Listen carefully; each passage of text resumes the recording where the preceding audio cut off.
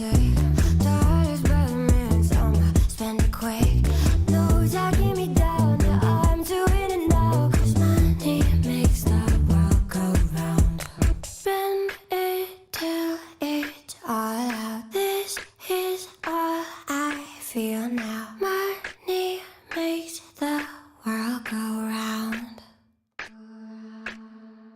Spend it till it's all out. This is all I feel now. Money makes the world go round. I don't wanna talk about it, not tonight. No, you probably think about it, but it's fine. Playing all the same, you know there's no amount. 'Cause money makes the world go round. I don't see a problem till it makes me safe.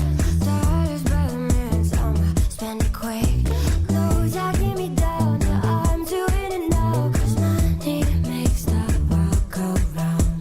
Money makes the world go round.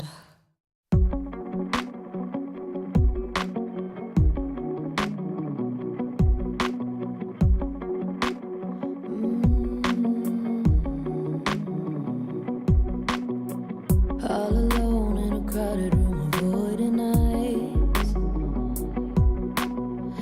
Stick to the shadows, staying out of the light. Looks like I got nothing, I got something inside me on fire. Looks like I got nothing, I got something inside me alive. I wanna shine. Just need a spark somewhere to light up the night.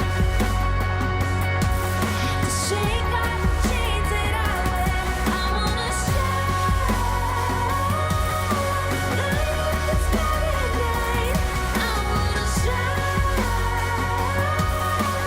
Show the world the light. Someday I'll shine.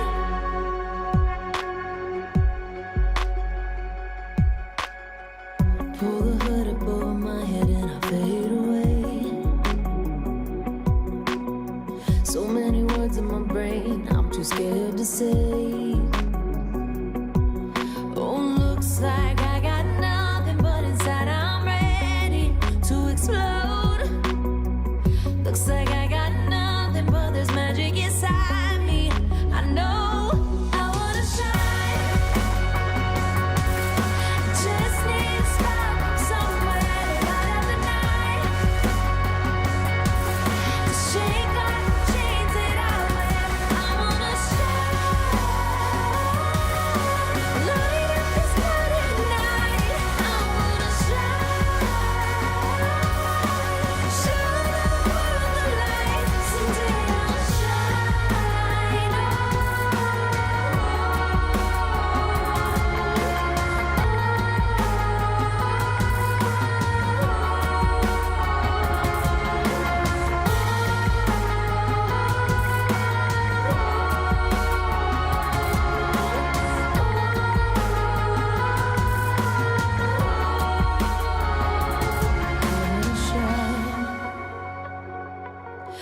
Just need a spark from somewhere to light up the night. Shake off the chains that I wear. I wanna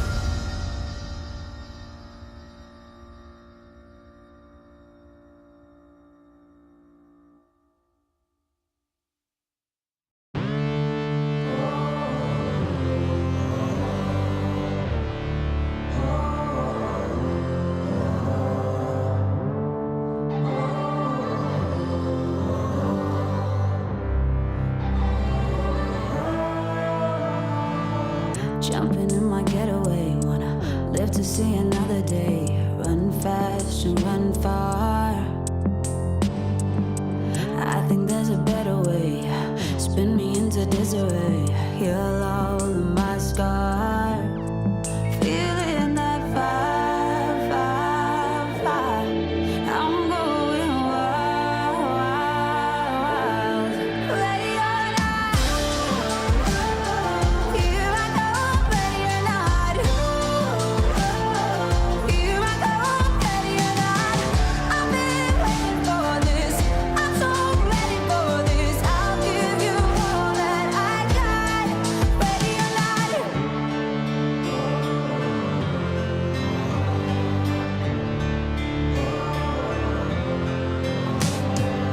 Swoop you like a hurricane. I'ma take your breath away. She tell me more. I can't seem to get enough. Like a kid in a candy shop. I keep wanting more. Feeling that fire, fire, fire. I'm going wild. Ready or not, here I go. Ready or not, here I go. Ready or not, I've been waiting for this. I'm so ready for this. I'll give you all that I got. Ready or not.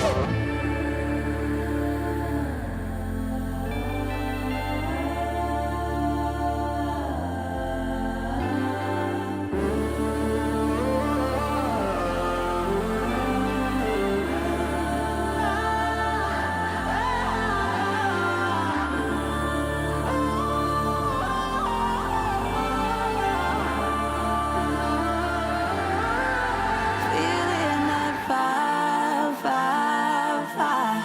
I'm going wild. Ready or not, here I go. Ready or not, here I go. Ready or not, I've been waiting for this. I'm so ready for this. I'll give you all that I got. Ready or not, ready or not,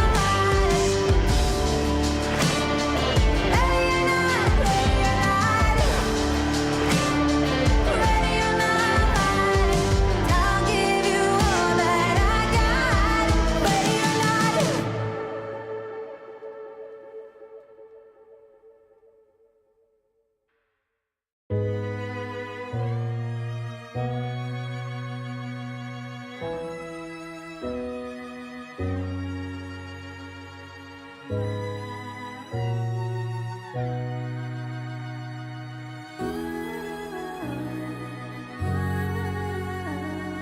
Flashing lights never end.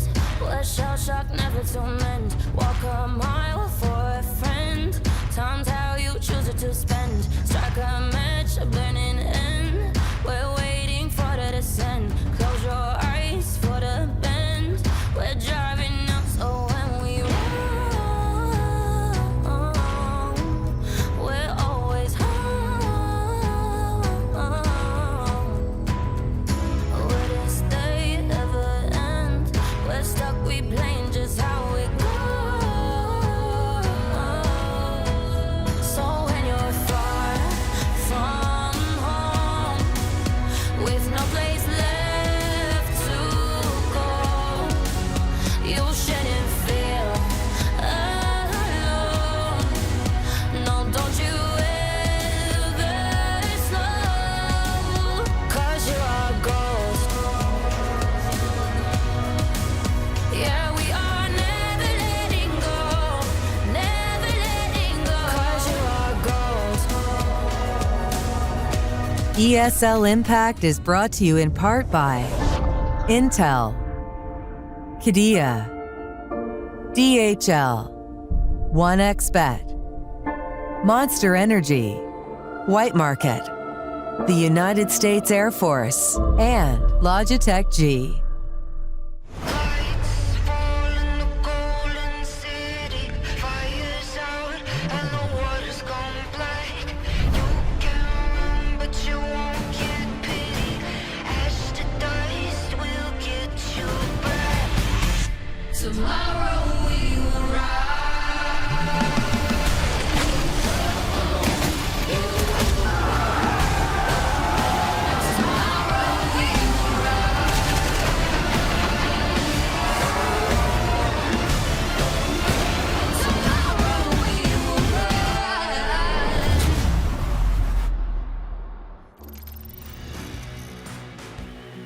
That's right, ESL Impact is back and it's gonna slap. It's week 6 branding, which means we are deciding the fates of almost literally everybody.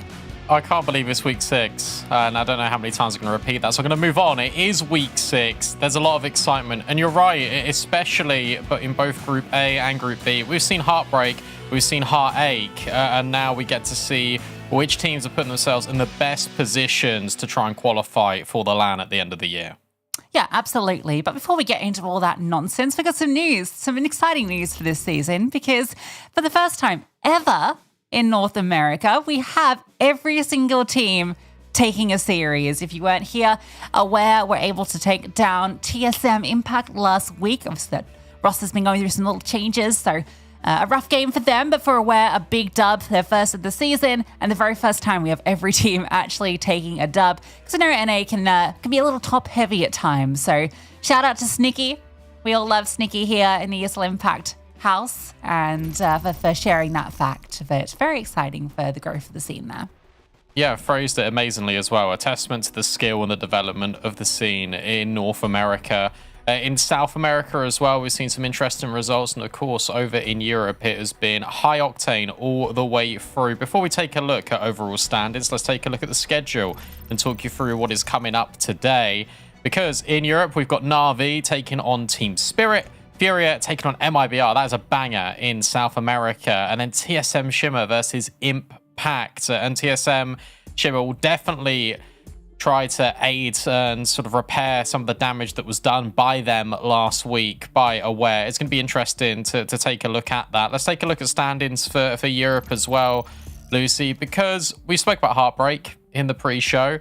You can see that HSG are 1 and 3. I think that rules them out potentially for running it does. There's in the absolutely playoffs. no way they can qualify. So, yeah, because five matches played is a total yet to play. And yeah, with a 1 and 3 score, even if they win their next, it's just not possible with the way that the matchups are at the moment, which is very sad for HSG. But for Crescent, good for them to get a little dub towards the end.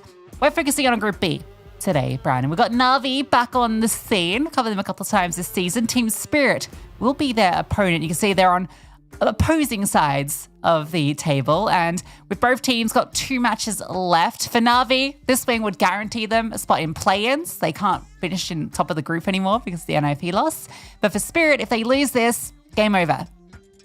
Yeah, a very important result for both teams. And for Na'Vi, you expect them to sort of go on and win every single game they've got remaining in their group. For Spirit, it's a big statement. It definitely is the biggest game of the season so far for them. We want to know what you think in Twitch chat when it comes to this game. Hashtag Na'Vi for Na'Vi Javelins. Hashtag TS for Team Spirit. Let us know. We'll let you know in a couple of minutes.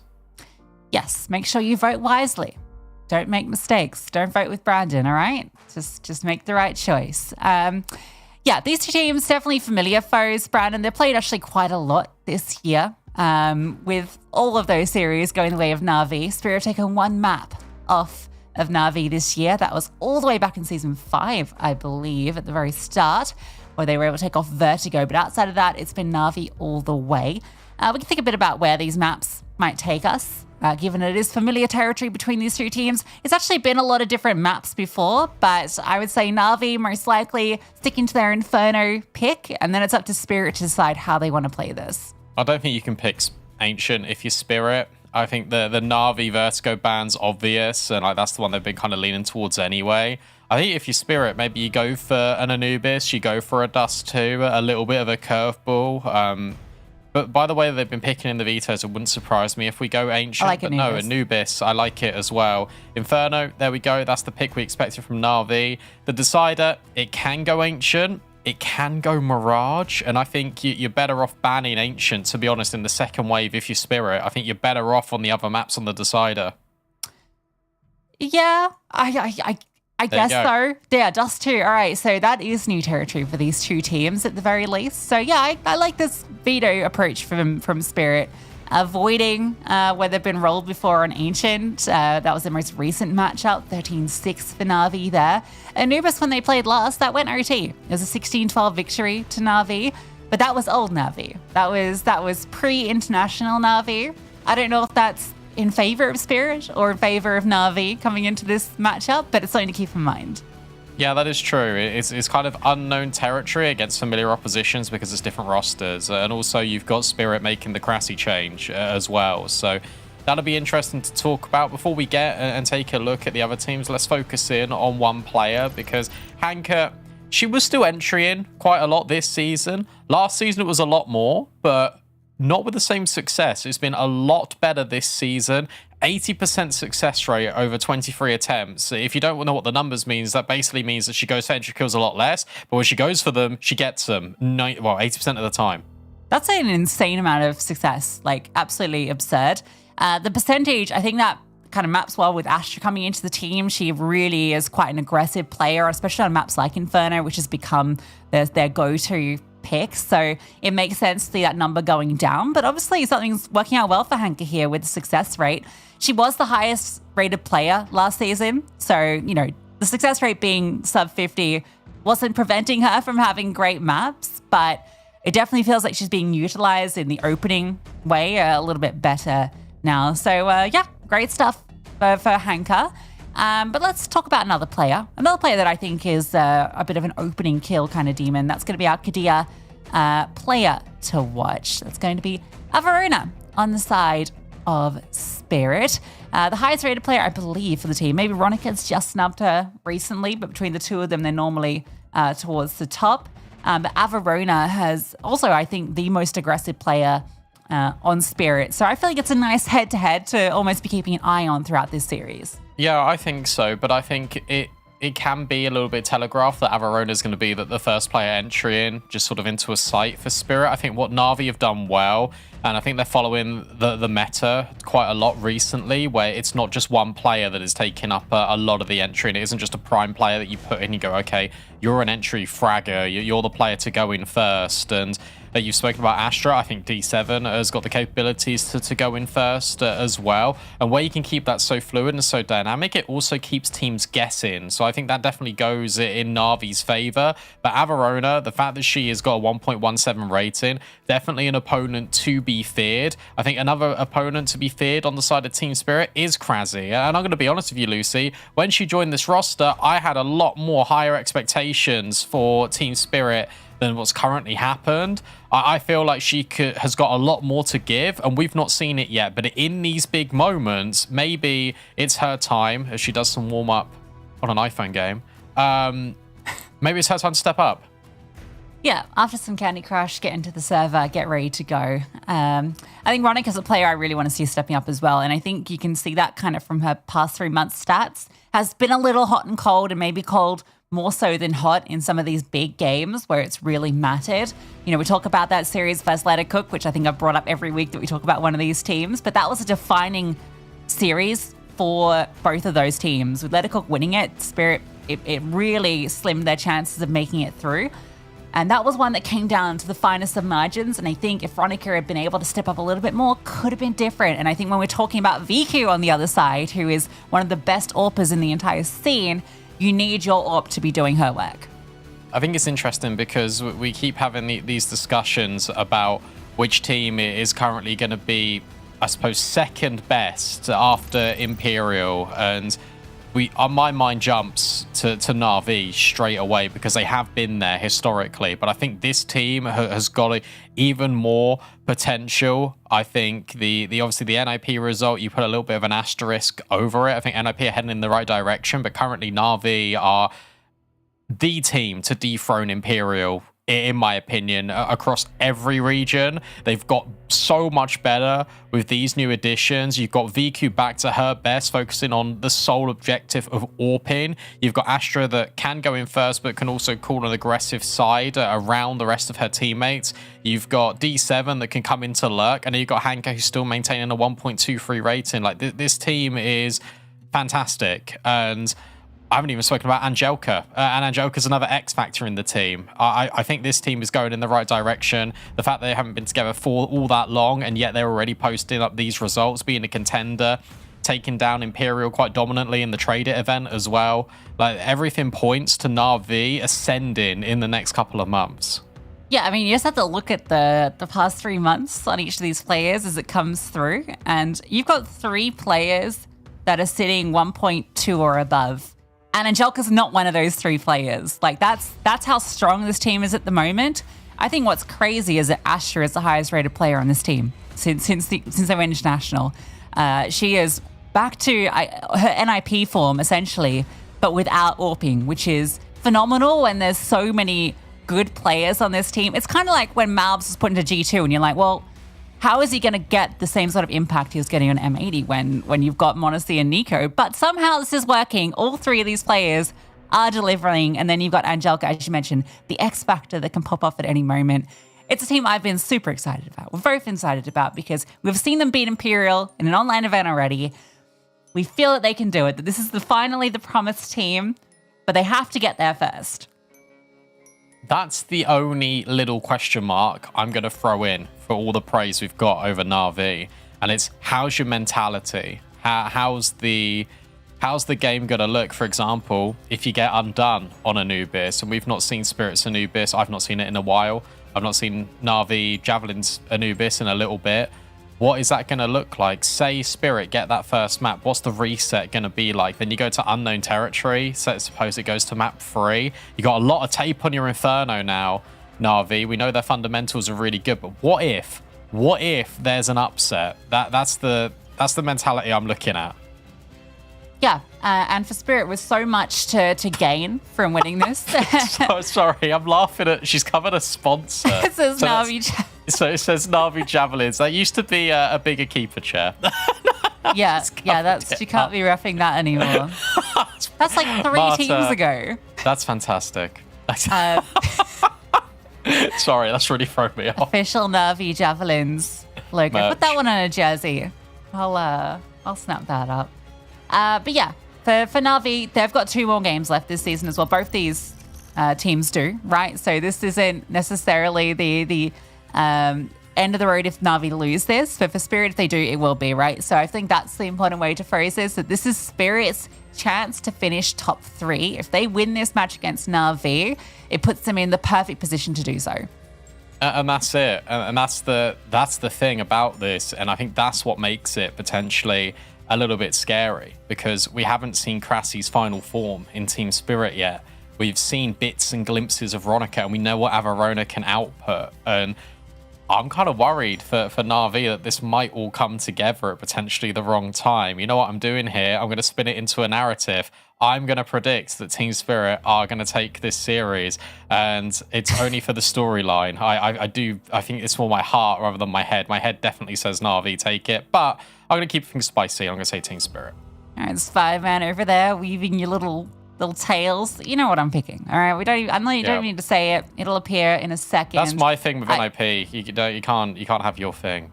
What do you mean? I mean, I've always picked Na'Vi. No matter what, I've always picked Na'Vi. So Na'Vi are winning this. Na'Vi are going to finish top 3, and then they're going to fight their way through the play-ins. We might even get. No, we probably won't get Imperial in the play-ins. We'll see. Anyway, that's getting way too ahead. Well, Imperial still have 2 games left to play. They might lose to someone. Chat's with me. For the first time in what feels like forever, the chat is with me, which means, Brandon, it's over for you. There's no coming back from that. That's fine. Me and the 33% TS homies, we'll sit here, we'll watch, observe, and we'll see what happens.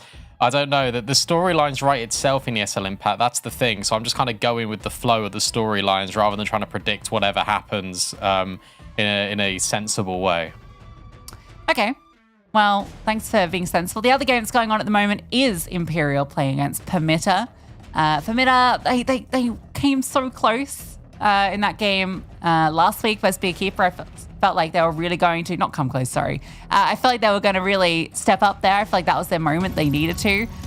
Couldn't get it going. They're looking for something towards this tail end, a bit of redemption after a real struggle this season outside of that 1 win over Crescent. So keep an eye on Imperial, but for now we focus in on Na'Vi versus Spirit. Everything on the line for Spirit as they pick into Anubis, a map we haven't seen these 2 teams play. And immediately it's Lurk Smoke out B. The bomb's here as well. 3 players start strong for Na'Vi. And they're just dropping the utility. They're trying to get a reaction, and it will come from Team Spirit pushing mid, only aggressively, dropping it on towards D7. She needs to back out. She needs to stay alive. Team Spirit are coming forward, and D7 finds the opening kill. Oh my god. And Okay, even she more. got the second. No, Astra finishes the job. And they're just swarming these T's. They can't get anything done. Veronica and Jamie will find a kill apiece, but it leaves Jamie with everything to do. D7 holding on for dear life there long enough for her teammates to swing in and do their job. A fast push out A, and Team Spirit, it gets claustrophobic. That's really good pathing from D7. Straight out dark, round towards the back of the pillar, and therefore you're already forming a crossfire with Angelica, who's moved into the lurk smoke. And then you've got a player on backside that can be flexible, hold the run-in on the confirmed players that are going to be in towards dark. Then everyone can just focus their attention piece by piece, and Team Spirit just got dissected.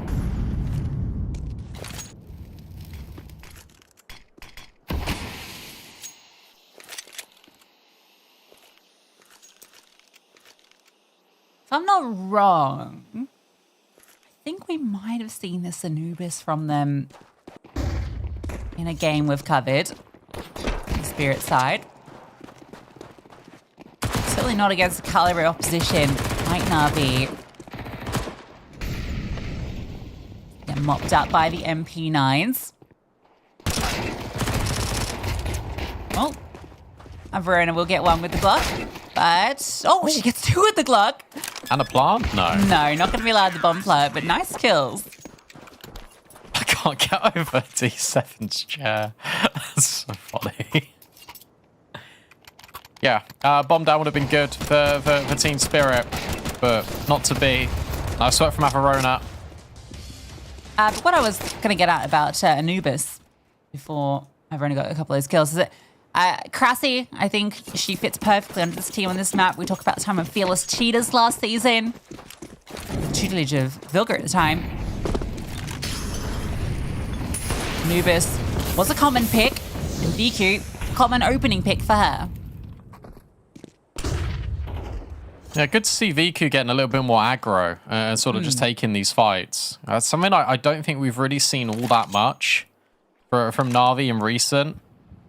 I'd like to see her kind of spinning up to this sort of land form where she's going for absolutely everything.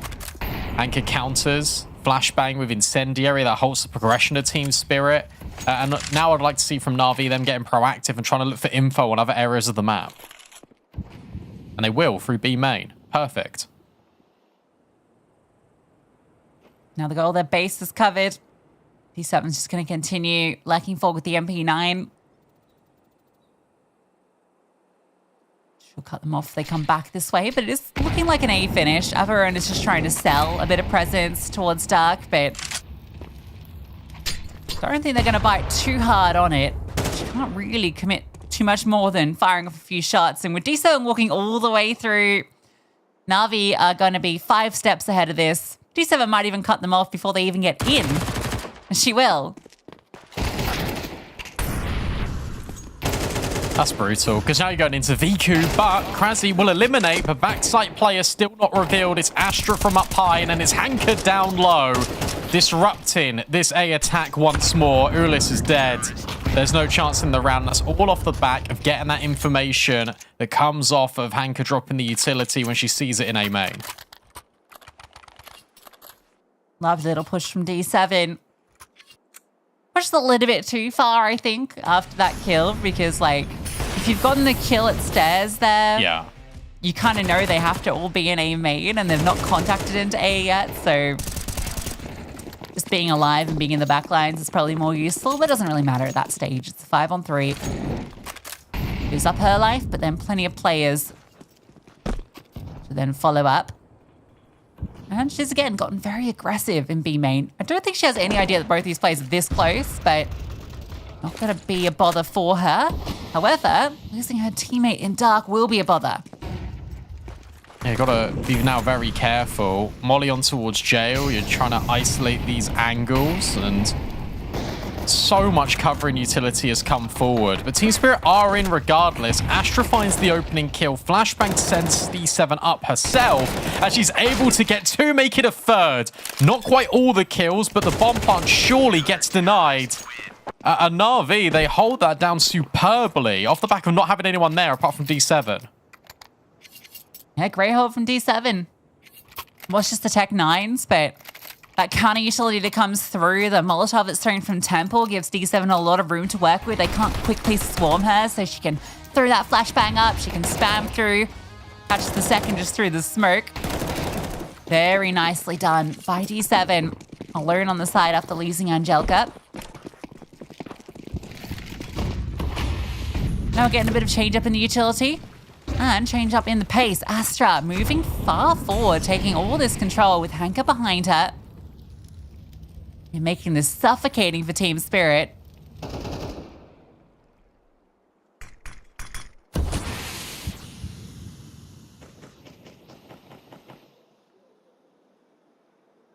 This relies on Krasi finding a kill. And how much Astra... Oh, I was going to say overextends. Instead, spots the head top and the pixel of Krasi. And removes her. Avarona now clears out Dark, but it's so much time being wasted because Angelica can swing, Hank can go off the back of it.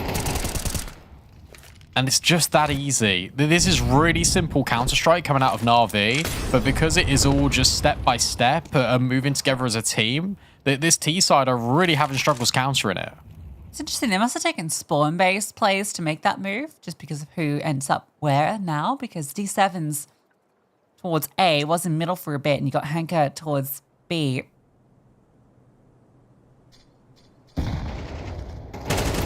Drop down, and there's Hanka waiting for it. Flash gives away the ghost. Just living behind Pillar. Rotations quickly on their way, time running out. I think this is just going to be a save for Spirit. Looking to miss it, we're 5-0 up. 5-0 up, and you're on CT side of Anubis. Like, you're sitting so pretty right now if you're Na'Vi. And even in these 5 rounds, we've seen so much variance out of them, which is something that I was complimenting a lot on their Inferno. Obviously, something that they first pick into quite a lot, but it's good to see that that spread is now being transferred onto these other maps. For example, this Astra poke and prod, where you've got this spawn-based calling, as you said, to get players in the right position. Then you've got the walk late out of B main. You've got players that pushed into through A on the pistol. Like, there's so many different things going on. And it's really good to see that Team Spirit, that Na'Vi are thriving, and Team Spirit, as a consequence, they're struggling.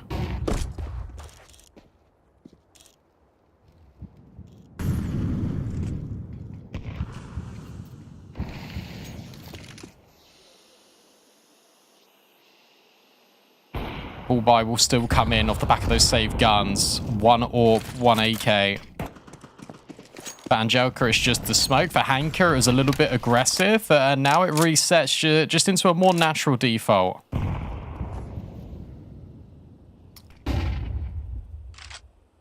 right, they got some space.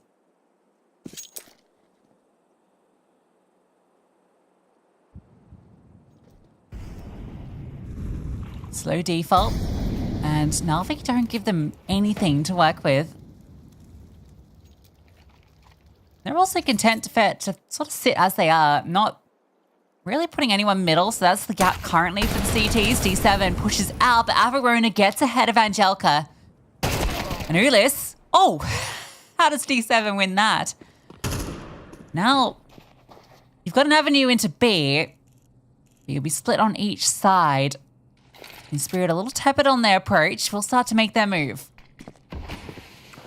Look at this. The D7's now clearing out middle. So it means you should catch Jammy in just a couple of seconds. Jammy, was holding for it.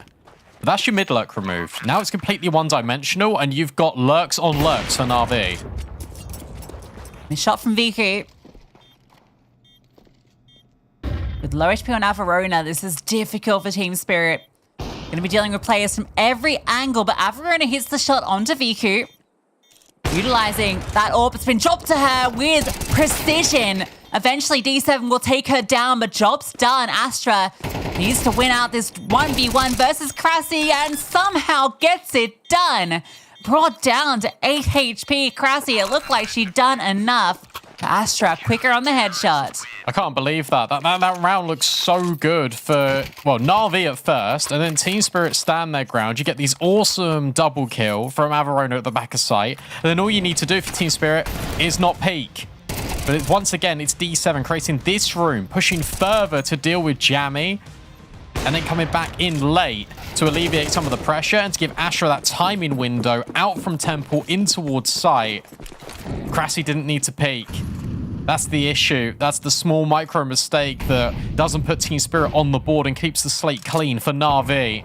But with the bomb down, with all the kills and the loss bonus, finally, Team Spirit can reinvest again. There's no AWP here for Veronica, but at least there's AKs. I think the problem for Krasi in that round is the bomb wasn't planted for her. But yeah. Closest Team Spirit have gotten to picking up a round. Well, this boy in the smoke could be deadly, Veronica. Astra spots her. You really want to just sit here? Oh, again. Finally. Something happens in that engagement, but it's not what you expected. Veronica catching Astra. And Team Spirit have learned that they know that the reaction out of Na'Vi is to get aggressive on an extremity. That's why they've got Ulis out on B main and you've got Viku just holding. But how patient is Viku and how much pressure is going to be applied in towards mid? This is all a game of timings. Shadow spotted and it's a kill that Viku will win out. And that baits in the rifler perfectly. Yep, now VQ can go in, hold the mid cross. They don't need to worry about that pressure anymore. Team Spirit are going to bail. Having spotted that AWP, they assume that's probably another player there by her side, so they're going to hit onto B. And it is lightly defended. It's just Angelica. Can she do what D7 did earlier? Behind the pillar, stands tall for the first. Getting swung on, somehow manages a second. An over delivery. Let's give Na'Vi the advantage. Make it a double. Hanka locks it in before the bomb even hits the floor. This is just so brutal from Na'Vi, and it's just instant rotations and it's understanding what's next, what's the game plan. And where you don't see any contact off the back of Astra losing her life in towards mid, as soon as Vika hits that shot, you know it has to be B. And that means that these players can just take an extra couple of seconds just to make sure there aren't any lurks catching them off guard. You put Angelica up on the pedestal. She gets an important double. But by the time you plant the bomb, look at how quick this rotation is from Hanka. Remember, she was the A main player that was set up by Viku to succeed if Team Spirit pushed forward. Instead, now they're pushing forward into nades, into mollies. There needs to be respite, and potentially that could be delivered on A. How's Hanka still alive? Lucky to get out of that. They don't fully commit, anticipating that fast reaction that Na'Vi have been so quick on. Look at Angelica. Yeah, she's got them locked in if they want to fall back. Although she's a little worried about a lurk, so can't stick around too long. It doesn't matter, it's the commitment. The HE's doing devastating damage. Ulis will get one, but D7 on the double up. Veronica's Deagle can't get it done.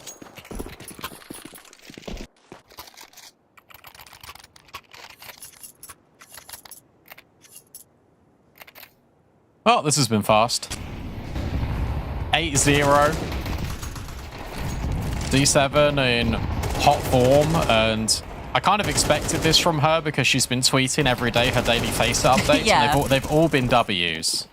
I think I checked it, I think like her profile yesterday or this morning. And I think it's something like 13 wins, 2 losses this week or something just stupid. Like, it's actually incredible. Not like me, for real. Getting the same aggressive setup. But it's the same players doing it. Okay. But again, I think that's spawn-based because D7's in A main. It's time to get aggressive. This is the change-up. Fighting into rugs. Krasi calls over Averona. Come on, re-swing. She's begging for it. Astra. Oh, yeah. Not pretty. 2 players and a HE.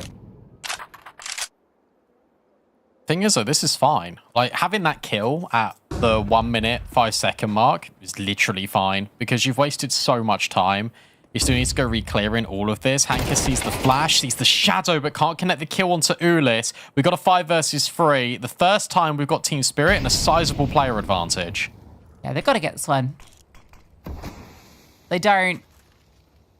Well, let's not even think about it right now. But Na'Vi have the right read. They brought everyone to B. Oh, Brandon, I'm worried. So am I. The thing is, Na'Vi are keeping it simple. Team Spirit are overcomplicating things. That they're all thinking about going back in towards A. They thought about going back in towards mid. Finally, they're going into B, but it's too late. Everyone is here, and Viku's got util. Molly drop, that's going to slow them down. Time's going to be a big issue. They run through. You thought that was maybe going to be the collab, but it's enough anyway. They're getting spammed out, and that advantage is gone. HE takes another life. D7 does as well. And in the 5v3, it's the 3 that still stand. Yeah, I know. And it's just, all this is what I was saying like 10 seconds prior.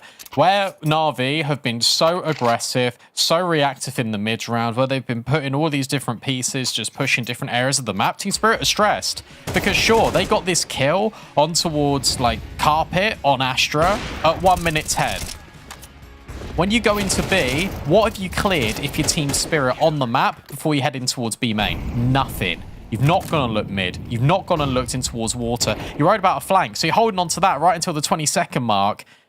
You need to be instant. You need to be reacting, but it's all this conditioning that Na'Vi have been putting forward. It's enough. That's a banging shot on towards the AWP. Jammy hits it. Astra trades, and now needs to deal with Veronica up close and can't manage it.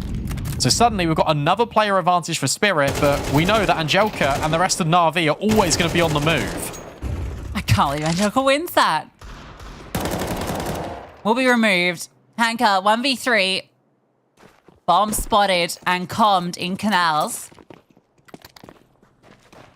Surely not. No armor on Ulis, but she's got the AWP, so not going to be a bother. Smoke actually gives Hanker room to work with. No, it doesn't. It doesn't go deep enough, and in fact, Smoke kind of baits her a little bit, so Spirit get on the board. There we go. Direct, a little bit more punchy. That's VQ just getting annihilated by a really good shot in mid from Jammy, and then Astra hangs around and overstays her welcome for 1 kill too long. There's that shot. But yeah, the rest of the dominoes just sort of fall out of place. But this is much better because you get the trade in Angelica and you're like, okay, we're going B. You pick up the bomb, you just go.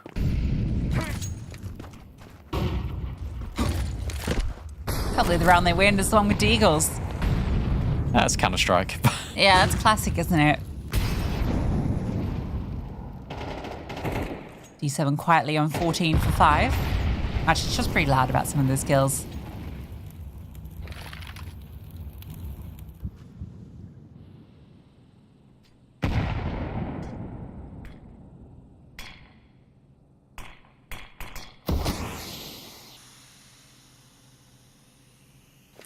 Looking at A. So 2 come on, players from go here. Na'Vi. Blow in the smoke. There you go. That's favourable. But look at mid. Or maybe don't. Keep your eyes off it because VQ can just re-swing and then you've got Astra lying in wait. You've got D7 on the other side. This is brutal. And whilst Ulis might find an opening towards the B site, it doesn't matter because look at the bomb. I feel like VQ has only fired like 4 shots this entire map. And each one has been a kill. This is... I can't get over how proactive this CT side is.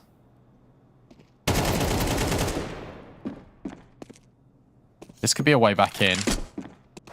Ulis finds D7. The bomb can make its way over. You got to worry about connector here if you're Team Spirit. You got to worry a little bit about Temple because VQ's walking right behind you. Oh, Ulis has no idea. You know we're expecting the AWP to walk through here. And there's the kill. Ulis close by. Can't hit that shot. Nice swing. Time. A limiting factor. Ulis has to commit to the plant. Run down by Astra. Na'Vi really not having to work too hard here. Well, Brandon, we're curious about the Anubis. First time we've seen it between these two teams. Yeah. Might be the last time we see it between these two teams. Potentially, yeah. Look, I made the prediction for the plot. I thought it'd be a fun storyline. It didn't obviously go to script, but that's fine. It's okay to be wrong every now and then. I'll be honest though, I did not expect it to be this one-sided, especially CT side at Anubis, you know? Like, I expected Na'Vi to put up a really fierce fight. I think it speaks more to the volumes of, I expected way more from Team Spirit this season. I think they did too, and something's just not quite working out. And it's a shame, because I think they've got a lot of potential. They've already shown it, right? Like, it's been a good showing for them this season, despite the win record. Well, has it? I think they've shown good stuff. 1-2, like they've taken maps off Lettercook, NIP, beat Astralis. Yeah. Should have beat Lettercook. They should be sitting here 2-1 with their only loss being to NIP 2-1. That's And that was a after good run. They took the first map off NIP as well. They've been very good, like even before Season 6 started, right? Like I think that they were really doing a number on all the tournaments. Semi-final spot. We'll come back to that in a sec because Viku's under pressure. She's seen 3 players cross. Will this A-split finally work? Flashed off the angle is Viku. And forced into the open is Hanker. That's a great spam. And now Astra is another player here. Viku's dealt with. All the openers are coming through for Team Spirit. And D7 has got to have an ace. End the half on 19 kills and pick up the pieces for Na'Vi if they want 11 on their CT side. I think they'll be satisfied with 10. That's the way the cookie feels like it's crumbling. Nade thrown forward. Jiggle around the corner. And they're playing this with so much respect, Team Spirit. They know exactly where she is now. And there's no time really to work on this. Jammy makes it so. A second for Team Spirit. Work to do in the second half for them.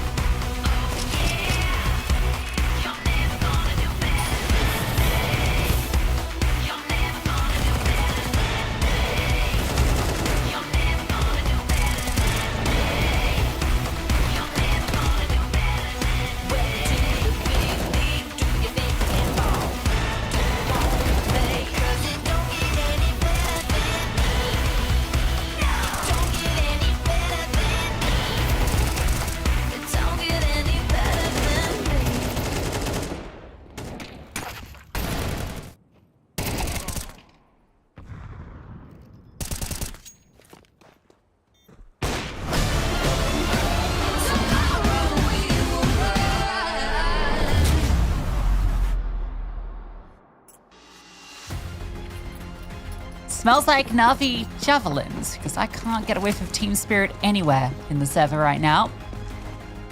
2 rounds posted in that first half.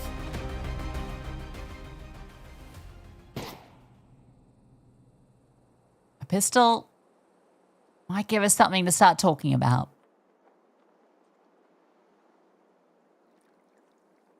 Or maybe it doesn't. Averona encroached in on 4 players.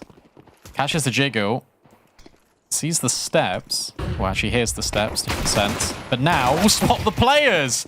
There we go. Immediately, the B main players combine. VQ looks to deal more damage. D7 overwhelmed by 2 players. She's got room to plant. She just doesn't know it yet. She almost committed to it, but here's them running at her and decides she'd rather take the fight. But only good for 1. Leaves it onto VQ. P250 in hand and presence unknown. Now known. No kit.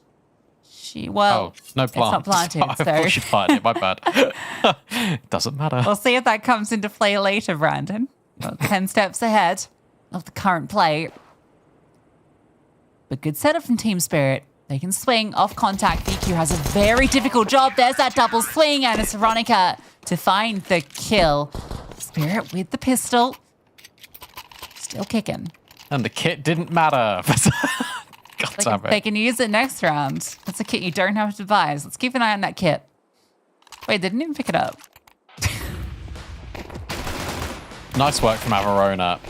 I don't think she even saw the second player. No, I don't think so either, but good work from Averona. Gets 2. An important round for Team Spirit. They desperately needed that one. Na'Vi will give them a little bit of grace and just have the eco. Flashbang, smoke, and a pop in order to try and get the bomb down. That's the sole quest for Na'Vi in round 14. All right, Cressy. We're singing your praises as this new addition. And you hold against the eco. Stink, but it's from a Glock. The P250 hits a little diff. So they do find space to get in, to get the bomb down. Mission successful. Kills being mopped up, but they're found to. Got the bomb plant. D7 takes a life here. That's a huge success. She won't.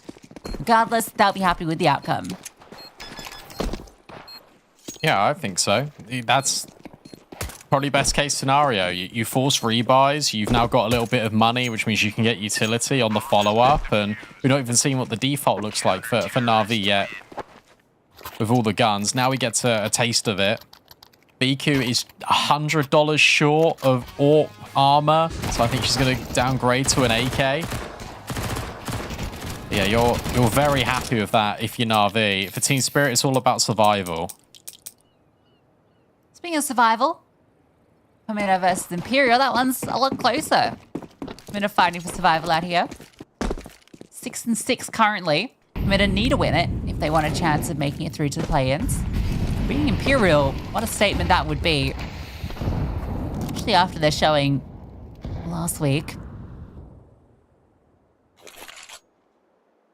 Really throw a few questions in the air.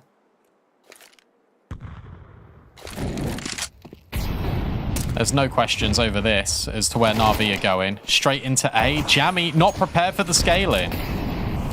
And suddenly that is all of Spirit Force back. That is Na'Vi with the bomb down. And this is D7 in middle that has been spotted but still takes Jammy to the grave with her. They sent 3 players to deal with D7 in middle there. They knew that there was a mid-lurk and they knew they had to get something from it. 1 for 1, that's decent. They got plenty of util. Na'Vi, she's going to be the guns to get it done. 1 HP is what Krasy lives with. 2 HP for Angelica. Bomb ticking though. Time running out if VQ wins this fight. Oh my god, they don't have a kit. It wasn't on the player closest to the bomb. So it doesn't matter. They've done enough. They didn't have anyone that could commit to the defuse. That's a crushing way to lose. Just the comms in that moment, a bit too hectic.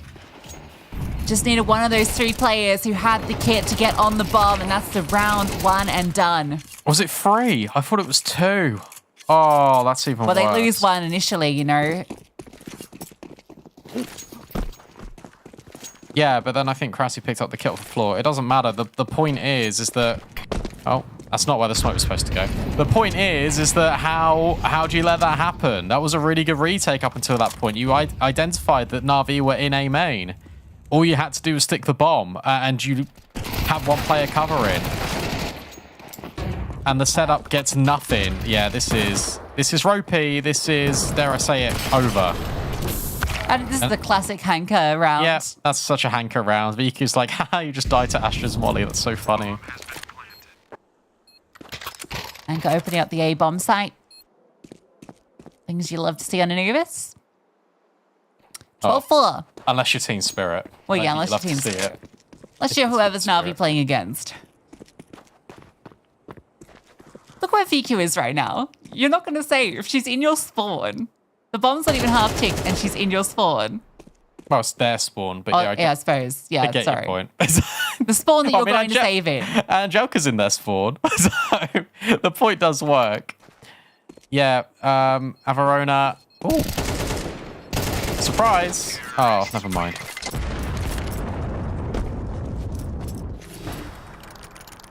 Well, there's those successful entries that we highlighted on the stats.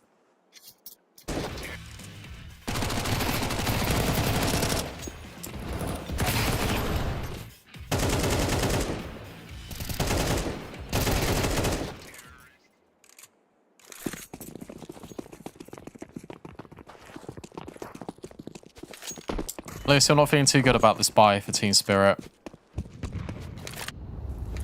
No. What do you reckon this 3 mid play, though? It's kind of fun. I think they're going to push it in the smoke. Flash over. Well. Yeah.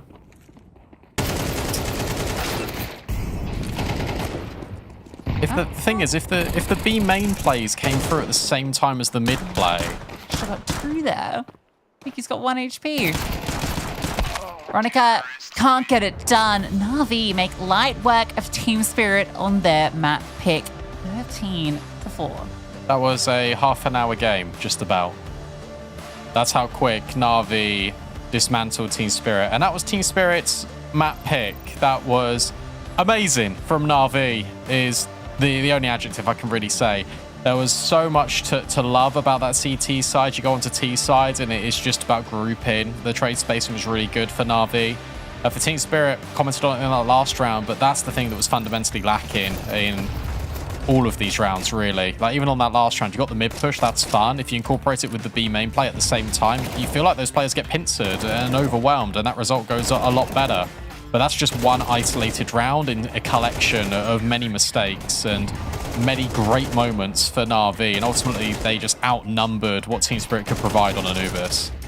Yeah, I think this map's just a great example of the Astra effect on this team and kind of why she's such an exciting pickup. And I guess, we had a lot of questions about, what the IGLing would look like on this team after they've struggled so much to find the right answer to that question. But that CT side and the different plays they had, the different points of aggression, the different setups, everything about it, even just the reads right in that 3v5 to start towards B, it just felt like Astra was a step ahead of them all on the calling card, and that's a great sign for this team.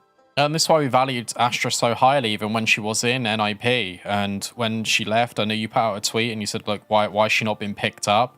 She's proven her worth, and now she's proven her worth again. It's a different project, but it's the same results. It's just dubs for Astra. And maybe she can lead this team to victory. She can break the curse of Na'Vi at LAN, but we are getting ahead of ourselves. Here's the scoreboard for now. D7 reigns supreme at the top of it, but only one ADR point behind her was Hanker, who lit up the server on T side. Yeah, Hanker's definitely a T side player. I feel like that's where she does her best work with her lurks in particular. We saw her entering multiple rounds on the A side as well. And yeah, overall, I mean, you can look at every individual in Na'Vi. They all had their moments. I guess Angelical just quietly ticked along. In fact, I didn't really feel like I saw that many big Astra moments either. But overall, it didn't feel like those moments were necessary. And I guess that was the difference, right? Just because they were playing as such a solid team unit, it always just felt like everything was so coordinated and well orchestrated that they were just able to rack up the kills with these.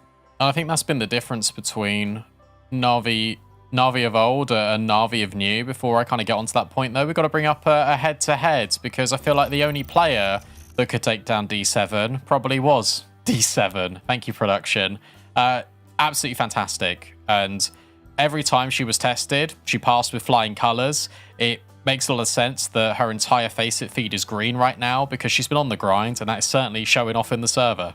Yeah, this is what 13 dubs in a row, whatever it is, will do to you. An absolute pop-off. Her holds on the CT side were brilliant. Her points of aggression, pushing out B main, the timings on it, and when to push through. You think about the round where she pushed, got a kill, and then the timing on her then catching Jamie in middle later on just made Spirit feel suffocated. Never felt like they were safe.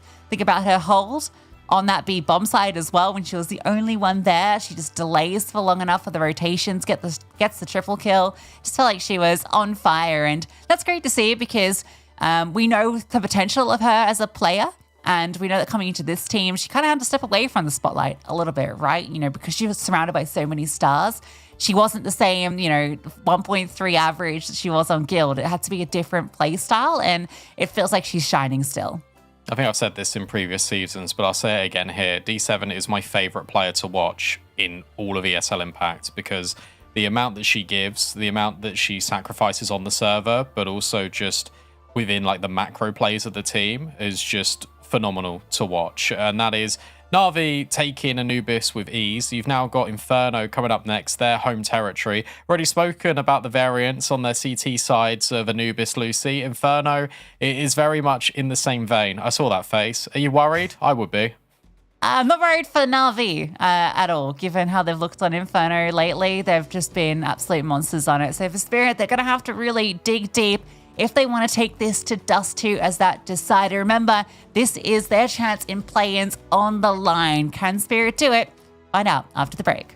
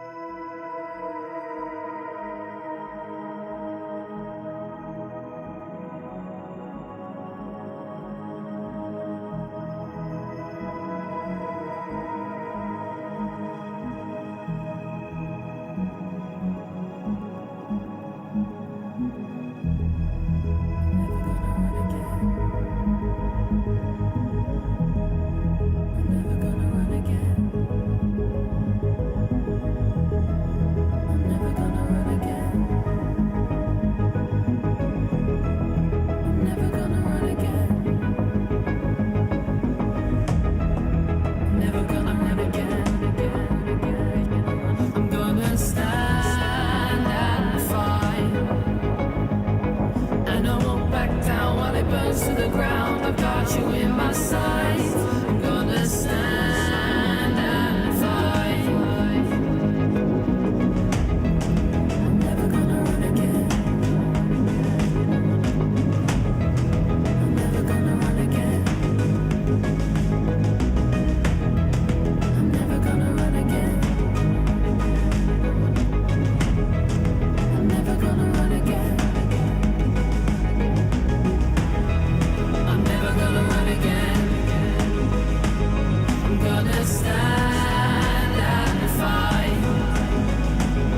And I won't back down while it burns to the ground. I've got you in my sights. I'm gonna stand and fight. I'm gonna stand and fight.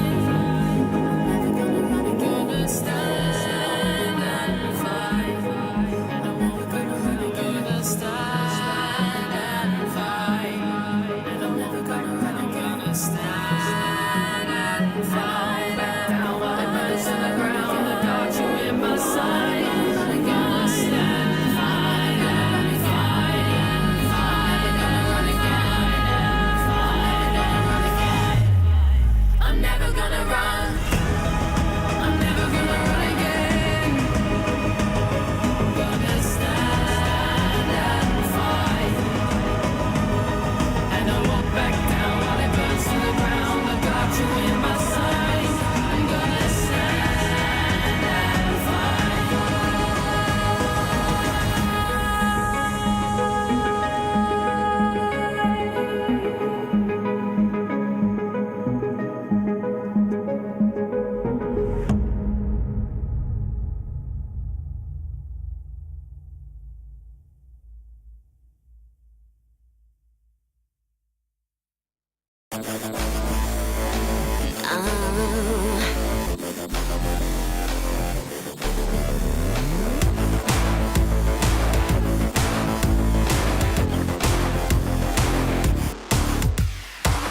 I know you think that you got me running so scared.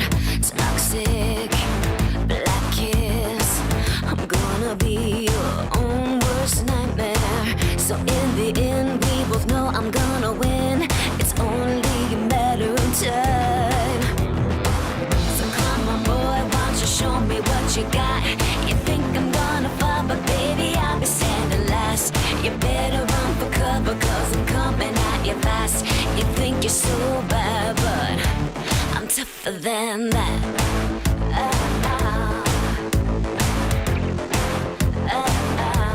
Yeah. This time I will take control and never look back. Last call, lights out. Couldn't call it fade into black. In the end, we both know I'm gonna win. It's only a matter of time. So come on, boy, why don't you show me what you got? You think I'm gonna fall, but baby, I'll be standing last. You better run for cover, cause I'm coming at you fast. You think you're so bad, but I'm tougher than that.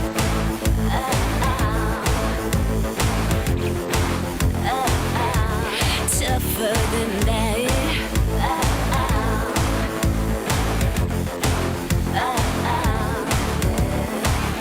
Let me show you how a bad girl rolls. I'll take you right to the ground.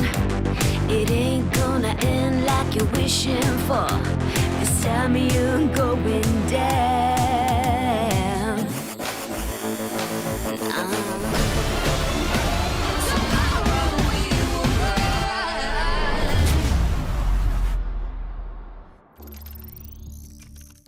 Watching ESL Impact increases your Riz, apparently. I've watched so much of it, and yet that hasn't helped. Regardless, it's Na'Vi taking the first map of Anubis in this one, and now we go to Inferno, their home turf. And look, I predicted Spirit to win, but that was on the proviso that Anubis looked clean. It looked clean, but not for them. And now I'm very concerned and worried that this is just going to be a 2-0.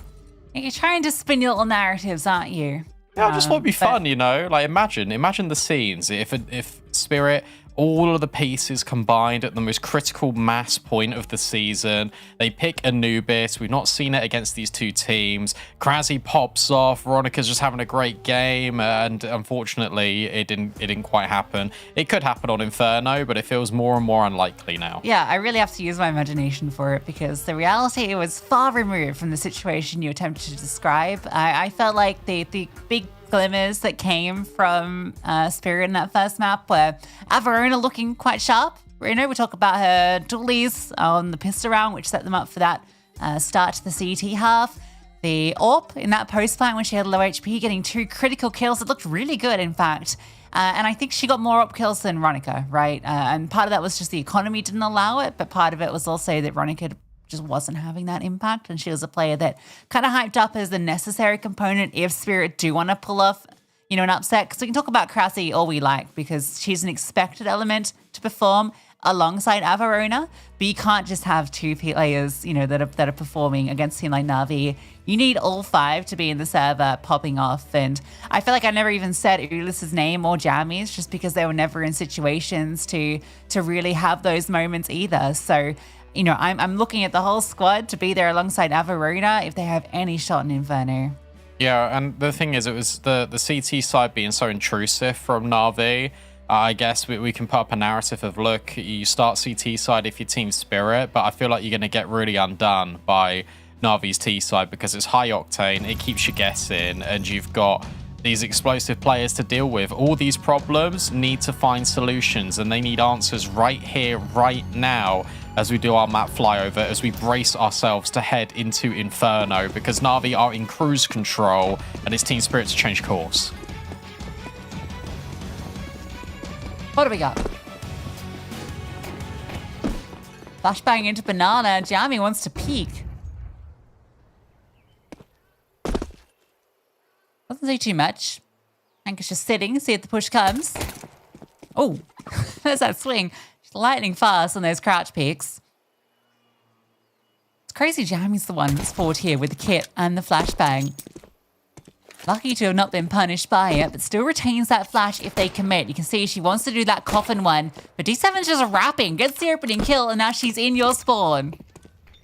And now she can go in towards coffins. Smoke off in CT. These players of Team Spirit have got to fight forward and straight into Na'Vi, and Hank has got a really good position. In fact, not even needed so far. Averona at backside would need a double up, but can't manage it. So you're in a 4-on-2. The bomb's down. VQ has already dealt with Ulis jumping around the corner. And here is Krasi.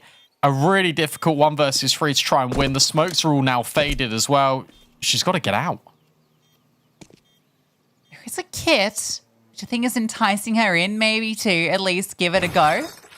Would need one of these kills immediately, and D7's not making it easy for her. Na'Vi missed the molly on New Box that round, and I thought that was maybe going to punish them because you could see that flash play being set up for Averona, but she's only able to get the one from that position.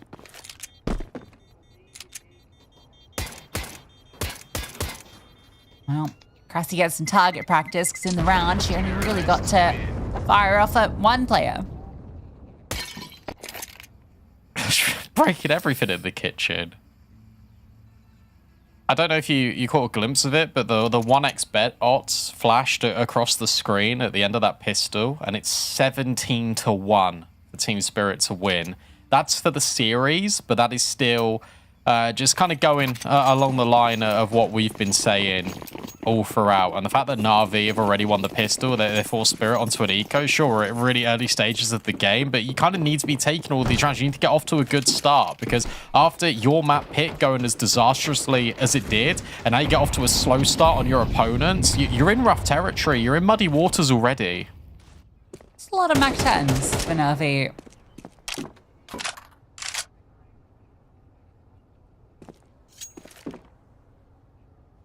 Don't be surprised if they get very aggressive next round.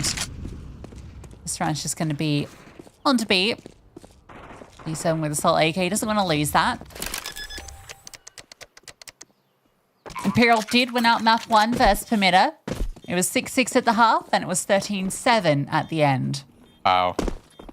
Only I mean, one look, on the CT side. that one's expected, but the fact that it goes so landslide dominant, that is just Imperial things. Hanky gets blinded by D7, but it doesn't matter. We'll still get rid of Averona anyway. Any kills are a big kill here for Na'Vi, unless you got D7 on the AK. You want all the SMGs to get the kills, make the money. And currently, that's going according to plan. Yeah, D7, don't go around this corner. That would not be great. Hanker instead would be the one looking to mop up. Oh, well. She gets one. She drops. That's now a rifle that she can invest as well. Still got 3 Mackies. Not much to write home about with that round.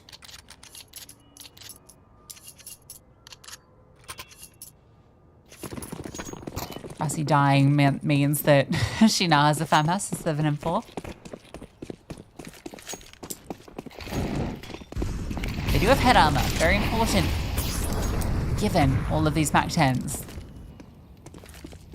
That nade didn't do any damage. Yeah. Oh, Spam does. You don't see that one doing much damage these days.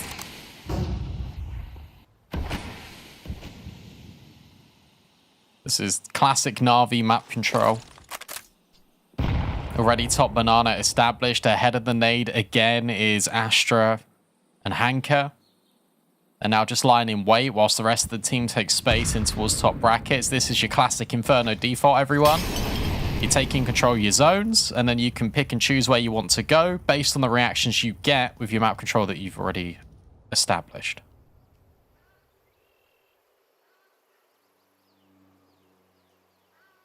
Looks like Team Spirit want to get aggressive. Jamie knows Hank is here. I'm certain the way she's holding that angle. Maybe not. Definitely suspected it, and to your peril, you leave her overlooked. Biku gets the 2, Hanker assists, and then cleans up Ronica through the smoke, expecting that swing on the spam. The first gun round, convincing for Na'Vi. I understand you go in contact to try and overwhelm Na'Vi, and you try and catch them off guard, but if you're sus that they're in that corner, would you not throw a molly in there? Would you not throw at least one flashbang to aid you?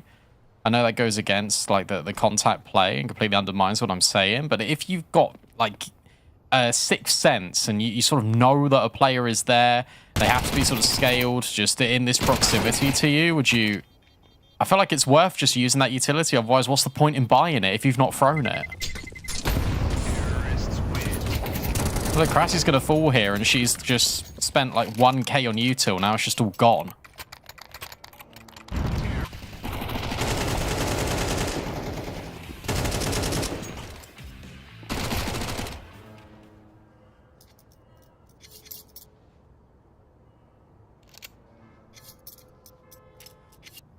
Well, all smiles in the Na'Vi camp.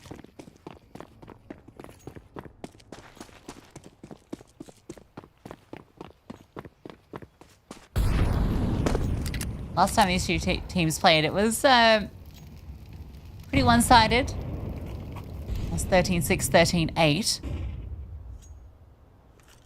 Now we're looking to improve upon that last outing. It'll sure be something.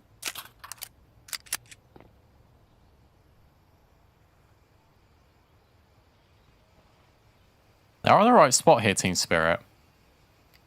Unless Na'Vi go long to B. The way it's set up, it feels like a long wrap, so this can still do some damage, but the utility could potentially overwhelm here for Na'Vi. Nice entry from Astra. D7 follows up. Averona overlooked, but only good for the 1.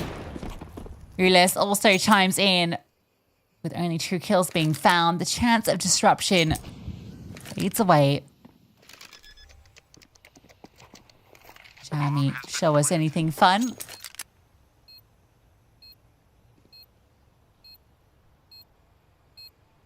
Feels unlikely.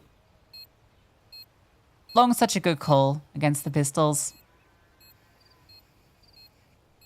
See, even with Averona's like angle, which If she had a rifle, feels good. Fit with the pistol. Very tricky. Especially that scaling over the box close. Jamie get a rifle. I think that's the objective here. No. Nope. BQ 7-1.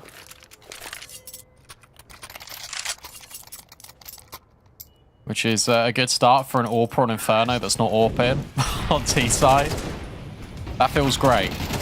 But in essence, we've only had one gun round, is what I will say. Now, this is the critical point for me. You've got Ronica on the AWP. You've got all the utility you could desire if you're Team Spirit. This round has to be the success story. Otherwise, we're in very deep danger. Me and the Team Spirit fans. Yeah.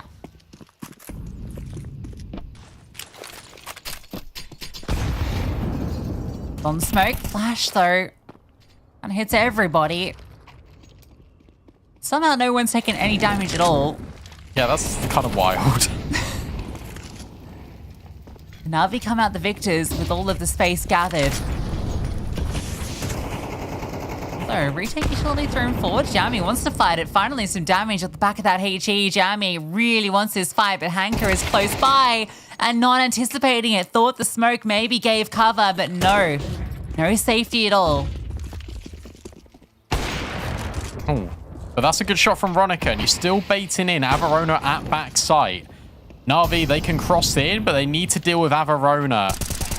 And they aren't currently doing it. There she strikes. And suddenly there can be support. Counter flashbangs thrown in tandem. Alleviate a lot of pressure. And it feels like Team Spirit are holding, but VQ is still alive, and so is D7. You can't rule these players out of a clutch. Yeah, look how quick that flash was called. To give VQ that way into the kill, there was no hesitation, but Ronica hits the timing shot. And that might just be it. D7, 1 versus 3. We've been praising her, hyping her up for every moment she delivered on Anubis.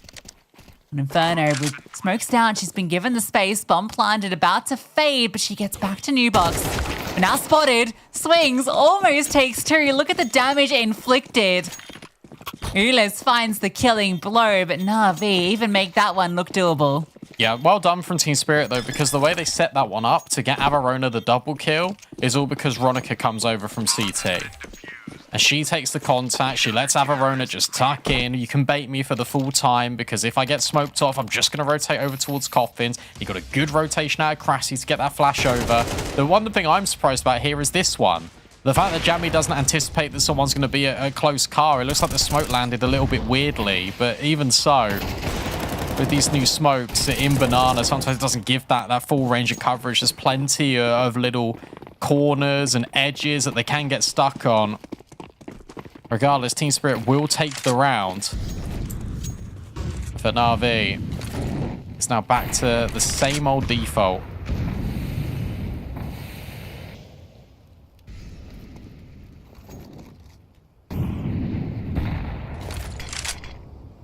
What a crazy shot from Ronica. She did well in that round. Got 2 critical kills to the AWP, the close one, so they couldn't scale in quickly off the kills they found on B, and then like there was an AK on fire in apartments there. Did you see that?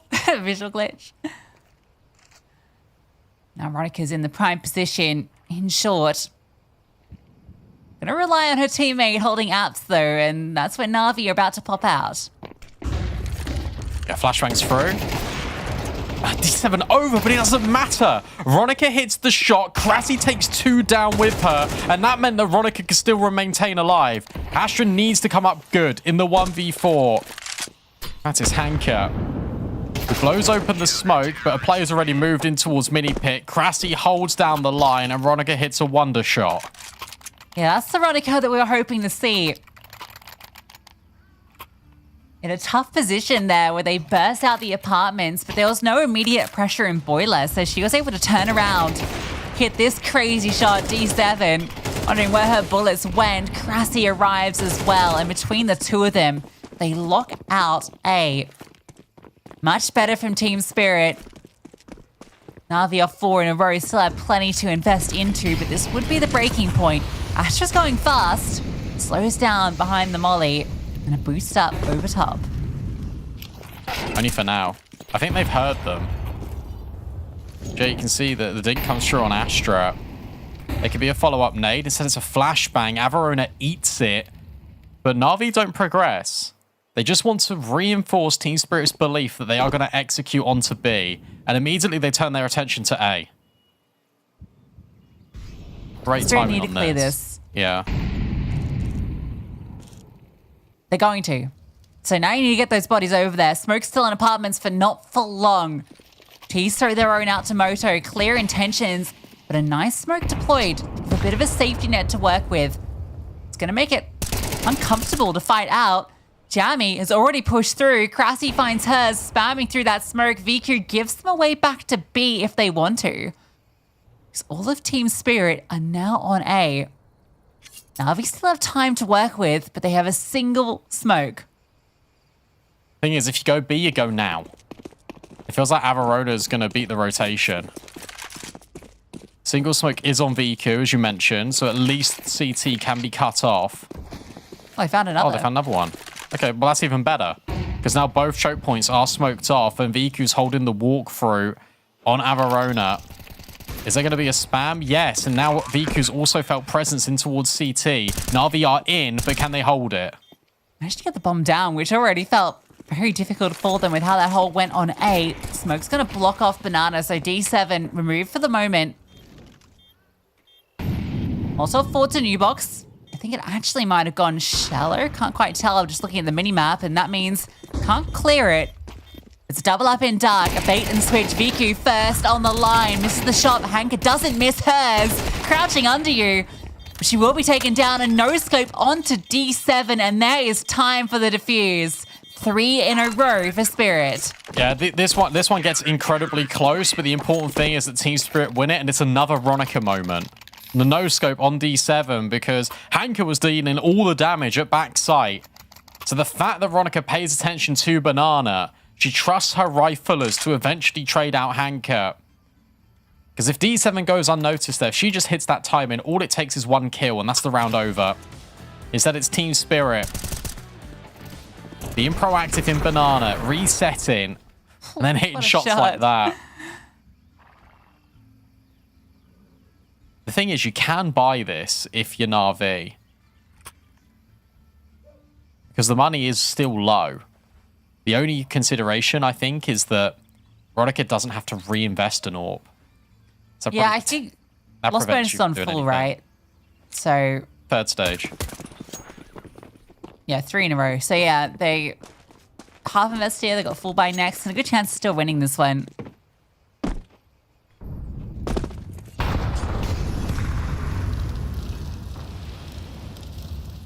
They might just snap B, and they might just go for all the exec, because B's been the place in which they've been getting the most amount of space, bar long. Yeah, they're just going to go for it. All right. No molly for Duck. I mean, they could throw it there technically, but it goes to new box. Veronica able to sit back and find her target. Misses the second shot, now being run down. Avarona's helped her out, but the jumping pistol's too hard to deal with.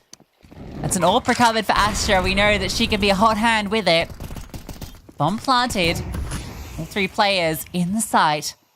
Team Spirit have the advantage and all the utility in this retake. The resmoke onto CT makes it tricky.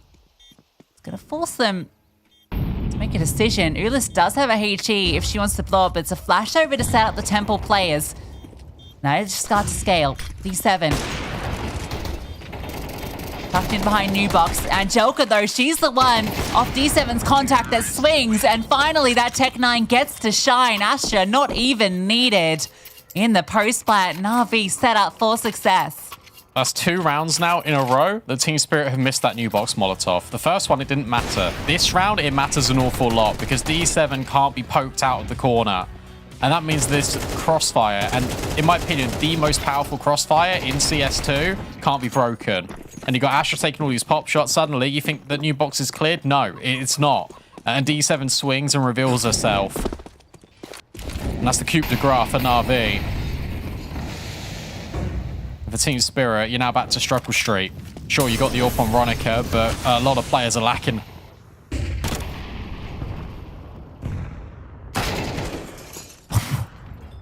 Devastating from D7. VQ gets Averona too. That's that M4 remove. Jammy just trying desperately to get something, but VQ gets the kill around the edge.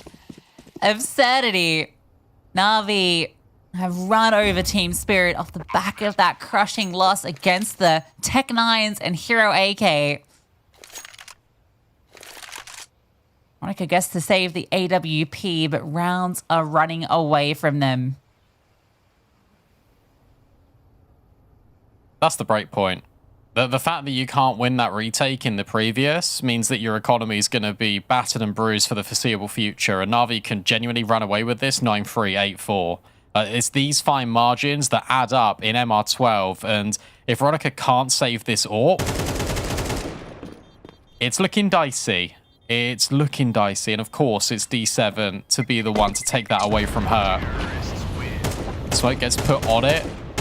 She's just bursting the edge of it to make sure that it can't be recovered. So the only thing that gets saved from Ulis's POV is an MP9.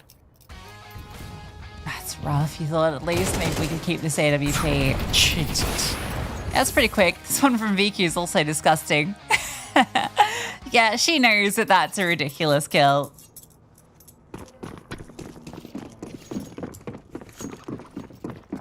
All right, MP9. Oh.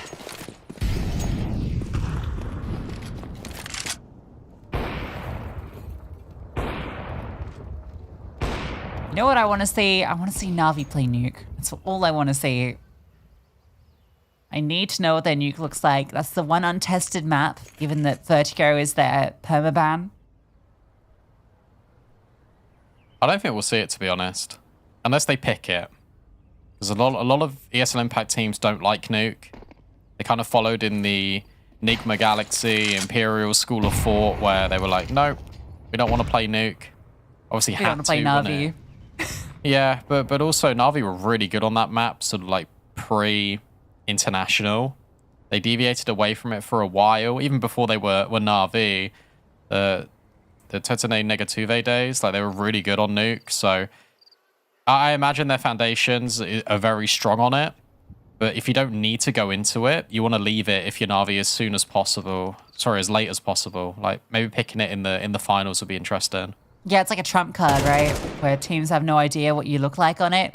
Yeah, the big Donald.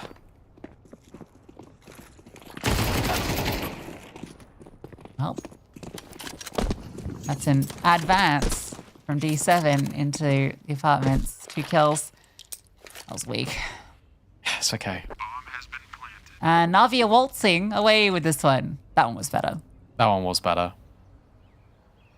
Biden. Their time, Team Spirit, but they're running out of Tim. Time. Oh, it's not Campbell happening. That one was way worse. You Harris go at it. I did. I did my one. It was You fine. started. Yeah, I just kept going. You know how I always say, you don't know when to stop. you know, jokes just get funnier, I think, the more you push them. Don't push Na'Vi. Otherwise that'll happen. They're just laughing. Like, this is... I mean, vibes are good. Sure. But the fact that they're giggling after every kill, like, that is, like, so horrible to play against. That's like why D7's such a cool addition, right? Because I think that was always a thing with Na'Vi, is that it's a very intense team, right? Yeah. Particularly on LAN, right? Just the very high energy, but tense team. There was never that person that could, I think, break that tension and keep the mood in that happy vibe place. So it feels like she's that player. Veronica wants to get aggressive, removed immediately by the flames and spam from Astra.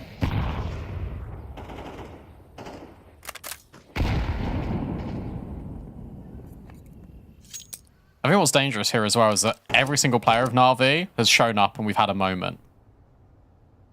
And for Team Spirit, we actually said, look, the collective needs to be the brute force factor here on Inferno. And, oh, there we go.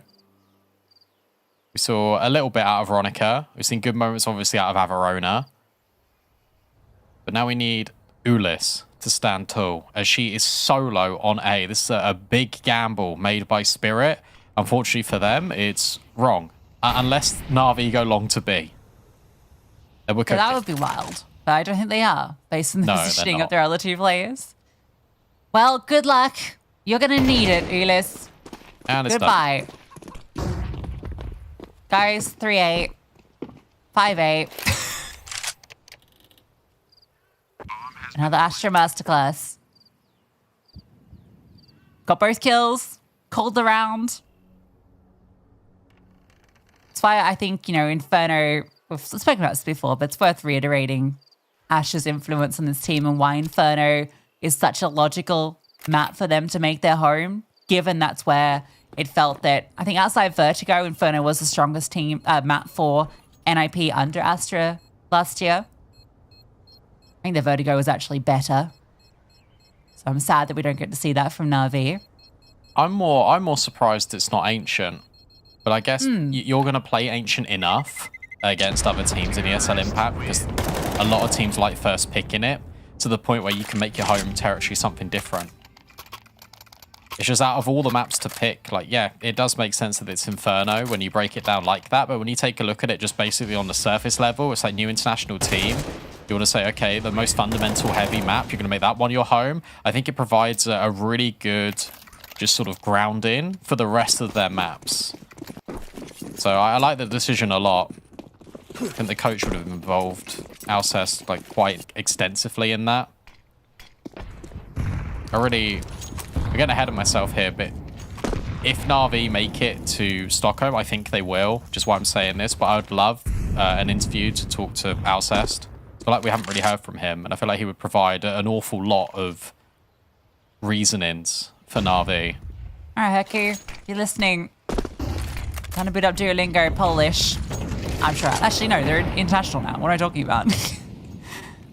No excuses not to get Alcest on the line, and it's the same call, but a bit faster. D7 finds success. Krasi panicking backside, but delivers a sick headshot. Ronica finds one, but put down by Viku. Bomb yet to go down. Jamie, given an opportunity, gets the dink onto D7, but she stays alive. You do have Averona. She's going to be the one that has to make this work. Because Jamie's being loud. She's known out long. Averona in the apartments. She's the one that's unknown. But with time ticking, her play might be expected. Vicky's not holding the line. It's being held from sight now. Jamie trying to provide that distraction. Now Averona comes through, but now it's just Averona gets that kill. But Viku puts one through the head. Na'Vi, another one-sided half.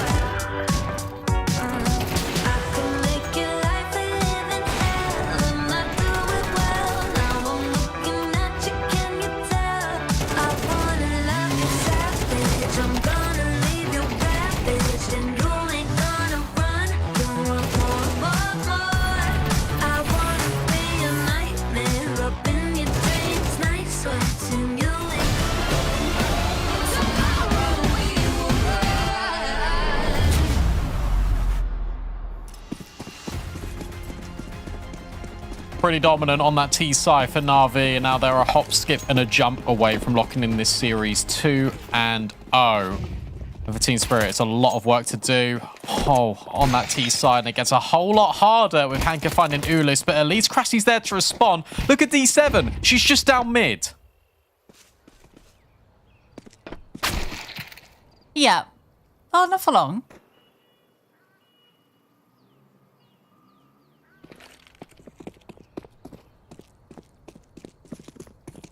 Got VQ in the apartment. She's pushed and missed the timing, but I think she might have just spotted one.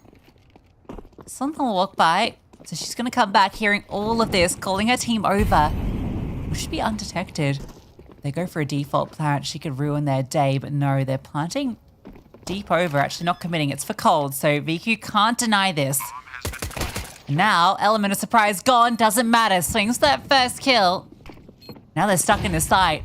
Deploying the flash. 3 players now swarming through short. Jamming a second flash. Not even a chance to throw it. VQ's found another. Ronica has to step up to give Spirit anything to work with, and she can't get more than one.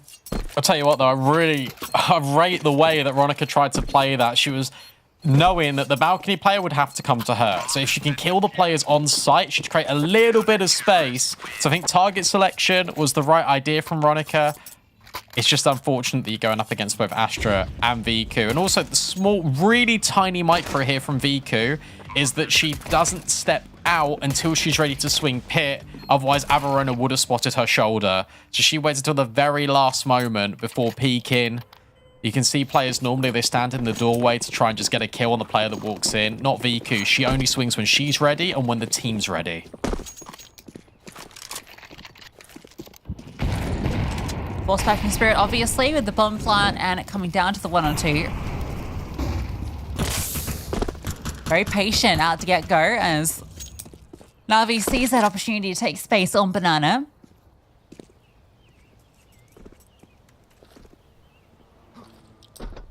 Spirit haven't used any util. So they throw a top middle smoke. That's one that goes deep. You'd be forgiven for thinking, oh, is that going to help the CTs? But no, the idea is it means that you have to keep your attention focused on both sides because they could technically split through it. I think they just want to retake Banana. Yeah, the thing with this smoke is that you're just probing pressure, as you said, and for Team Spirit, I think they've got the idea that Na'Vi were in Banana, which means they're going to rotate another player over A. So it's the right call to make, but Astra's already here, and as you can put down the smoke that hinders progression, they might just disrespect it. I think it's the right thing to do. Break on the smoke, flashbangs over. Hank is going to lie in wait until the smoke on her side dissipates. Or runs through. Fair enough. Gets set up by VQ. It's a 1-for-1, but you've got players scaling quickly in Banana. You've lost all control. Angelica and D7 charging forward. A lot of smokes deployed though, and that's given space. That one on Banana is devastating. VQ doesn't see anything either. Making it hard for Na'Vi to get into this. Not a kit on any of these 3 players. And they need to find these kills. Krasi looks like she's in the position to end it, and she'll take both Banana players down. VQ 1v2 knows where Krasi is, but the swing from New Box should come at any moment, and there it is from Ulis. So the Force Spy finds success. Na'Vi, they're the ones that are now on the back foot. Good move round from Spirit. Understanding what the rotation is going to look like for Na'Vi, and then just taking the space immediately on B. There's that dodge and the double swipe from Krasi. Angelica and D7 had no idea that she would be in towards pool. Force Spy back for Na'Vi, of course. These force walls won't end until one team wins consecutive in a row. And to be honest with you, Spirit come out victors in that engagement. If they're able to win this round here, suddenly it's 10-6. It's only a 4-round game.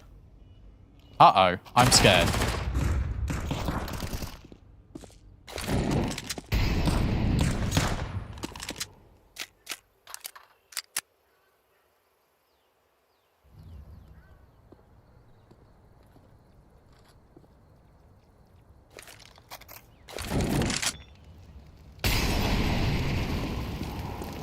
that way so much util now. And, oh, boosted player dealt with, but Hanker walks back. Ronica will at least trade.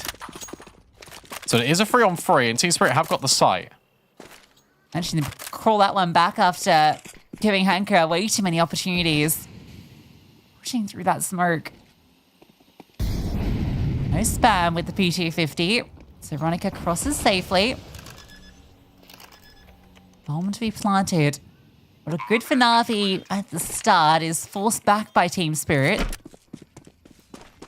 They want to give this a go. They've got 2 flashbangs and a smoke, but no kit. And not information on where these T's are. Ronica is low, though.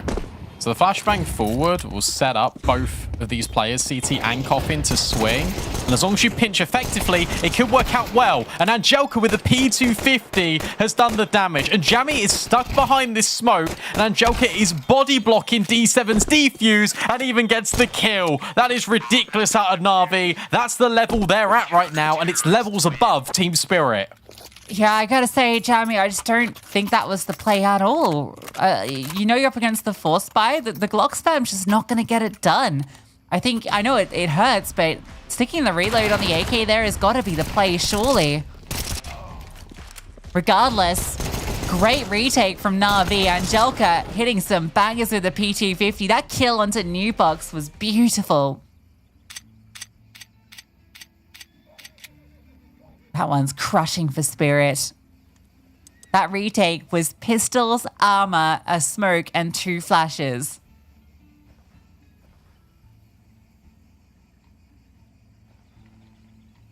Even the simple things, just 1 flash over coffins, 1 flash over towards oranges, and you're not blinding your CT player, and the flash goes deep enough for oversight where it doesn't also blind Angelka.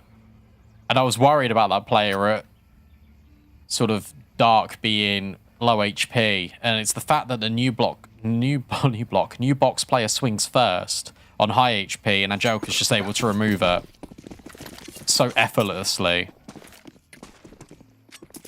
That's so damaging. Because even if you go back and forth, you trade these rounds, Team Spirit haven't got long enough of a rope to work with. Na'Vi, they do. They can afford to keep trading these rounds. Good damage on the Jammy. She's done for. Molly, Heichi, and a hell of a headache. She's removed from the round. Spirit brought back into it. The bomb plant giving them at least a couple of Galils.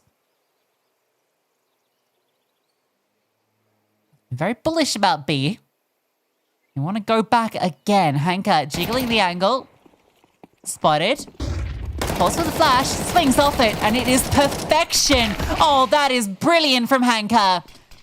A hat trick at the top of Banana. And that's got to be serious point off the back of it. Ashes just pushing the smoke now. Not even giving Krusty a chance to set up this clutch. And very much like Anubis, this Inferno CT side, it's been so simple, Lucy. It's so simple. Think about how that, again, look at all the utility that Team Spirit had to go into top Banana there. And it all starts with a jiggle and then the 1 flashbang. However, it's not Team Spirit's. It's Na'Vi's. That is effortless from Na'Vi. And Team Spirit, they're being undone by the real simple stuff. Like $200 has just ended their whole round.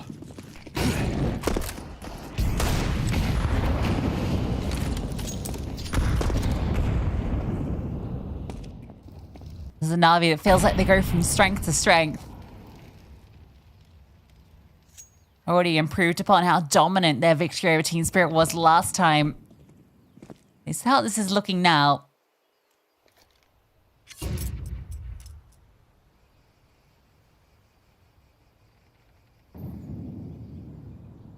Eight chances to close.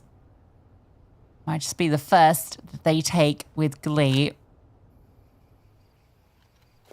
Team Spirit will be trying out A. 3 defenders lie in wait. Good luck. That's the sentiment, because you got 1 smoke that's just been deployed. juggled to Krasi. But the way that you're leaning, it feels like it's not going to go towards Moto. Where does this smoke land? How'd you get into A? It needs to be explosive. You need to break this Angelica D7 crossfire. Yeah, that's the key thing, because VQ can be isolated if this motor smoke goes down and they're able to get in quickly enough. Depends on the decision-making of VQ, whether she wants to commit into the bomb site as they hit. Looks like she just want to spray. They go a little bit ahead of the smoke. Angelica gets hers D7 as well, and all three chime in. Angelica finishes the job, and that is quick work from Na'Vi, a decisive 2-0 victory. Simple. I think genuinely so simple from Na'Vi Javelins. A deserved win from them. And I think what's scary is that they are ramping up and they are getting better week in, week out. This international team was formed and spoken to by Hanka saying, look, we're not expecting big things this season. If this isn't if you're not expecting big things this season, yet you're still delivering success on success on success like this, and you're looking better and better and better, the future is certainly bright for Na'Vi.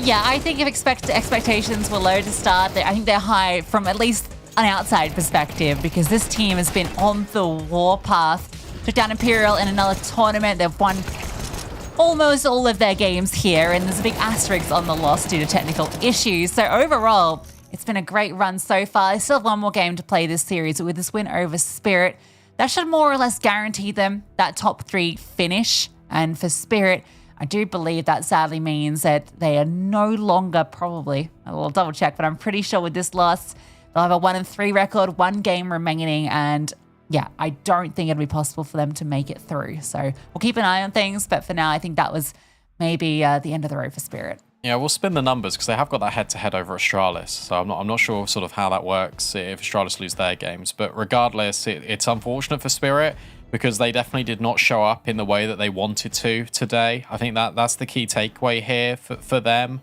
And for Na'Vi, I mean, I'm running out of words to describe this Na'Vi team because it just looks better and better. I mean, it was so efficient today. I think that's the key takeaway. It was so efficient out of Na'Vi. They didn't have to do anything too complicated. They didn't have to do anything sort of outside the playbook. They just stuck to their game plan. They played default for the most of that series, and it worked out perfectly. Yeah, there's really not that much to break down from that match. We did see some nice moments from Spirit. In that first half, we saw, when they got that run arounds that they did get, at the very start, they actually looked quite good, right? Ronica was really delivering. We saw Krasi and her on that hold that looked really good. It just felt like these were just moments, and they were very slim moments. There's like maybe 3-4 rounds over this entire series that felt like Spirit were actually in control of. And for the rest of it, this was just Na'Vi all the way. And again, it's just like Anubis. Such a solid team effort from everybody. Yeah, for sure. The other game on the community streams has ended as well. Imperial won the second map 13-3. So it's pretty dominant on that second map. So they take the dub. Permitter, unfortunately, another loss added to their tally. And I think Imperial, they're keeping it flawless. We got the MVP as well we can bring up. And Arcadia MVP, it had to be D7 for all the work she put in on Anubis. And then, sure, VQ did outfrag her on Inferno, but she was right there behind her. Yeah, and I felt like D7 was having a huge amount of impact as well in her rounds. We talk about the Tech 9 double from Newbox. They kind of set them up in that half-buy win. Her kills in apartments looked good. But overall, I think Anubis was the driving factor as to making her the MVP. And she was, pretty much dominant throughout, which is good to see because she hasn't necessarily been the MVP candidate in all of their games. But that's the scary thing about this team, right? She's the lowest rated player in this iteration in the last 3 months, for this team, and yet still can be the player that just takes over a game, right? That's that D7 effect and why she's such an exciting part of this team. So obviously had to be our MVP, and of course had to be our interviewee as we're joined by D7. First up, congratulations on the win. Thank you. I want to Hello? ask, is that the new Na'Vi Javelins logo you've got on your chair?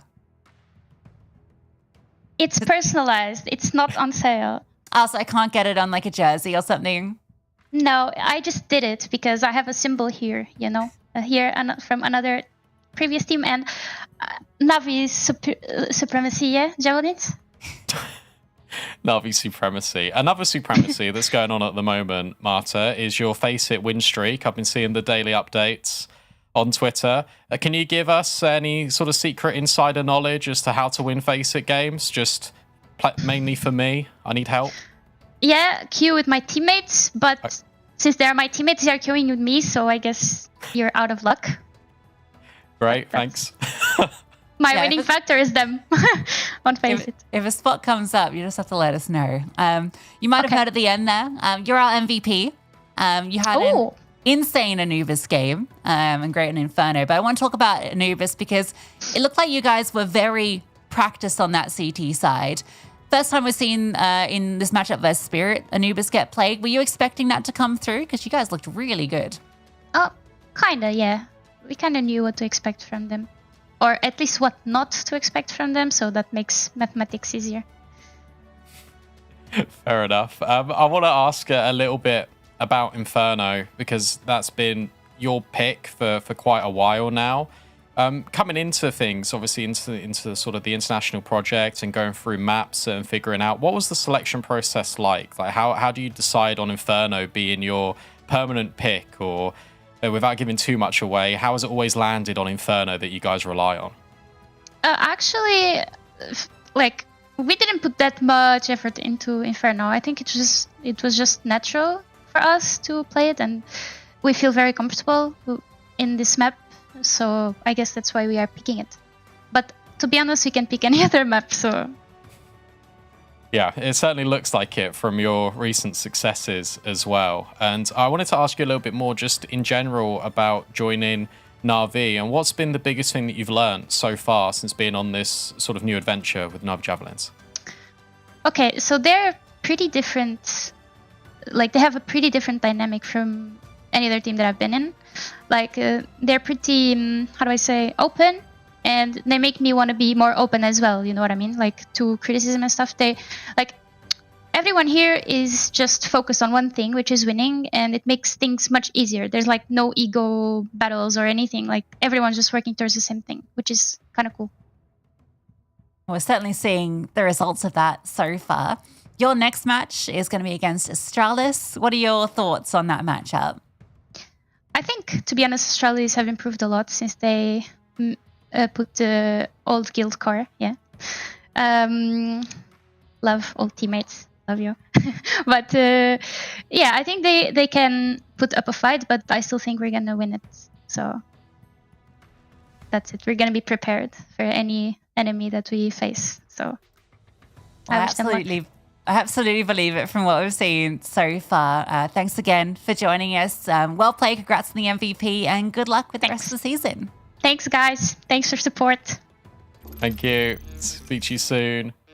I love that. She was like, yeah, it's old teammates, by the way. Love you guys. That's another little... Getting that in early before she rolls them, I think. Yeah, but a fun little narrative there for D7 going up against her old teammates in now Astralis. So, yeah, I'm impressed. I'm really impressed with Na'Vi. We can take a look at the standings. We can also see how that Imperial game affected things in Group A. No surprise, they're still at the top of the board. Permitted moved down to 1 and 3 to join the likes of HSG and Crescent. And over in Group B, Na'Vi moved to 3 and 1, and Spirit dropped down to 1 and 3. Yeah, so here's the thing. I think so. Let a Cook are in a good position. Yeah. But if Astralis lose that next game and Spirit win theirs, and Let a Cook lose, I think Astralis come out ahead in that whole Astralis situation. have got what? NIP Yeah, because they won over Let Her Cook. Yeah. That loss Team Spirit had versus Let Her Cook is going to haunt them forever if it comes down to that, because that would have been the difference. That would have been them getting top 3 if it comes down to it. So it's still up in the air. There's definitely avenues where things could get a little hairy. So don't write any of these teams off yet. But yeah, it's going to maybe come down to the wire. We'll keep an eye on things. It's always exciting when it comes down to those last few games. The thing is as well, that isn't just Group B. That's also Group A as well, with the whole big Dreamcatchers sort of adventure evolving over there. So there's a lot to unpack. There's a lot going on this week. But for now, we have to park it in Europe because we've got to move on to the other regions, Lucy. South America comes up next, and it is a banger of a game. Furia versus MIBR. Sam and James Bardolph walking you through that one just after this extended break.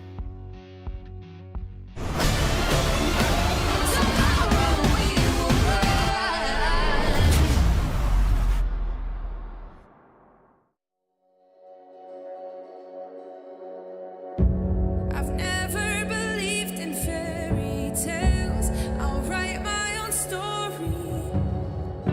I just start again if all else fails. I don't need your glory.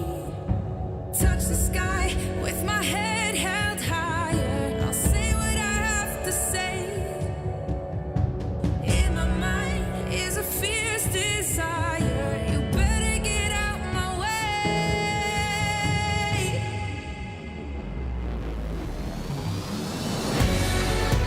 'Cause I'm fighting for survival, and I'm waiting every day.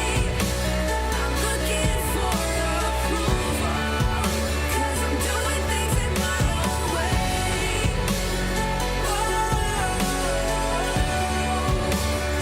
Doing things in my own way. 'Cause I'm doing things in my own way. I might have misplaced or wasted time, but stuck to my promise. I gave to myself the gift of life, the strength to be honest. Touch the sky with my head held higher. I'll say what I have to say. In my mind is a fierce desire. You better get out my way.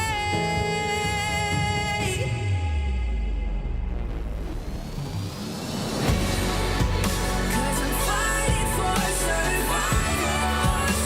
I'm waiting every day. I'm looking for approval, 'cause I'm doing things in my own way.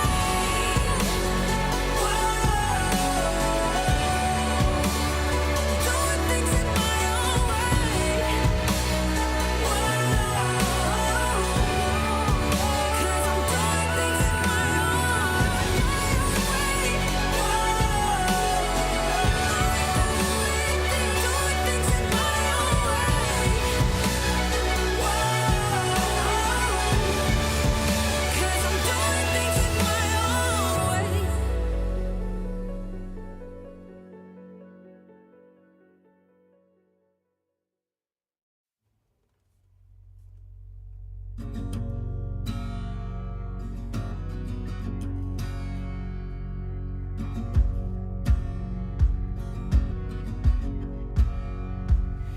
Everybody's got a ghost floating through the walls, no matter where we go.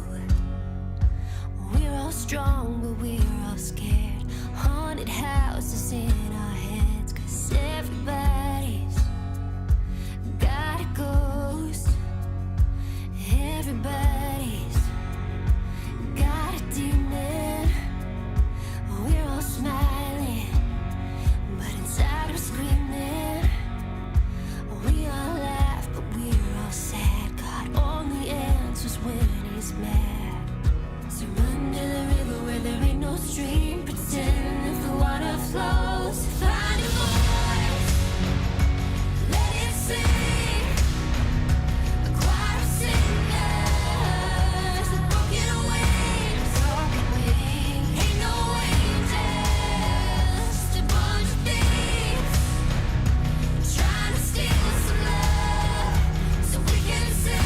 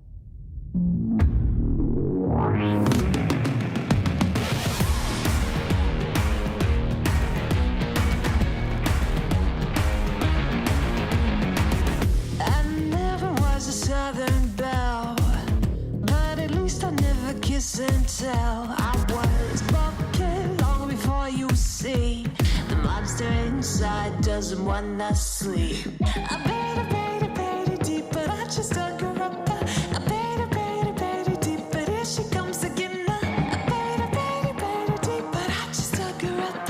She's out for blood. You are catch me understated. Overkill is underrated. I'm a hustler, I'm a shaker, I'm a mover, I'm the future. I'm the future. I'm the future. I'm the future. I'm your future. Don't pretend that I'm such a mess. I'm back to my savage self. You thought you could keep me locked away, but the monster inside just wants to play. I bait deep, but I just dug her up. I bait deep, but here she comes again. I bait deep, but I just dug her up. She's out for blood. You won't catch me understated. Overkill is underrated. I'm a hustler, I'm a shaker, I'm a mover, I'm the future. You won't catch me understated. Overkill is underrated. I'm a hustler, I'm a shaker, I'm a mover, I'm the future.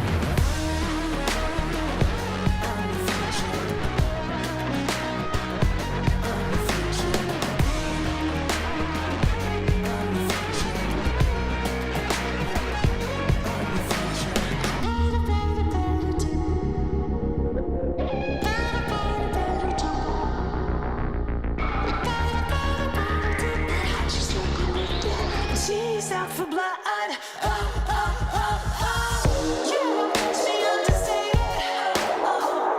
Overkill is underrated. You won't catch me understated. Overkill is underrated. I'm a hustler, I'm a shaker, I'm a mover, I'm the future.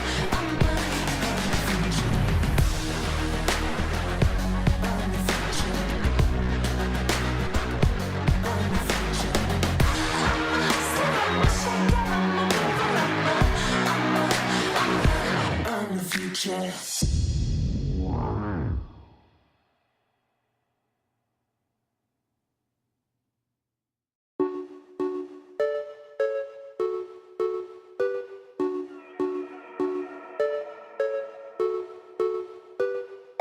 You think you have me wrapped around your little finger, but soon you will find you're wrapped around mine. Stop holding on to what we had, don't let it linger. The feelings are gone, I'm already done. You think you're God's gift to women, but you're not. You play with hearts for a living, just stop. Nice try, thinking you could hurt me again, thinking maybe we could try and stay friends. Nice try, thinking you could get in my bed, but you're sleeping on your own now instead. Nice try, thinking you could hurt me again, thinking maybe we could try and stay friends. Nice try, baby, I'm better off with some other guy, so nice try. I'm independent and I don't need your approval. I say what I want, I do it a lot. So if you're talking to me, make it something useful, or just like that, I won't call you back.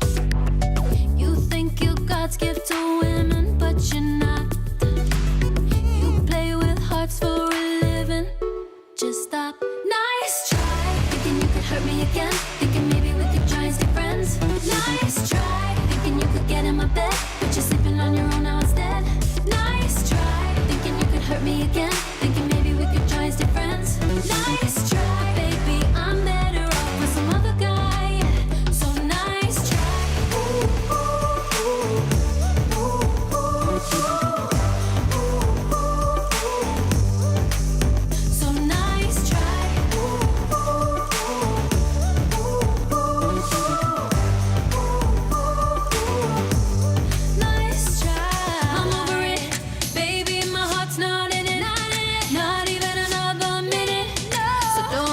come my way. I'm over it, baby, my heart's not in it. Not even another minute, so don't even come my way. Nice try, thinking you could hurt me again. Thinking maybe we could try and stay friends. Nice try, thinking you could get in my bed, but you're sleeping on your own now instead. Nice try, thinking you could hurt me again. Thinking maybe we could try and stay friends. Nice try, baby, I'm better off with some other guy. So nice try.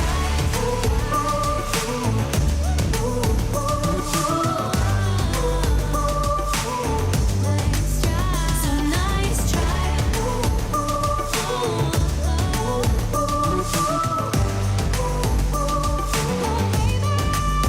So nice try.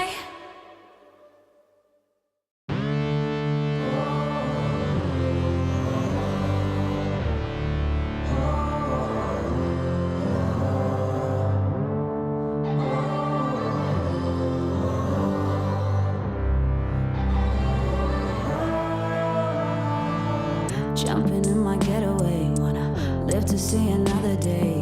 Run fast and run far. I think there's a better way. Spin me into disarray. Heal all of my scars. Feeling that fire, fire, fire. I'm going wild. Ready or not, here I go. Ready or not, here I go. Ready or not, I've been waiting for this. I'm so ready for this. I'll give you all that I got. Ready or not.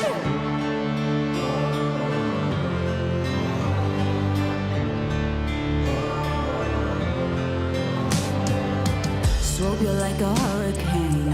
I'ma take your breath away. She tell me more. I can't seem to get enough. Like a kid in a candy shop. I keep wanting more.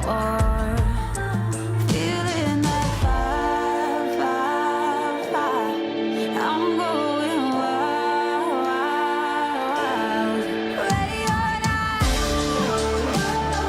here I go. Ready or not, here I go. Ready or not, I've been waiting for this. I'm so ready for this. I'll give you all that I got. Ready or not.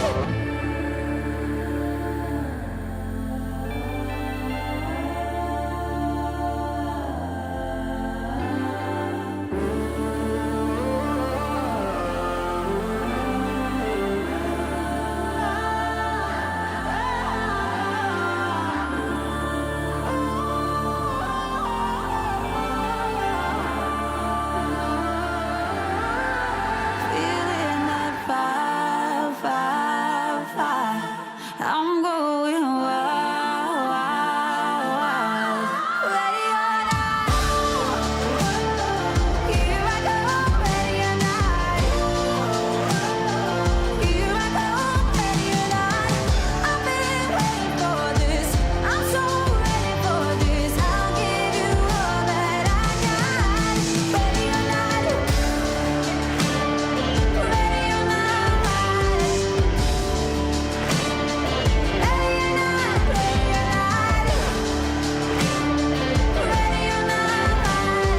I'll give you all that I got. Ready or not.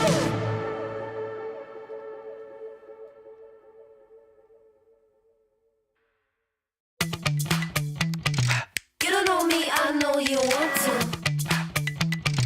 If you got what I need, then come through. I don't say please, no arigato. Living in my own lane, are you ready? Get it. Get it. Get it.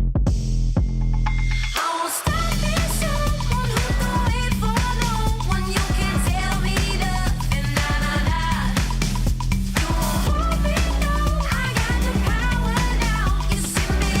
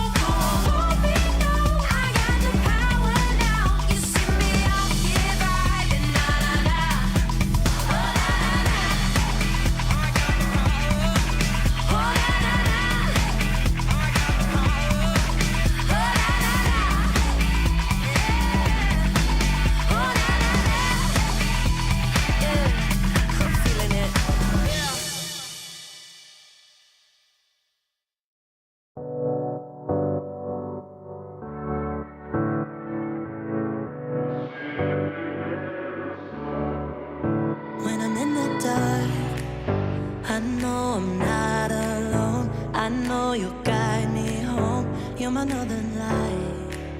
When I see the stars, I know they'll shine for you. I know you'll see them too, burning in the night.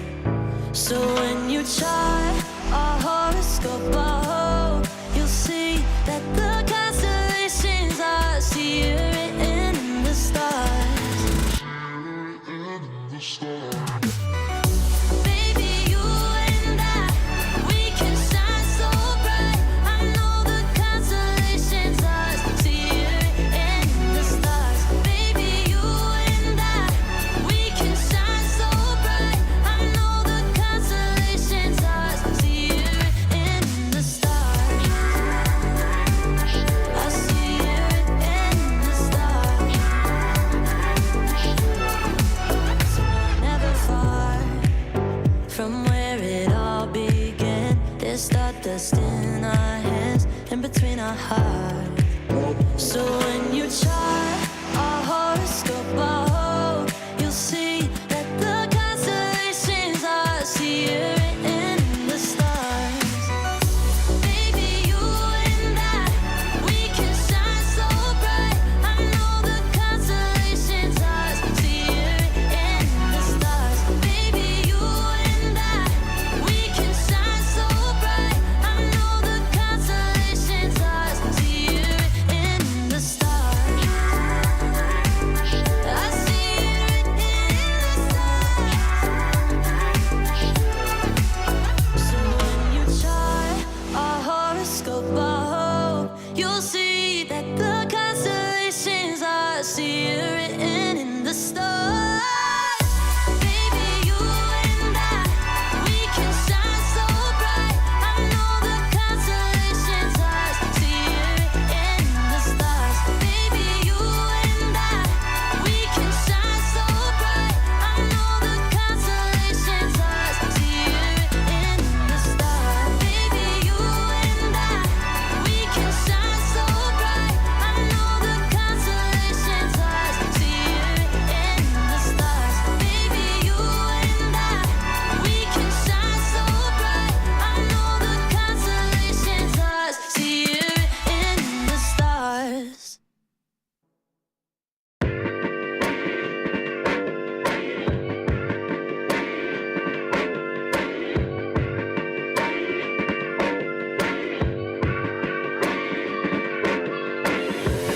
Fantasize for the unknown, chasing the highs, but it ain't enough for me. Call it a dream that I've outgrown, craving a feeling that I can't quite control. I don't care if it's impossible, I'ma get to you no matter what the cost. So I feel it coming, I can see the gold. You and me dancing in an interstellar light show. Sometimes I cry at the beauty of my parents.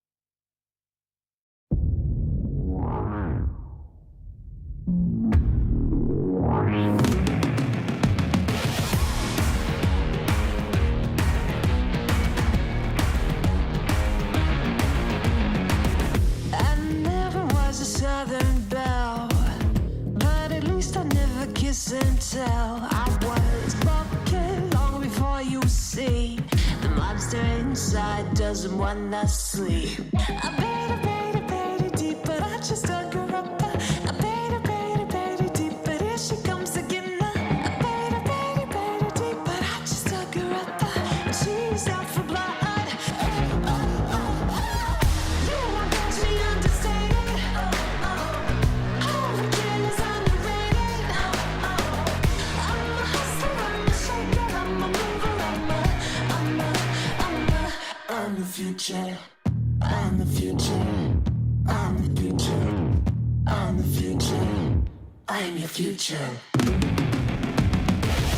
Don't pretend that I'm such a mess. I'm back to my savage self. You thought you could keep me locked away, but the monster inside just wants to play. I baited deep, but I just dug her up. I baited deep, but here she comes again. I baited deep, but I just dug her up. She's out for blood. You won't catch me understated. Everything is underrated. I'm a hustler, I'm a shaker, I'm a mover, I'm the future. You won't catch me understated. Everything is underrated. I'm a hustler, I'm a shaker, I'm a mover, I'm the future.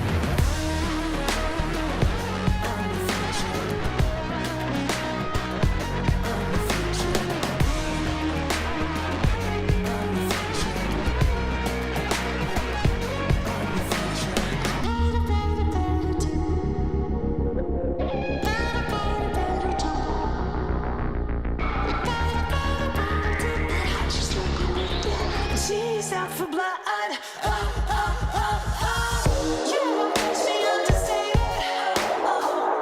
Everything is underrated. You won't catch me understated. Everything is underrated. I'm a hustler, I'm a shaker, I'm a mover, I'm the future.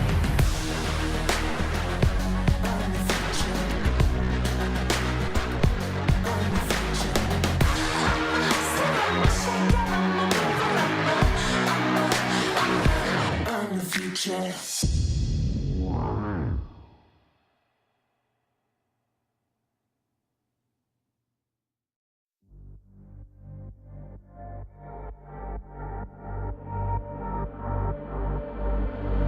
Don't believe what you read, not all words are the same. Not everything you see, you can't trust anyway. All the thieves dressed as sheep tell you they know the way. So bite the hand that feeds you to the wolves as prey. Get out my face, try to stab me with a saving grace. Fool me once, never twice, now I got the knife. You try to cut off my conscience, bake me a cake full of nonsense. You eat it too and I got deja vu when your words are up, you got you nauseous. Your shit belongs in the driveway, don't in my mind but you wish, babe. Took out the trust like I used to have us, but all that's in the past, now I upgrade.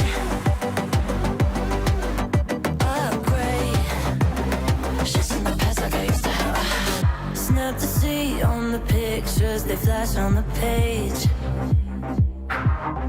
Now they're pleading on the fifth and last mistake. But I know that dirty secrets, the gamekeepers hold the keys to the gate. Only open for the pawns who sell their souls just to play. I don't keep up with the fake, we are not the same, so go take your loss. It's plastic and products wrapped in a box with nothing to promise. Get out my face, try to stab me with a saving grace. Fool me once, never twice, now I got the knife. You try to cut off my conscience, bake me a cake full of nonsense.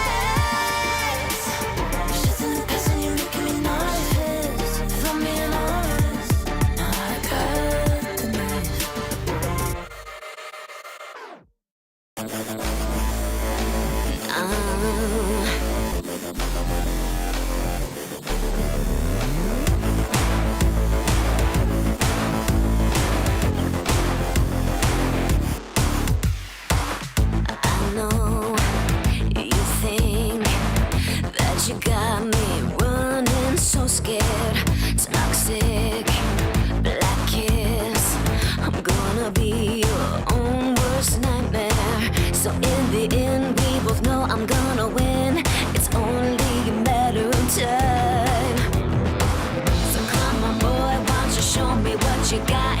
You think I'm gonna fall, but baby, I'll be standing last. You better run for cover, cause I'm coming at you fast.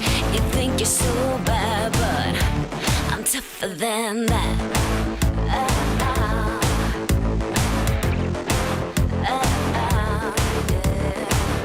This time I will take control and never look back. Last call, lights out. Couldn't call it, fade into black. In the end, we both know I'm gonna win. It's only a matter of time. So come on, boy, why don't you show me what you got? You think I'm gonna fall, but baby, I'll be standing last. You better run for cover, cause I'm coming at you fast. You think you're so bad, but I'm tougher than that.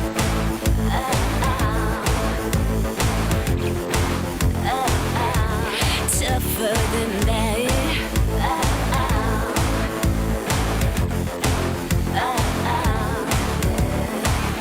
Let me show you how a bad girl rolls. I'll take you down to the ground. It ain't gonna end like you're wishing for. This time you're going down.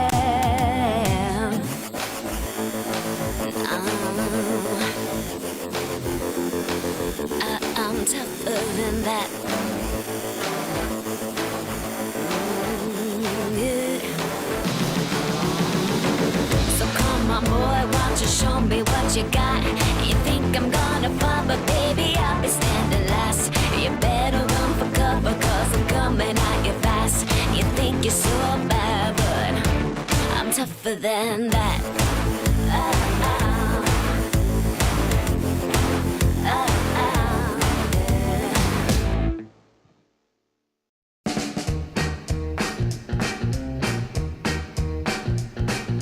Play that song again, that sweet, sweet song again. It makes me want to swing, it makes me want to dance. Shake that tambourine like a mad machine. You kind of drive me crazy.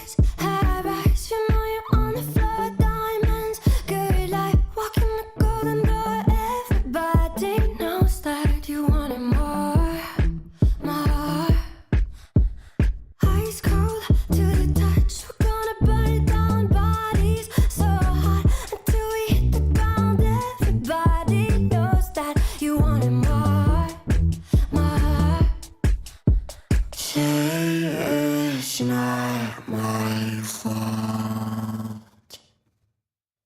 I don't wanna talk about it, not tonight. No, you probably think about it, but it's fine. Playing all the same, you know there's no amount. 'Cause money makes the world go round. I don't see a problem till it makes me sick. Dollars by the minutes, I'ma spend it quick. No talking me down, yeah, I'm doing it now. 'Cause money makes the world go round. Sun kissed on my lips, the way I want it now. Don't trip, never slip. They wanna take me down. Talk is never cheap, so you say it loud, loud. Say it's not my fault. I don't wanna talk about it, not tonight. No, you probably think about it, but it's fine. Playing all the same, you know there's no amount. 'Cause money makes the world go round. I don't see a problem till it makes me sick. Dollars by the minutes, I'ma spend it quick. No talking me down, yeah, I'm doing it now. 'Cause money makes the world go round. Spend it till it's all out. This is all I feel now. Money makes the world go round.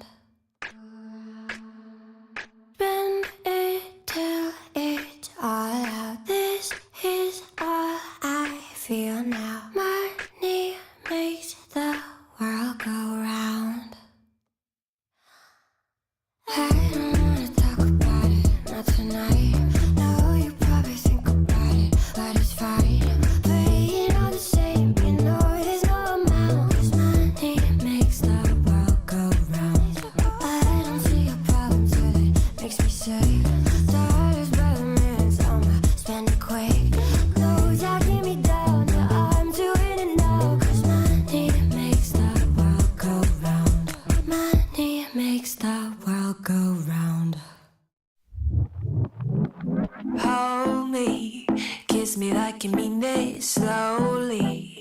You don't think I need it, but baby, the next blow could be my coup de grace. You told me we were in this together, but lately, for worse or for better, I'm lonely. Taking all the hits, I'm ready to withdraw. Am I so great that you forget I'm broken? Am I so strong that you forget I'm suffering? You can't just step in when the war is won. I need you next to me along the way. I'm fighting silent battles every day. Silent battles.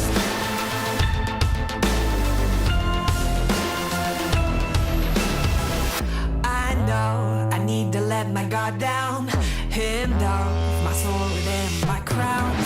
Although I made you believe that I'm fine on my own. Am I so great that you forget I'm broken? Am I so strong that you forget I'm suffering? You can't just step in when the war is won. I need you next to me along the way. I'm fighting silent battles every day.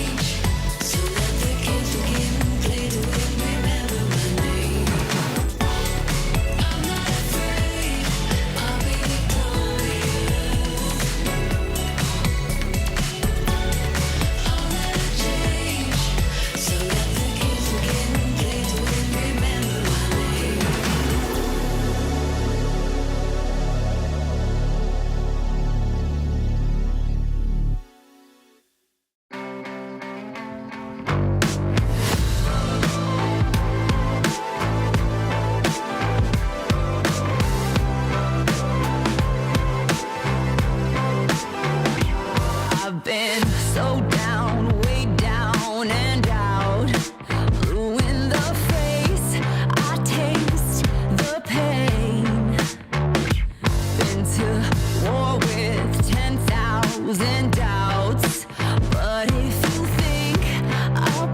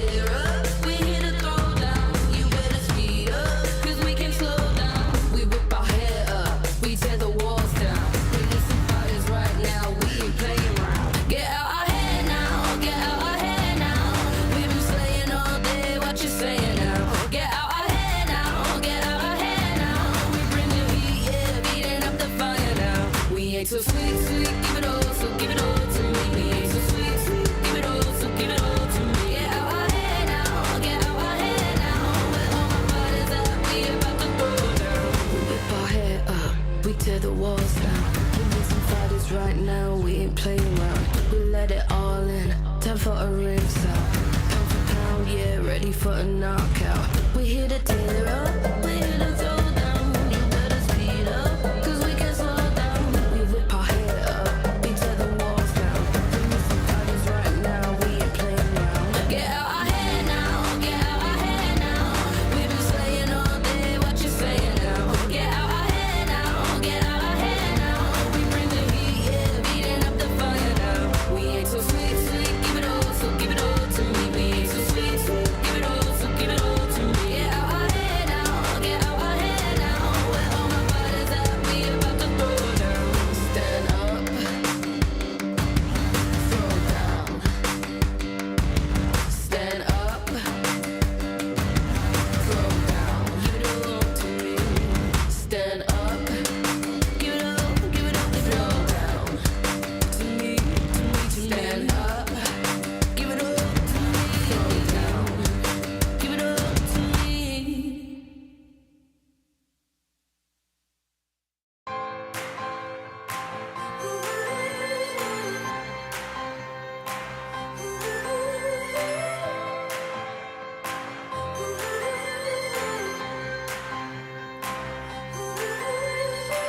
You can't handle my strength, then I guess we're done.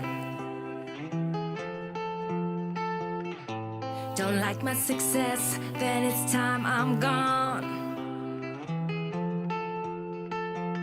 Sit down and shut up, I don't need you now.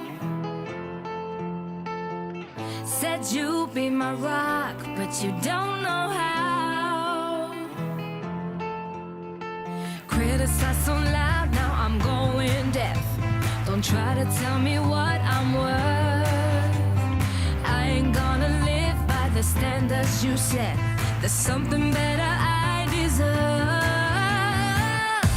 The more you try to hold me back, I gotta let you go, let you go. You'll never keep this woman down. I know I'm in control, in control. I got so much that you can't fulfill. You can try your best, but you won't break my will. Excuse me if you think I don't measure up. You told me I throw like a girl. Sorry, but I won't ever listen up. It's what I am, so hello world. The more you try to hold me back, I gotta let you go, let you go. You'll never keep this woman down. I know I'm in control, in control. So it's done at the one, it's over for you now. I gotta let you know, let you know. You'll never keep this woman down. I know I'm in control, in control. So why don't we make up? I don't work out. I live for the moment. I'm in with a shout. You told me all the things that you didn't like. I guess I'm doing something right. The more you try to hold me back, I gotta let you go, let you go. You'll never keep this woman down. I know I'm in control, in control. So it's done at the one, it's over for you now. I gotta let you know, let you know. You'll never keep this woman down. I know I'm in control, in control.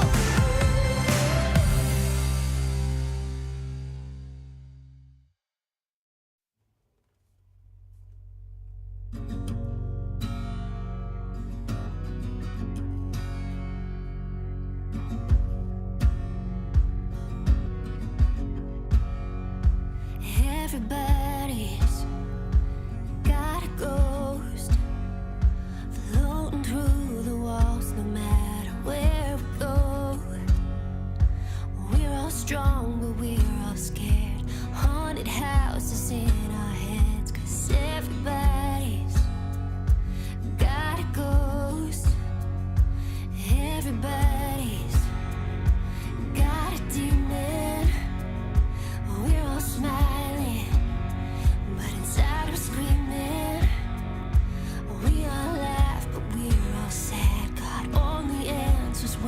is mad. So run to the river where there ain't no stream. Pretend if the water flows. Find a voice, let it sing. A choir of singers, with broken wings. Ain't no angels, just a bunch of thieves trying to steal some love so we can sing.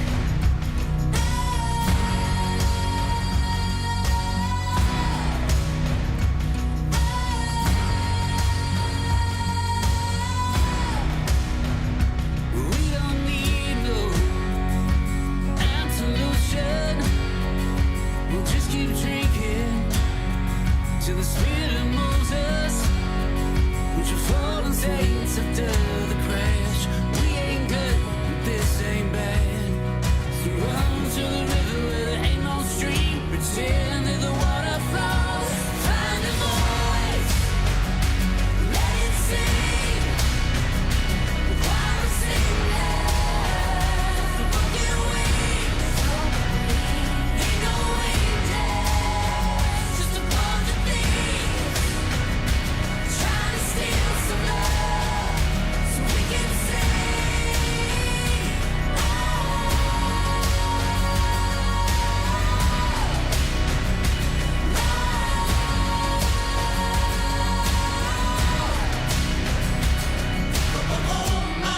Can't you hear the song of the down and out singing all night long?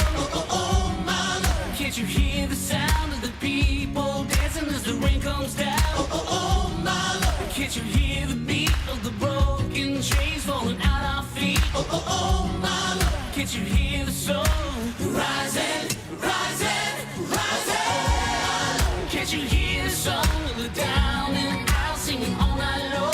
Oh, my love. Can't you hear the sound of the people dancing as the rain comes down? Oh, my love. Can't you hear the beat of the broken chains falling at our feet? Oh, my love. Can't you hear the song rising, rising?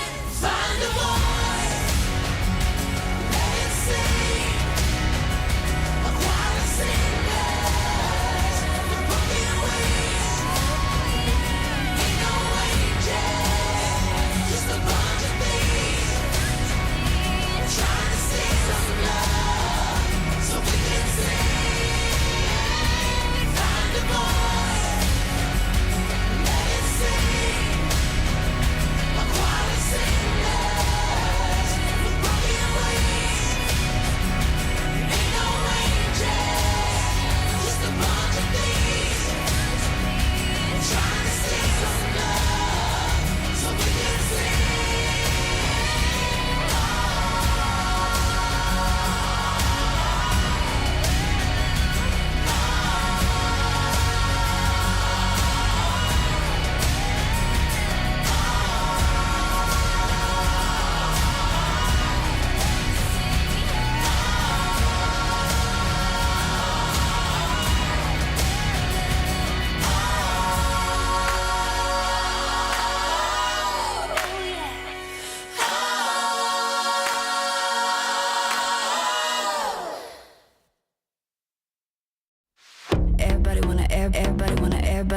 Everybody wanna put me in a box. Can't put me in a box. Everybody wanna tell me what I'm not. Can't tell me what I'm not. My drum go bump it tum bump it tum bump bump it tum bump bump it tum bump bump it tum bump bump it tum bump bump it tum bump bump it tum bump bump it tum bump bump it tum bump bump it tum bump bump it tum bump bump it tum bump bump it tum bump bump it tum bump bump it tum bump bump it tum bump bump it tum bump bump it tum bump bump it tum bump. I'm untouchable, but you can't feel me. Ooh, I'm the light and I'm the darkest mystery. I'm an enigma.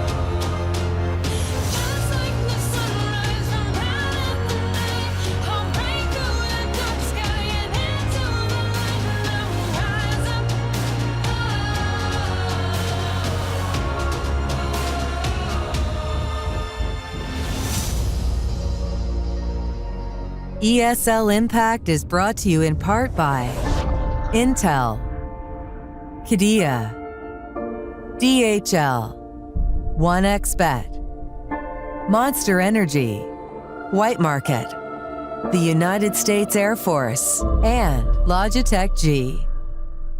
Lights fall in the golden city. Fire's out and the water's gone black. You can run, but you won't get pity. Ash to dust will get you back. Tomorrow we will rise.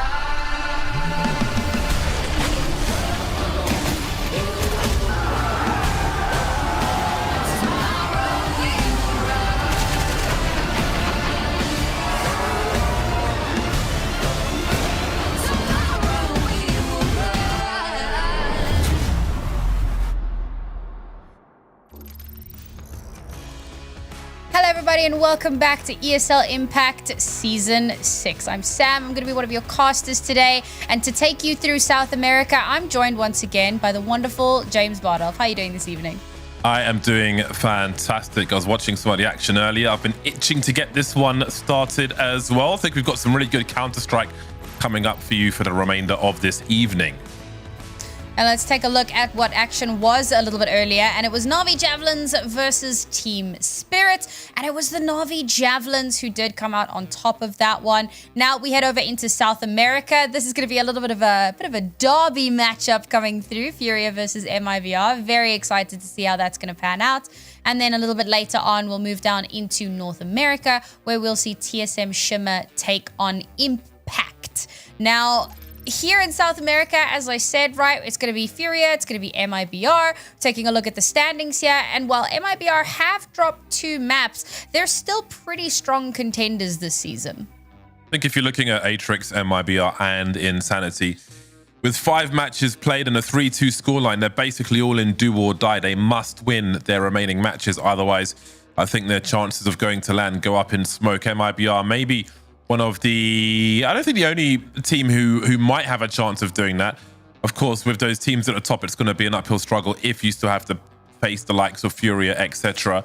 But we'll see if they can do it, because today is the day where they've got to turn up and, how does that phrase go? Turn up and put up or shut up? Something like that.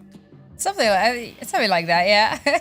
I will say that I think that it's more or less, I speak under correction, but it's more or less determined that our 2 teams are going to be Furia and Fluxo. However, obviously these teams want the opportunity to come back next season and not have to play through the open qualifiers all over again.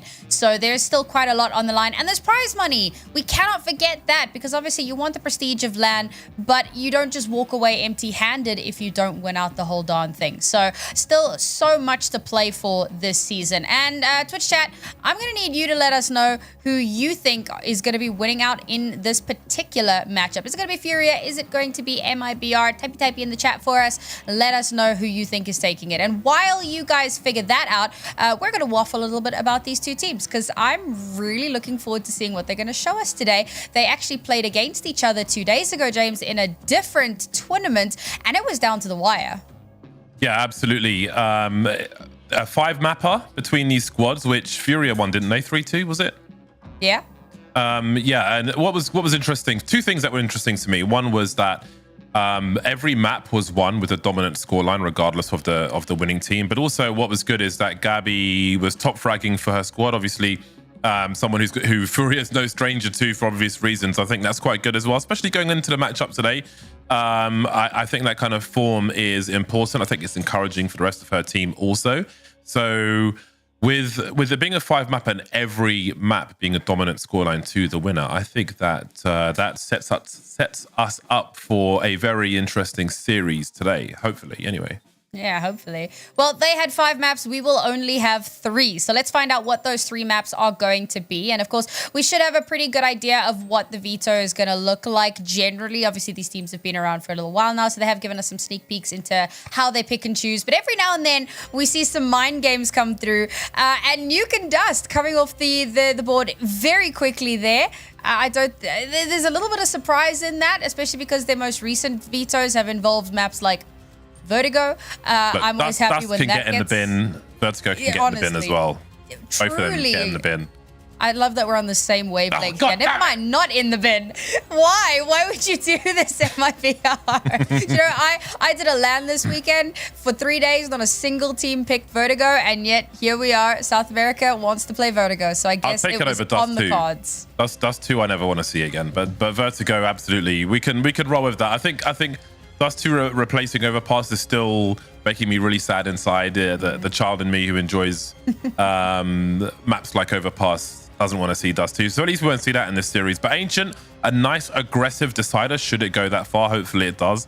I feel like Ancient might end up being the Inferno of CS2, where in CSGO, Inferno was obviously that classic decider, but CS2 Inferno isn't CSGO Inferno, that much is for sure. But I think Ancient might be that kind of common battleground over the long term for CS2. So I like that as a deciding map for this series. There's definitely a bit of confidence coming through here from MIBR though, because Vertigo is usually a map that Furia bans. So Furia allowing it to float through and MIBR jumping on it, there's a lot of confidence behind that, but it can also massively backfire, because if a team is allowing it to go through, generally speaking, that tells you, yeah, okay, they're not feeling as awful on it. That being said, Dust 2 was a map that they lost 13-6. Furia did, so literally 2 days ago. So there's so many like caveats and asterisks that need to go into this veto, and I'm really looking forward to seeing how it plays out. Now, speaking of maps and results on maps, we're going to take a look at the newly formed Furia, who have not dropped a single map so far this season in ESL Impact. Caveat, asterisk on that one. And that is an unbelievably impressive scoreline. Yeah, that is quite solid. And I think everybody understands that it's good to have like a dominant champion or a dominant team within the region, because that's the kind of, you need someone at the top of the mountain consistently as a target for everybody to try and climb and defeat. As we're seeing, 0 maps lost, not really happening at the moment. But again, it's good to see dominance, good to see consistency, especially, CS2's been here for a year now, but it still feels very new after many years of CSGO. And I think that we had a period of time with uncertainty, unstableness, a different approach to peaking and so on. But to see them be so strong in the region is fantastic. And now we can take a look at our Kadia player to watch. Now, Lily10s was someone who really impressed Freddie and I last week. She did so much to try to put the team in her backpack and try to carry them across the finish line. Interestingly, though, she had a bit of a quieter performance in their most recent matchup, Furia versus MIBR a couple of days ago. She wasn't quite as outstanding as we've come to recognize from her. As you say, Gabby was really having a fantastic match. And on the other side, Izza was also, really performing. So to see that Lily10s had such a great game last week and then 2 days ago kind of suffered a little bit, not massively, but a little bit, it does make one wonder, what is the performance going to look like today? Yeah, I think this is definitely a day where you want to turn up. I think, again, with how interesting their recent series was, a team like Furia are going to want to kind of put some more space between them and other teams in the region, just to try and re-establish that dominance after. Again, like, sometimes you'll have some close series on maps regardless of if you win or lose, but there were some dominant losses in that series as well that they'll definitely be looking for revenge for. And again, I think that's a confidence thing as well, because if teams start to creep on you, maybe you start to doubt yourself or something. So I think this is a great time to have a really good day. Absolutely, right? Need to definitely be showing up here and stepping up for Furia. I mean, they don't want to drop their absolute win streak that they have been tearing through this season with. And for MIBR, this is a team that was always kind of in the conversation as one of the best in South America. They've had a bit of a quieter last couple of seasons. And of course, they're not going to be terribly happy with that. So going to be looking to try to turn that around and really show up today. And while we've got Izza on our screen, she is also someone that really stepped up a couple of days ago in that that match versus MIBR. She went 71 and 66. She just performed out of her mind. So really looking forward to seeing what she's going to be able to bring to the table today. And on the other side, of course, we have MIBR, which we've kind of spoken about a little bit. And it is worth noting that Reggiane is having some issues today with internet. Unfortunately, you know, sometimes these things do happen. So they're going to be playing with a substitute, James. Now, how much of an impact do you think that's going to have today for them? Oh, that's going to have a big impact on paper. There's pros and cons, and I think it also depends on map picks, and maybe that has something to do with it. The pros are unpredictability.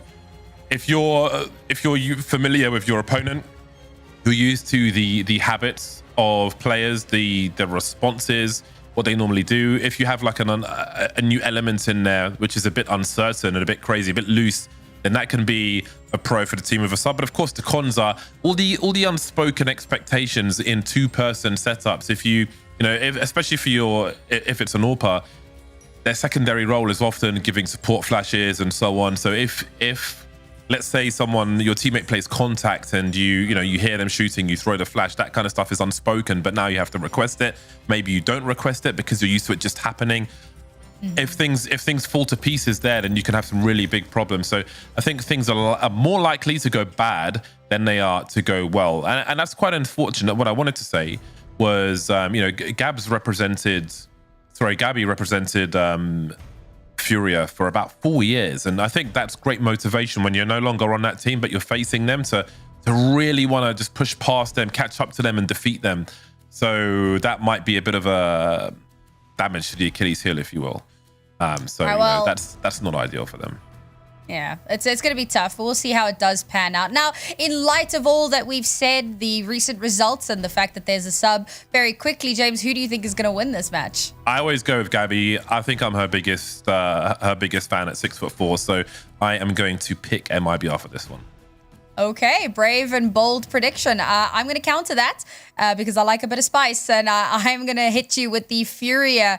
It is the easy pick. The easy pick once again, Sam. Again. Every week, Sam. Look at my predictions. I have great predictions, picking the strongest team every single week. Okay, I see you.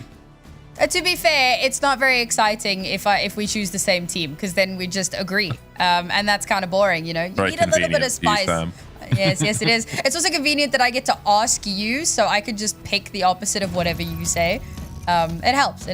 All right, folks, let's jump straight in. It is map number 1 here in ESL Impact South America. Week number 6. We edge ever closer to the end of this season. Kicking off map 1 here, it's Vertigo.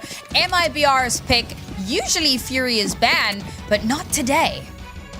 Yeah, this is not a map that they played in that recent 5-mapper series, and perhaps that has something to do with why they opted for this. Maybe they were lacking confidence after these stronger victories that MIBR had on some of those maps in that series.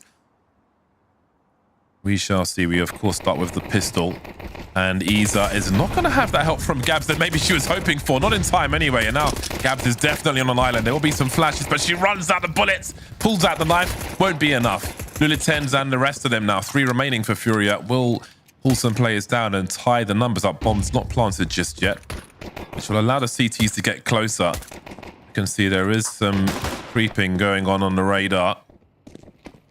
So the numbers are a bit off, so I'm not exactly sure who it is, but now it's just down to Car coming in with the Julies from the back. 1 versus 2 as Kiza was dropped. Bomb still not planted, and they're going for that full rotation, but Kara spotted. She is very close indeed, and this is going to get very uncertain. Catches the bomb carrier, and now we're down to the 1v1. 47 seconds. She's got good angles and 2 pistols. Oh, she is lighting Babs up down to 20 HP. It's a long reload, but she can do it safely. Might be about that next bullet then. Babs needs the headshot at this point, especially with the Glock. 32 seconds. She's got the time to offer up some different angles, and it might just be about looking in the right place at the right time for either player. As you can see, Cars got to look all over the shop now. Babs doesn't know 100%, but she's going to see the Julies, and that headshot's going to come in for free. That was a nervous end to the round for MIBR, but they will win the pistol. That was a great rotation there from Babs as well. The fact that she opted to go all the way around. I mean, the angle that has to be held there is so incredibly difficult to have the advantage, right? And so obviously instantly caught out and taken down. I do love that Lexi is the one that opens things up here with the first kill. You know, the substitute coming in, showing what she's made of, and she's going to give them that player advantage and start to open things up quite nicely. The call to rotate, I don't hate it. I think that in that situation, it could, you know, it did work out, but it could also have gone very badly. 5.7 is a very dangerous pistol. Few flashes here for Furia. CSGO would often see those smoke grenades to try and buy time, put him into a weaker position, but it seems that the weaponry will do just that for Furia. 5 on 3 now, made 2. MIBR falling to pieces. Look at that swing from Furia. Look at the response there. Safety in numbers, swinging together, leaving Gabby in a horrible position. She again needs to try and just drop as many players as she can.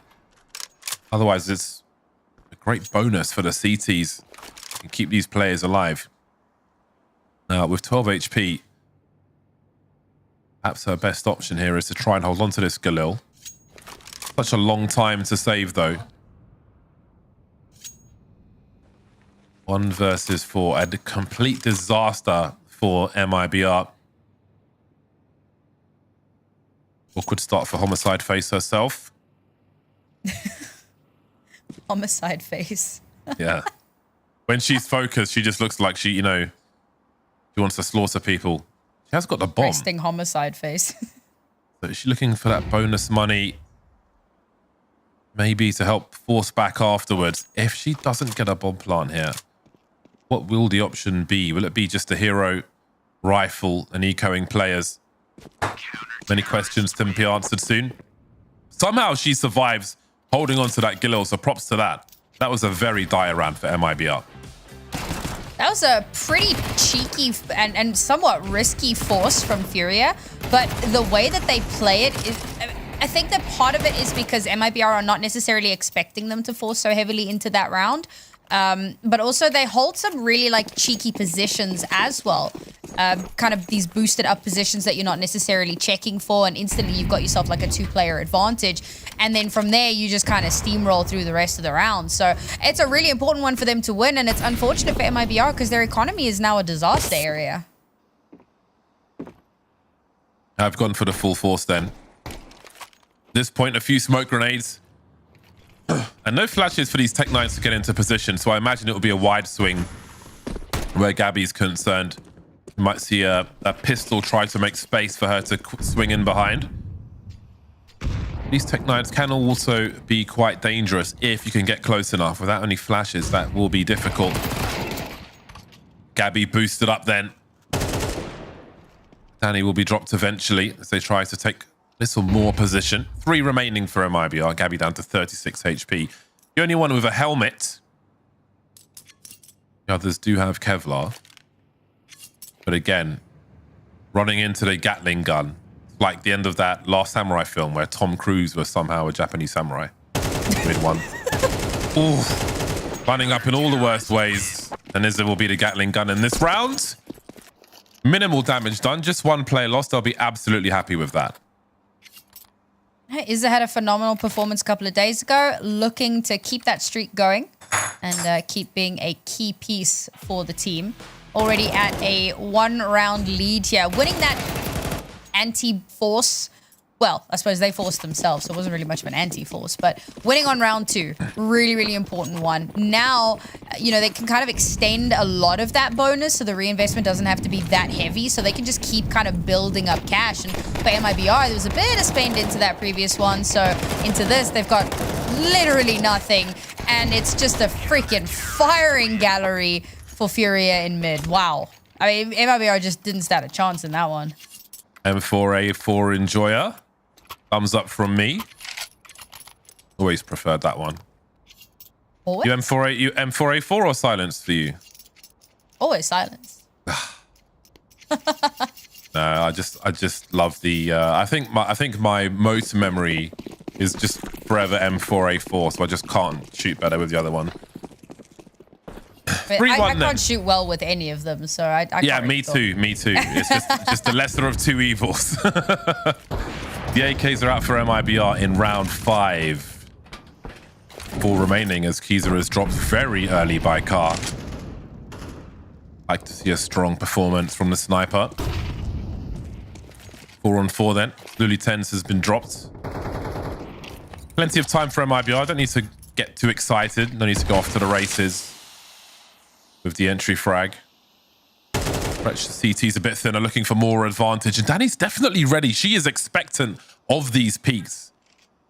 CT's trying to make a play, trying to take the game away from MIBR, and she has punished them for doing so.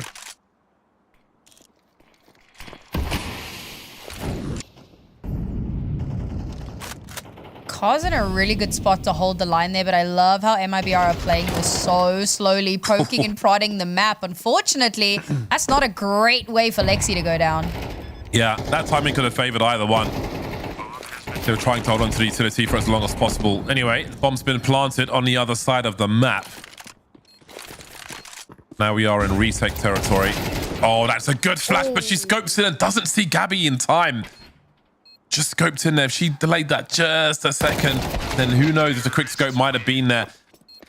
That will have a part to play in the round being taken. Homicide face turning up now. 5 frags for Gabby. Performing early for MIBR. And again, she was important in that big series they had versus Furia recently. And I would imagine she will be just as important today as well. Yeah, this was a bit of an unfortunate one for Furia. But again, I really enjoyed the way that MIBR played that, right? They contact up quite slowly, take a little bit of space. And while Lexi does go down over in mid, it's a little bit of a distraction to allow the rest of the team to make their way in onto the bomb site. And, you know, as we saw, right, Car trying to hold that solo, scopes in, doesn't spot the person just to her left, and it all just goes crumbling down. First 2 frags for Danny in this series in that round prior. And you can see how important they were. She did demonstrate some really good pacing as well, especially with that second one. Looking for that response from the CTs and punishing them for doing so. And it is possible to condition CTs to try and avoid doing that. And, you know, having a poor economy will have a part to play in that as well. But for now, they will be going for some aggressive plays. Lutens could be in some trouble here. There are some horrible angles for the T side, but they will win that duel. And you can see there's a double HG from Car. Talk about a response. Maybe the damage was enough. That is a godsend for Furia. Puts them in a 4v2 situation and cripples the round for MIBR. What a time for a double HG. That's beautiful. Now she's got such a strong angle onto Gabi, trying to bait the shot. That leaves Babs in a horrible situation. No one's really secured the economy just yet.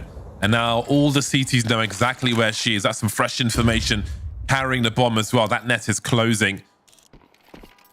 She's probably going to die on her sword now.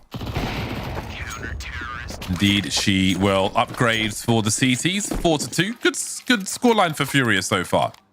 Yeah, I'm going to be feeling confident with that one. I will say in my head canon, so Lulitens, she like fires through, she peppers them down, and she's busy yelling, "They're lit, they're lit, they're lit!" And then the HE comes through. Although to be fair, Carl was sandbagged, so she did actually watch it happening in 4K.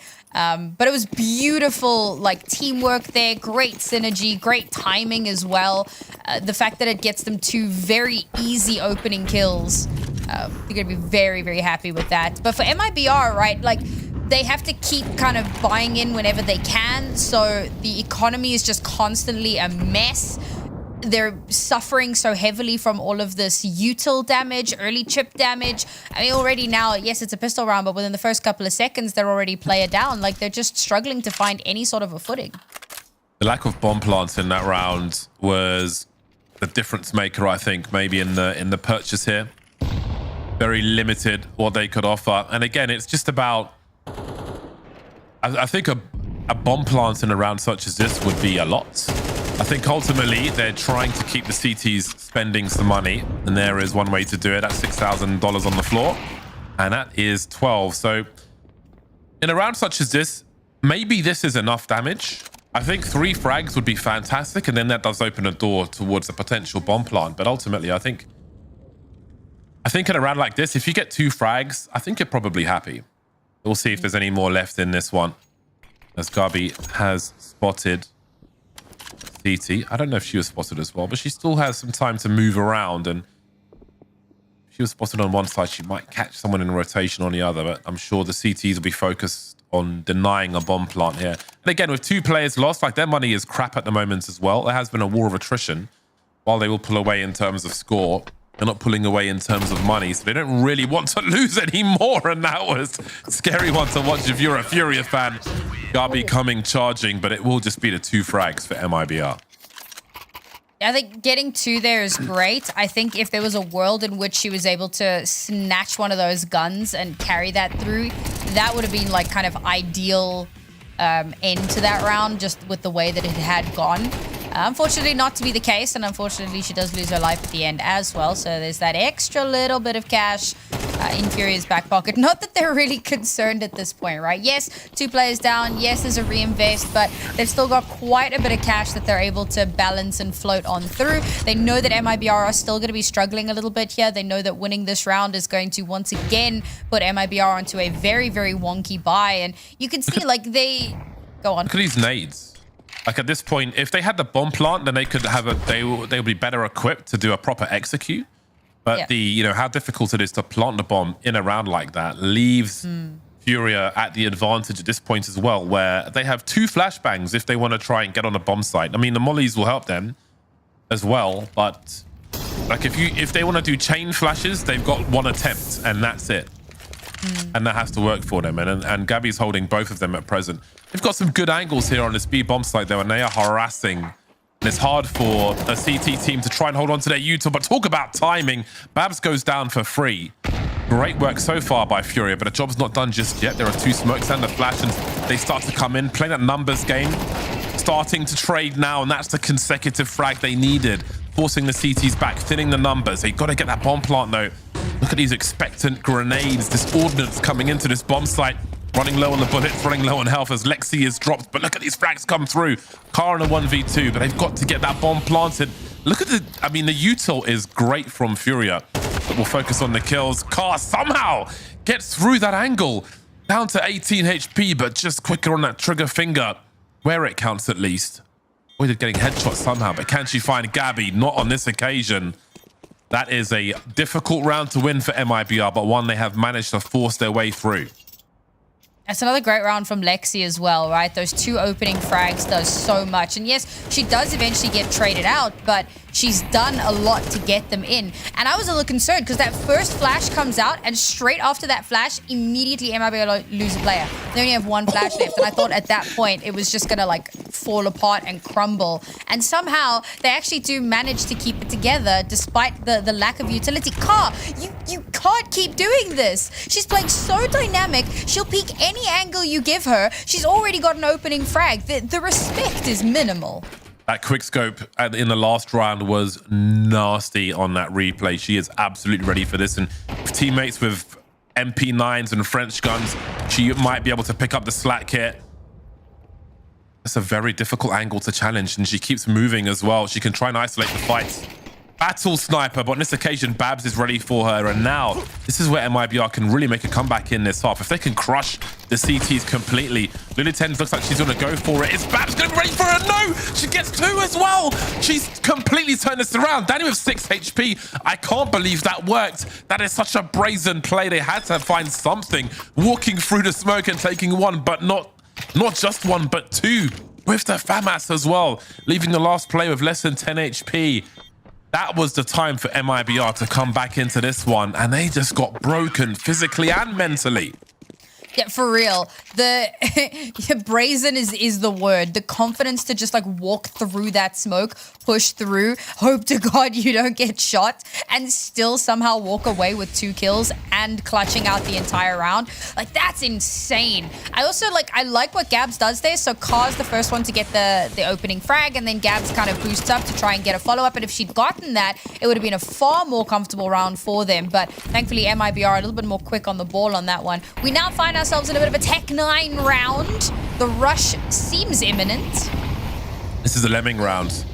They are basically running off of a cliff Oh, that's such a brutal round for them. I think, like, psychologically, never mind what's going on here, to lose that round in such a fashion as well. The smoke play, the transfer with a French gun. How often do you see that? Like, that's going to be difficult to get past because, again, that was the round where they break that CT economy, put them on eco, and take control of the half, maybe lead at halftime. Doesn't look like that's going to happen now. Yeah, I mean, we talk about metaphorically running off of a cliff. They could have actually literally run off a cliff, but they weren't even given the space to get to the cliff. They just got absolutely peppered down, more specifically by the Molotovs. There was obviously a lot of other follow-up that went with it, but so much damage so early on. And again, Car going for this aggressive push. Surely they don't give her another opener. They might not have a choice in it. Oh, Gabs going through the smoke. This is just disrespectful now. In a great way as well. It's not a criticism, of course. Give us a reason not to play like this is what Furia are saying. And that is maximum Furia.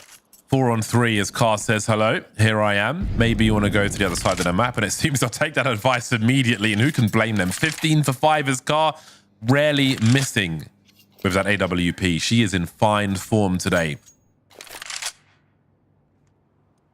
Furia able to do this much on a map that they normally ban is terrifying if you're MIBR. Like, this is their map pick, and they can't find a way in. I like that Luliten's disengages here. Look at the support on the way as well. Car repositioning. Now she can try and figure out which way angle to focus on. Great burst from Luliten's. Good for another multi-frag. Nerves of steel.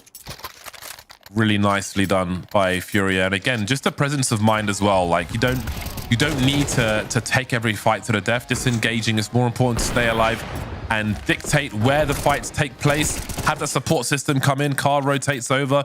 Wonderful stuff by the CTs. Great to see Car having a really good game. We saw some uncharacteristic misses from her the other day. So it's nice to see that she's kind of back on her form again. Oh, caught with util out, but Car backs away. That could have been, you know what? It doesn't matter. They still get the opener. Yeah, just desperation play now, charging in, trying to find a way to get that last round in this half. 2v3 so far. You know, it's pretty reasonable. There's still a flash in the hands of Babs as well, if she can find a safe time to throw it. One thing to have the flash, but it's dangerous to pull it out in a situation such as this. We can see Cars making lots of noise as well, trying to run distraction. While Bizina will be carefully, quietly making her rotation in. Complete miss from Babs, leaving Gabby in the clutch now. She'll know these Furia plays, but there's not much you can do about them. And it will be a 9-3 scoreline, dominating for Furia. Some narrow victories, but some important ones. They had the ice in their veins, and they've got the score to show it.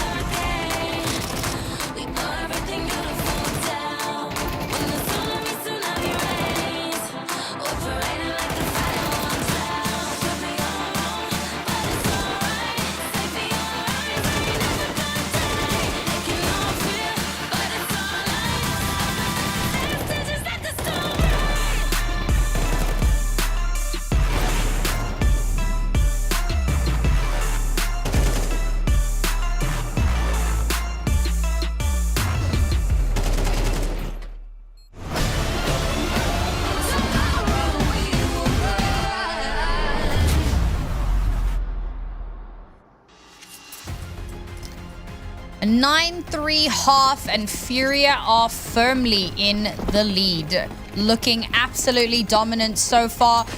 Scant bomb plants in that previous round, which means that MIBR were not able to build up any sort of real economy, and they couldn't get a foot in the door. Now that we've swapped sides, we'll see if fortune favors them this time around.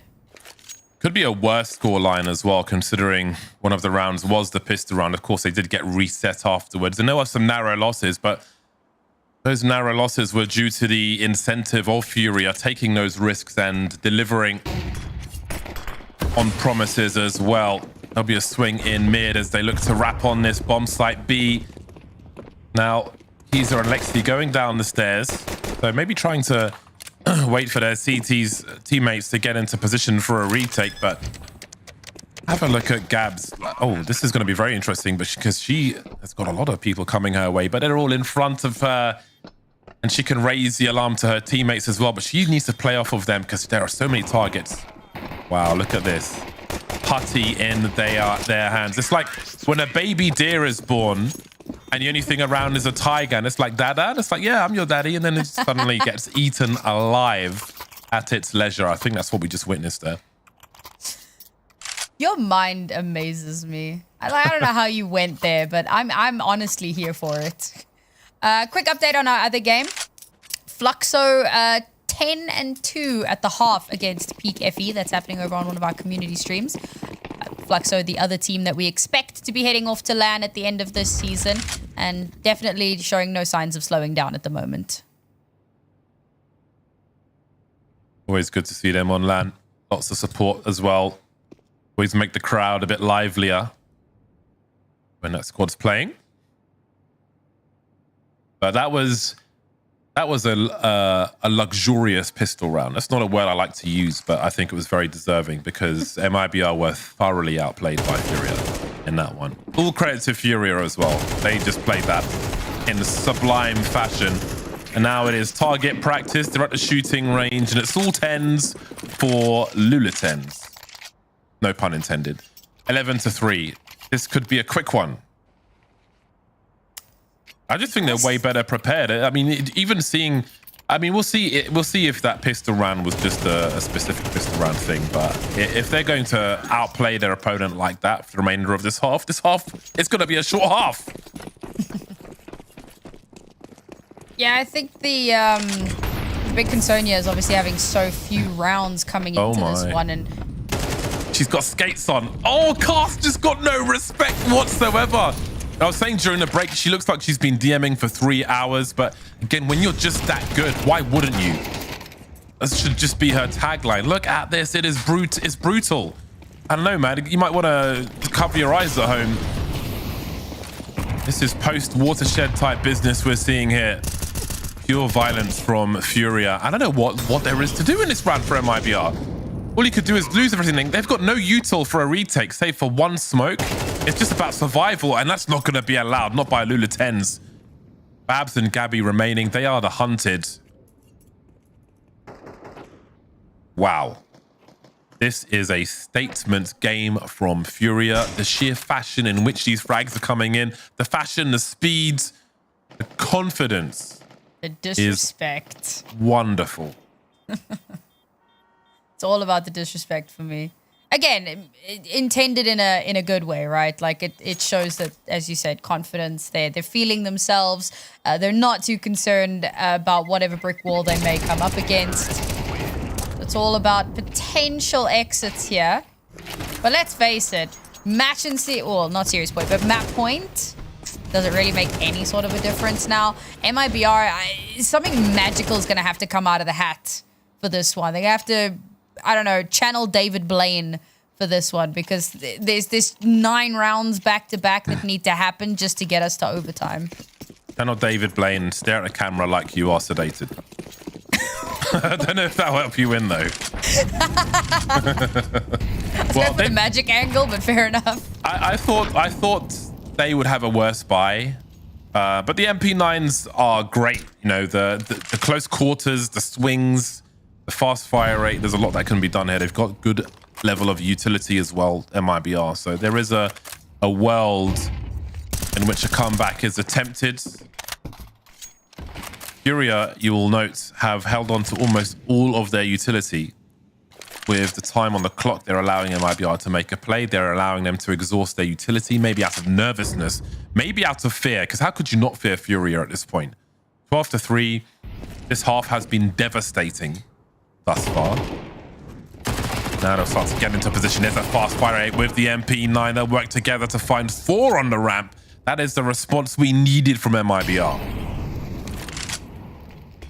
Great little bit of cash farmed up as well, which should stand them really well into the next round. And they haven't lost a single player. So there's a lot of like really good signs that came from this round. There's a lot that they can play off of and work off of into the next. But a lot of this round came down to playing that little bit more aggressive and also Furia not playing aggressive. So they kind of changed things up a little bit. Now the question becomes, well, what's going to happen into the next round? Do MIBR again go for these slightly more advanced positions to try to catch them off guard? Are they going to play a little bit safer, wait to see if Furia take the aggressive position again? There's a lot of possibilities, a lot of potential. But for MIBR, the big thing here is they finally get themselves around on the board. They've done a bit of damage into Furia's economy. Not enough to make them sweat just yet, but it's progress. Counter-terrorists win. I think Gabs was trying to hunt for some frags towards the end of that round there. They have the money to buy in this round. She wasn't carrying the bomb, so it was difficult to bait them on that B-bomb site. They chose to disengage. This was great, though, and it's good that we see some glimpses. I think regardless of if they lose this map or not, MIBR need that success.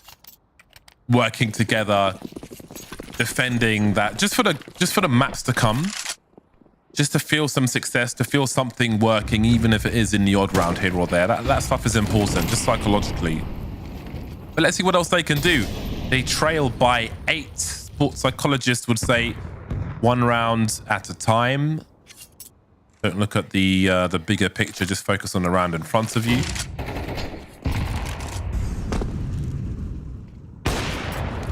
Searching around these smokes. These are creating space in mid. Ooh. Offering haircuts. Almost lining up for her. Danny takes some damage as well. Down to 14 HP. Lucky to survive that one. That's just not what they needed, is it? They lost Babs. Now they've lost Gabby, and Danny's holding on by a thread. Has Lily 10's done it? There are 2. Never mind. There aren't 2 anymore. It's just Danny with 14 HP. Wow. It's doable, though. She's got an AK. She needs headshots. That's for sure. I don't know where that grenade went, but it was information for the CTs. Does she read that as a rotation? 40 seconds on the clock. Danny has a kit. If this bomb is planted and the AWP is posted up, then it's going to be difficult. There is an incendiary in her hand.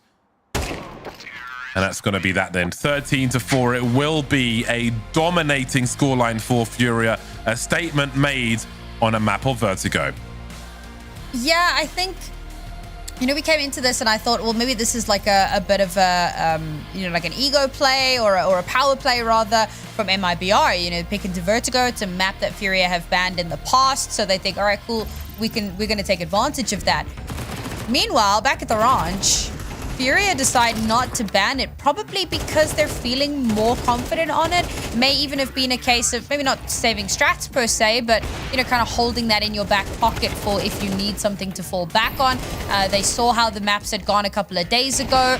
It was a reverse sweep from Furia, but they did lose those first 2 maps. So the fact that they're looking this good on a map that they have historically banned, that is kind of scary for MIBR, and with this being MIBR's map pick, it now kind of raises a lot more questions and a lot more concerns, because now we go to Furia's map pick, which is Anubis. Yeah, that was a great Vertigo to watch. Of course, it was one-sided. We did see some good fights again in that first half. That was where most of the story was told, I do feel like. But and there was some storytelling from MIBR as well, but Furia just wanted the rounds more, it felt like, with the plays they made, and succeeded in a spray transfer almost 90 degrees with the FAMAS. You've got to give a gold star for that. And again, I mean, Car had an outstanding performance. You saw the quick scopes there.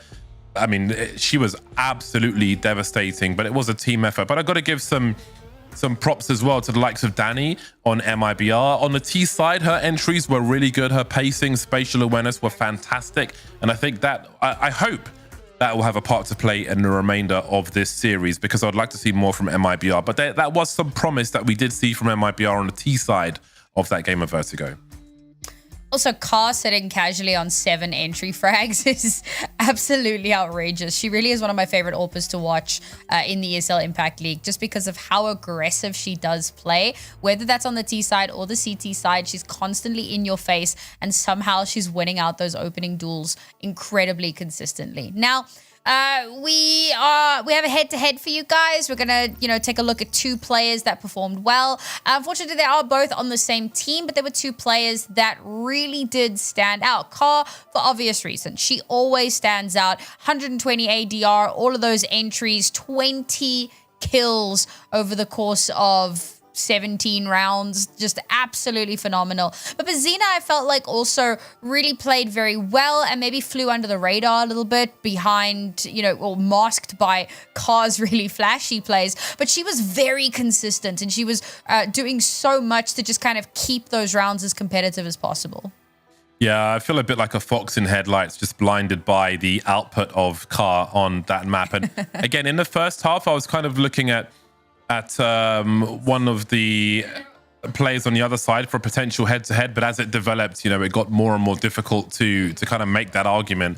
Again, I think Danny had a good shout, but I think the candles for MIBR were blown out by Furia in such devastating fashion that you have to give props to not just one of their players, but 2 of them, because that was really like an outstanding performance. I'm trying to think of words that can give it enough credit, but I can't. And who knows? Maybe there's even more to come.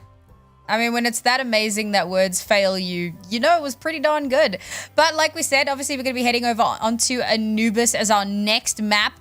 Now, obviously, the good news for MIBR, getting to pick a side, they get to start on that T side. How much of a boon do you think that's going to be? Or do you think it's going to be just as one-sided as this last map? I don't think that is too much of a big deal. None of us are strangers to these maps, especially them. Again, I think what probably counts more is the little successes they had there, the 2-person setups, that defense of the ramp. Even in a losing game, you need something positive to hold on to, and some kind of positive reinforcement, some success. And I think those little things, especially towards the game, I would hope will give them the confidence to just focus on just playing their own game in the next map. They've got recent history. Yes, they're playing with a stand at the moment, but that familiarity from that recent series can help and say, okay, these are the things we're expecting, blah, blah, blah. So I don't think that the side matters too much. I think the fact that they did have some success in those recent rounds will help them focus on victory in the next map rather than defeat in the previous map. Oh, we will find out very, very shortly. Quick update. Fluxo did win their match. It was a 13-3, so also a fairly one-sided affair. As they prepare for their second map, we too shall prepare for ours, and we'll see you after the break.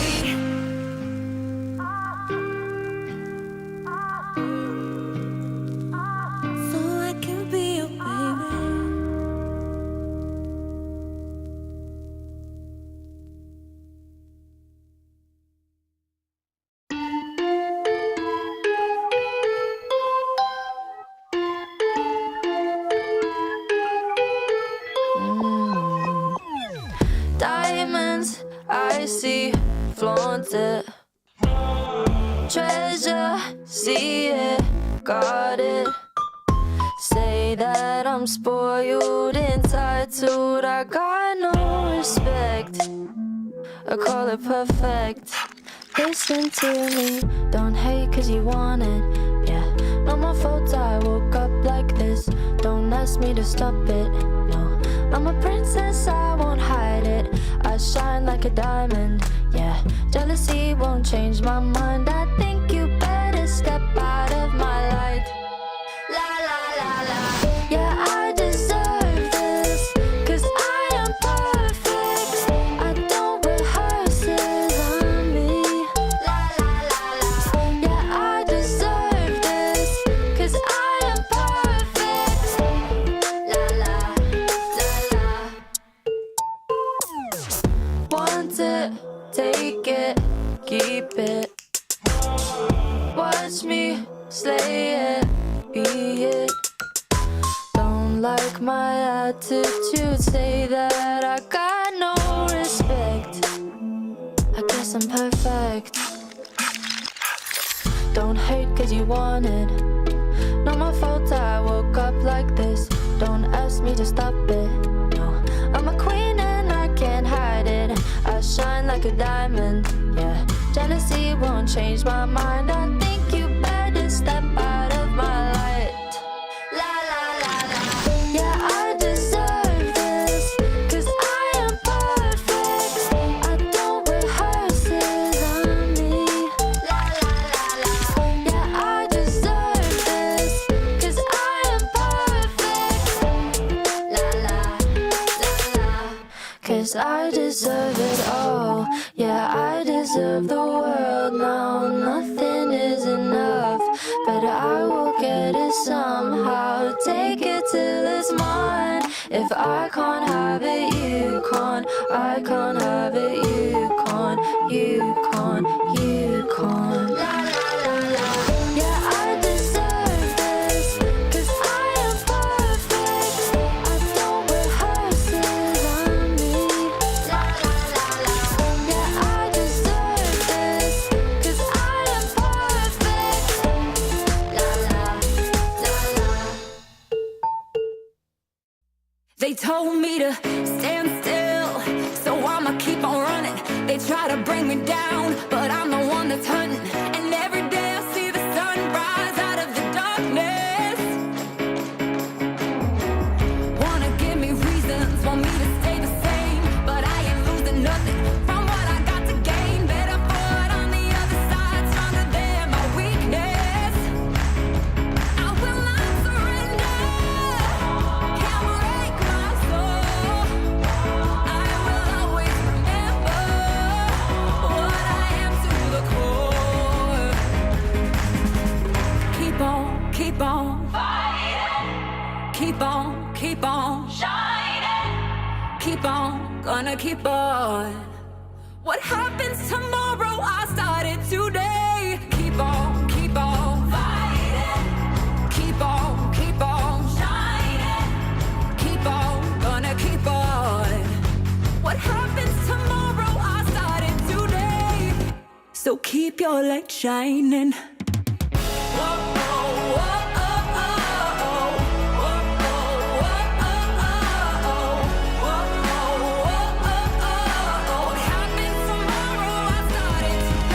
Believing comes before you see it. Gotta learn to love the pain. Walking through the desert, then the storm clouds bring the rain. Hold on to the light. Remember the reason. I will not surrender. Can't break my soul. I will always remember what I am to the core. Keep on fighting. Keep on shining. Keep on, gonna keep on. What happens tomorrow, I started today. Keep on fighting. Oh, keep on shining. Keep on, gonna keep on. What happens tomorrow, I started today. So keep your light shining. Whoa, whoa, whoa, oh, oh, oh.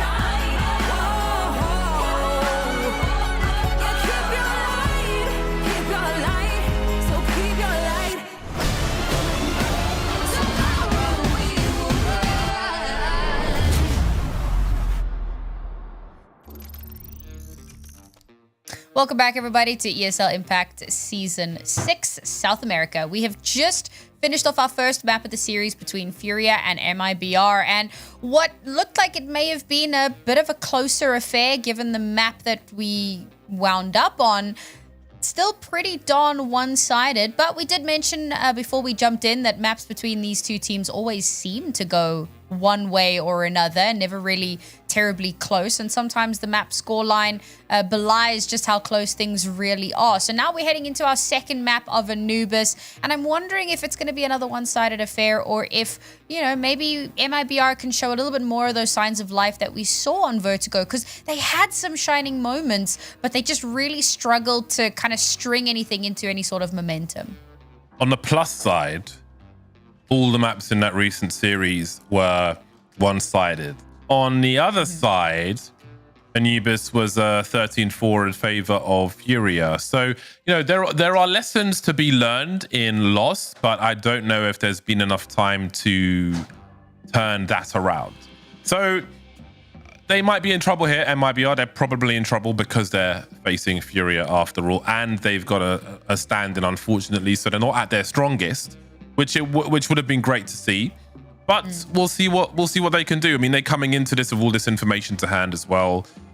Maybe there are easy fixes to some of the issues they may have perceived they had in their last meeting on this map, and maybe they can surprise everybody this time. Like, history is just that, and it doesn't mean that the future will play out the same.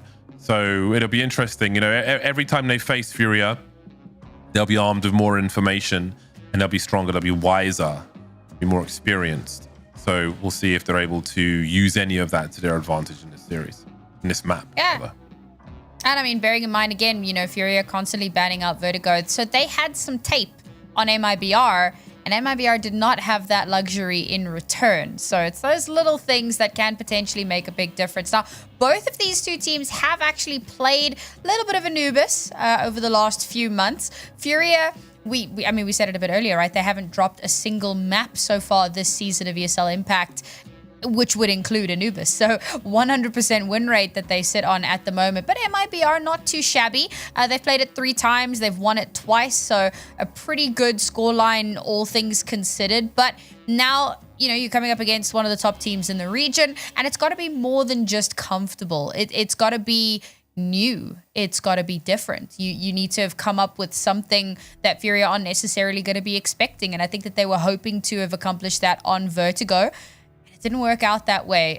Furia have been very, very good at constantly adapting, and I think that that's one of the things that makes them such a scary contender in this region.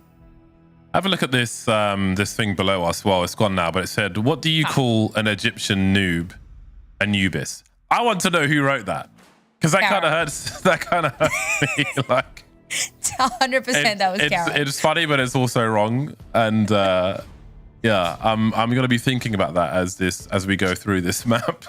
Rent free, yeah. Yeah, absolutely. Some of those have been making me laugh though. So props for those. But yeah, certainly an uphill struggle here for MIBR. I do wonder if the veto was done before they realized that they would have a stand-in, because I'm just thinking of Vertigo. Did they have something else in mind that maybe they weren't ultimately able to show us? I mean, I would imagine so by various measures, obviously by Furia's performance, but maybe there was something in there for them with their full squad. Who knows? But anyway, we've got to focus on what's ahead of us, which is Anubis. And yes, it will be an uphill struggle, but maybe there'll be some surprises on Anubis. What do you think of the current Vertigo anyway, with the changes that were made around the bomb site? Because one thing that's always a problem on that map is that it's just not.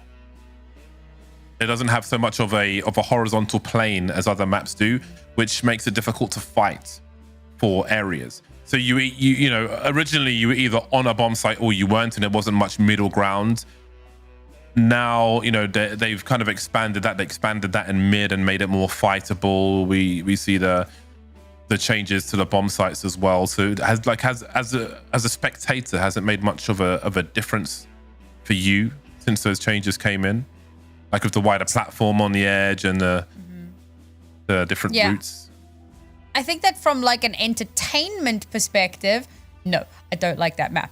But when you're looking at it from a more kind of competitive perspective, I actually do quite like it. I like the fact that you have more options for rotations. You have more options for kind of catching players off guard. There are less possibilities of skydiving off the map without a bungee cord. So all of these things do make it slightly more competitive. But that is done and dusted. It's in our past. And now we finally find ourselves on Anubis, where MIBR will, of course, be kicking things off here on the T side.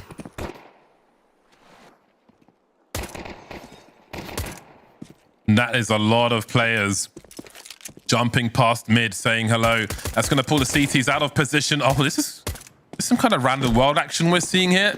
I mean, how do you respond to this? They're just rotating in every direction, and somehow there are 3 players waiting for them on this A bomb site. This is so interesting. Fury have got some pretty reasonable angles here. A nice patient headshot by Car, and look at them dismantle these players. So it seems Fury were trying to invite a desperate rotation, perhaps towards the B bomb site, and yet when they make their play towards A, there are 3 Fury players waiting for them, and that leaves Babs in a 1 versus 4. Start as you mean to go on, Furia. It's a pretty solid response or lack thereof from Furia, because they take a little bit more of an aggressive push out towards A main. They don't really spot much of anything happening, but you can hear footsteps. I mean, MIBR weren't exactly being quiet about where they were going. So you hear that, you send one player, they're like, oh, the entire team is currently in our spawn. So the 3 Furia players who were already taking a bit more of an aggressive angle towards A, they just kind of turn around.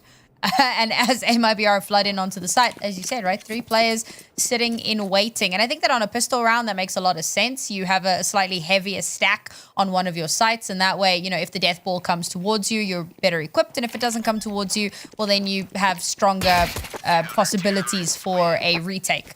Unfortunately, that bomb is completely denied there. Would have been great if Babs could have gotten that, but nope. No cash for MIBR at the end of that round is a rough way to kick things off. I was just thinking, if she found a way to clutch that round, I would eat both my cats. Like, that was cats just... or cats? Cats. That was just so unwinnable. So just a horrible situation. 1 versus 4 with a Glock versus USPs. Just disastrous. Disastrous round for MIBR. These pistols, some of these pistols have been very strong indeed for Furia. I think it'd be hard to beat that one on Vertigo there. But anyway, pistol has gone at least as far as Furia are concerned. Oh dear, Gabs desperately trying to hold on. But it's not quite a pixel angle like you see in some places like Nuke. And now that's allowing the numbers to swarm. And I was thinking those numbers are getting cut down pretty quickly. But they find themselves 3 kills now.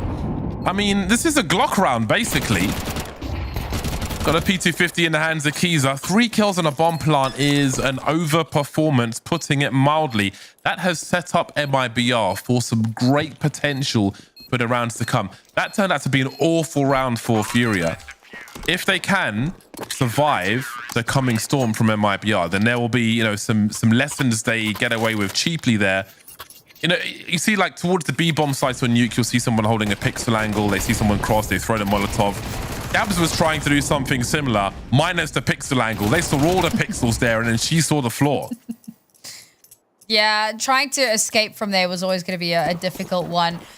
But I am glad to see. I was wondering if she was going to do it just before we hit the replays. But yes, Car has bought into the AWP. So it's an expensive reinvest across the board here. But we saw what she can do in that last map. She was outrageous. If she can do that again, this buy from MIBR means nothing.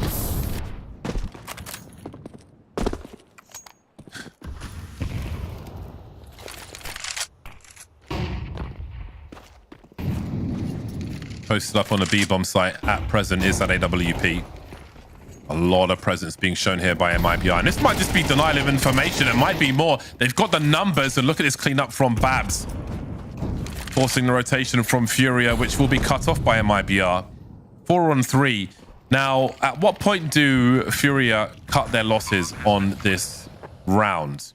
I think if Lulu Tens goes down here, if Danny swings and Lulu Tens goes down, that's the end of the round. But oh, she can see the shadow as well, so she's waiting for that peak to come through. But this could be a decisive duel as to what Fury do. But maybe Danny never swings beyond this point as well. And this is just wasting the time if they're waiting for that engagement to come.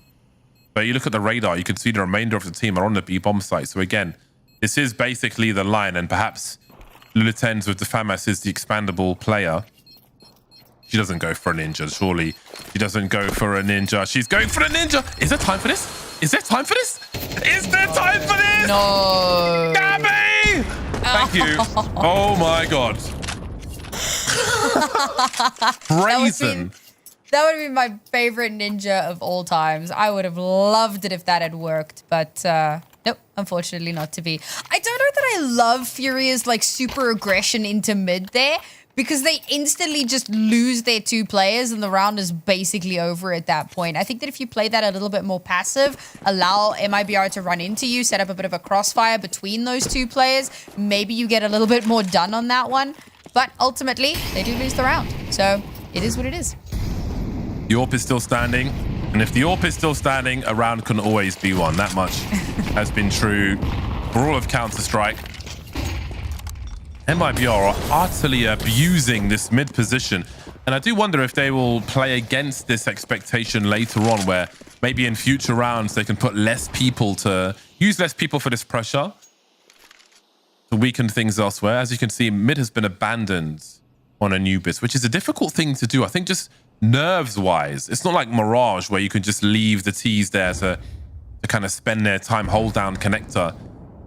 Everything's a lot closer on Anubis. This will feel very, very awkward indeed. And again, Lulitens will be holding a pixel angle with just the MP9. She'll try to fall back, but won't have the opportunity to do so. Danny, again, with those entries, was instrumental in what success we did see in the first map from MIBR. It's looking good for this one as well. Swing and a miss from Kart. She's going to run into that HE and somehow still be standing with 7 HP. But does she get out of this situation, even with Bazina covering the angle for her? Seems she will. Furia will retreat for now, but they will be hunted. Down to 3 HP now, but you can see the respect Car has. They lose the angle against her. They don't want to challenge. Someone has to, though. Who's going to pull the shortest straw? Oh, Car. A few more of those uncharacteristic missed shots here. Definitely not what we expect from her. I love the way that MIBR ran that. They really do like this kind of mid push and run around and try and kind of get in behind. But the fact that they left Gabby kind of moving towards main to create a pincer. So they get that first kill in mid. They then push that. So Lulitens is like, oh man, the whole team is pushing. So her teammates are focused very heavily on the T spawn. And that gives the opportunity for Gabby to potentially backstab. Not that she needed to, because the rest of her team just overrun the site. And all she needs to do is play exits and try and, you know, make it as expensive as humanly possible for Furia. This has been a great kind of resurgence from MIBR. It's 2 rounds that they desperately needed. They weren't able to deny the AWP from being saved. So there is that little bit of firepower into this round. They made a mistake there. They killed the AWP carrier, but then allowed the last teammate to pick it up unprotected, and that is a mistake. Especially with what we saw from Car, especially because just in Counter-Strike, as I said before, I mean, from the days of Classic versus Pro and even prior, like a team with nothing but an AWP can win a round, especially on the CT side.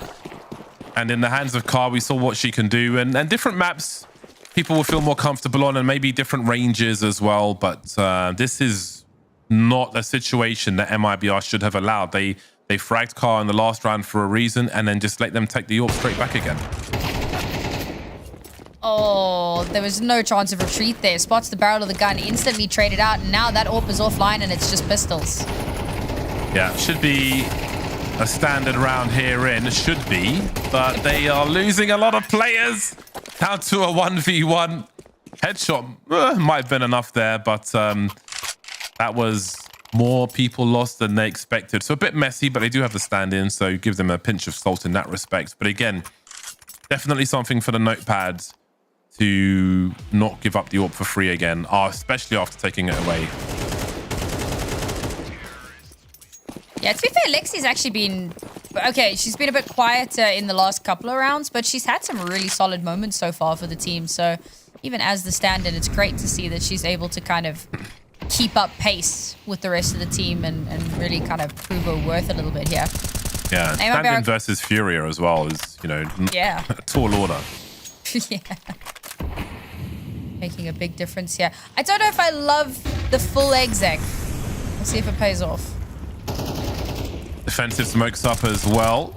Kind of cutting the sights in half there. You can see Isa dancing around the smokes and mollies and cutting them to ribbons with Lula-10s. A good defense thus far. They've got the angles, leaving Babs as the last one to drop smokes around, frags around the smokes, through the smokes, and that was a great round for Furia. They're standing at the end of the round with enough players. Quick defense, very confident stuff. Yeah, so that kind of goes into what I was saying, because like MIBR have had a few really cool rounds where they've taken a lot of space. They do these like pincers. They've got like a backup, somebody that's pushing in from a different angle entirely that could potentially create a crossfire if necessary. And then they go in a full buy round and they just kind of full send it onto B with nothing really to try to create any sort of a buffer. And they're looking to replicate that again in this round. Sometimes it's about a slight tweak, especially with the information served by the opponent. So often you'll run the same round with a little change here and find something that works. And ultimately, if you can keep them spending and break the economy eventually, that can be enough. But Furia are defending, and there's no response just yet from MIBR. They've been given the bomb site, but they've got no frags to show for it. Don't feel confident in planting the bomb. As soon as Danny looks away as well, the peak comes through, and there are so many numbers now. Gabby in the clutch versus her old team. Too many girls on road. 3 survive at the end of the round for Furia. And those are 2 confident defenses in a row with slightly different looks for Furia. So maybe MIBR will feel less inclined to try that one again. I feel like the reads from Furia have also been really good. Like, there've been very few rounds where they get caught in an awkward rotation. They generally seem to just know where MIBR are going to be going and what they're going to be doing. And sure, there's a bit of poking and prodding around the map to get some early information, but their responses have been so quick, so decisive, and so on point. And that, again, just makes it really difficult for MIBR to find any sort of space. I love a HE into a team, running into a HE, living vicariously through Gabs' utility. 4 kills for her so far. These rounds, I think when an individual's on point trying to defend against them, it's good pressure. Yes, she gets the ace. Someone will complain if I don't mention it. But again, those are like, it's like a pressure drill. But it's not training, although you can consider it training when you're against an eco with Tech 9s and so on. So it is high pressure, but nicely done. Again, the HE, you can see they're trying to overwhelm with the numbers. So they kind of have to eat that grenade damage, and it just makes the job easier afterwards. So well done, Gabs. I mean, Tech 9 rushes are some of my favorite things in the world. And it was a pretty big round for Gabs herself because, like, she was trailing a little bit behind there. So, you know, they've allowed her to pad the stats a little bit. Always love to see that. 2-round deficit now, however. MIBR running out of time to turn things back in their favor. Need to start putting some rounds on the board.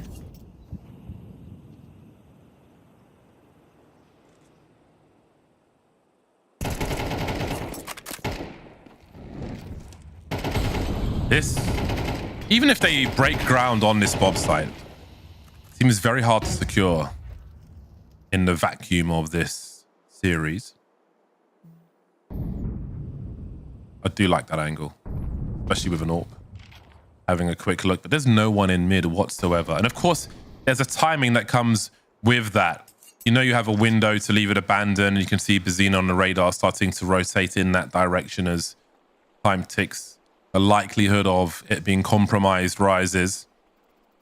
Car with a very strong angle. And she's basically playing the point person. She fires, her teammates start to peek now, and MIBR have to know they're running into a trap, although on this occasion, Car is alone, and maybe a lone Car is enough as she finds 3 and annihilates them on this bomb site. Car back to her best. 2 versus 4 now for MIBR, and look at that swing. Where do you even put your crosshair? There isn't enough time to decide before all the bodies hit the floor as the classic frag song goes. 6-3 for Furia. So the question becomes, hit the floor. Yes, I can only count to floor. Floor 4. Same. What do we maybe change, right? Like, it feels like they've tried a few different things. We've seen them with some pretty good splits. We've seen them, you know, try for some more aggressive pushes. I'd like to see them maybe just go for like a really bog standard default. It's not going to be this round, let's face it.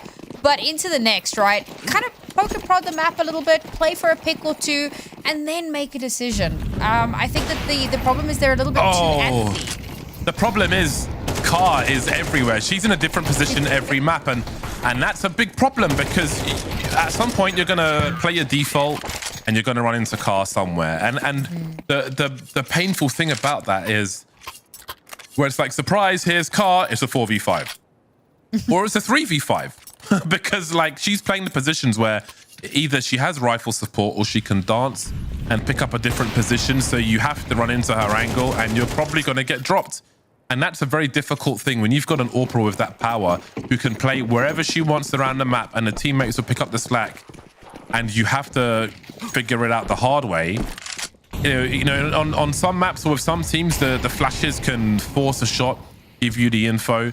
But where there isn't possible, if we go back 2 rounds to that position she had on B, it's a very dire position to deal with. And that's just, there's like, it's tough. It's a tough issue to solve.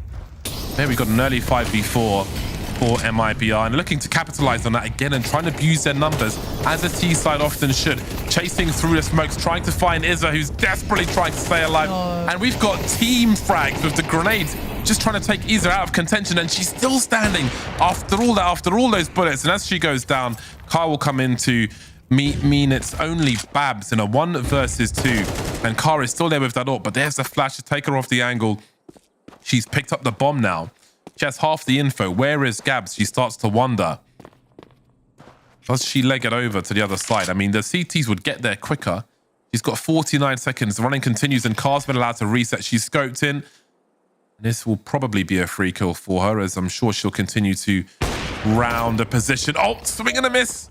Now Babs can focus, but she still doesn't know where Gabs is. Still wondering as she starts to rotate now. Oh, man, the pressure. And there's all the information. She knows exactly where both of them are. She knows how much time she has and where she could potentially go for a bomb plant. Now she can dance around this, try and land some headshots. The HE will reveal her position, and Gabs running with the Tech 9 will be enough. High pressure, but still the lion's share of the rounds are for Furia. Really feels like if that HE, it must have been a miscommunication of some description or just not realizing how low your teammate is, because they're obviously trying to get the player that's tucked in. And unfortunately, it misses her almost completely and takes out a teammate. And you have to wonder if that doesn't happen, if that doesn't connect, or if it doesn't get lobbed. Is that a 2v2? Is that a more winnable situation? Bomb got planted in that round. Maybe they can hold on to it. But the whys, the ifs, the buts, the wherefores, it all amounts to naught. We're in the last round of the half here.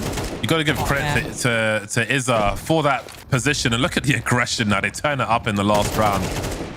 Like, Izza changing position, dodging the Molotovs that were thrown at that, playing around the smokes, finding kills. She's made it such a desperate situation for them in those rounds to try and find her. To the point where they end up fragging each other, throwing ordnance, following it in.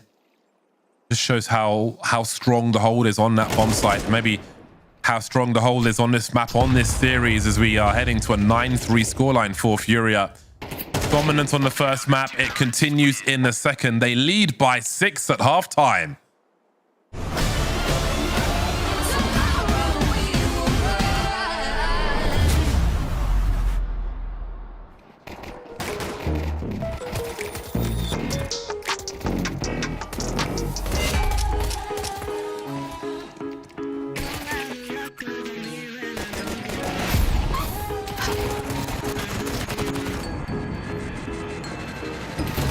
I think I'm playing, but I'm tired of waiting for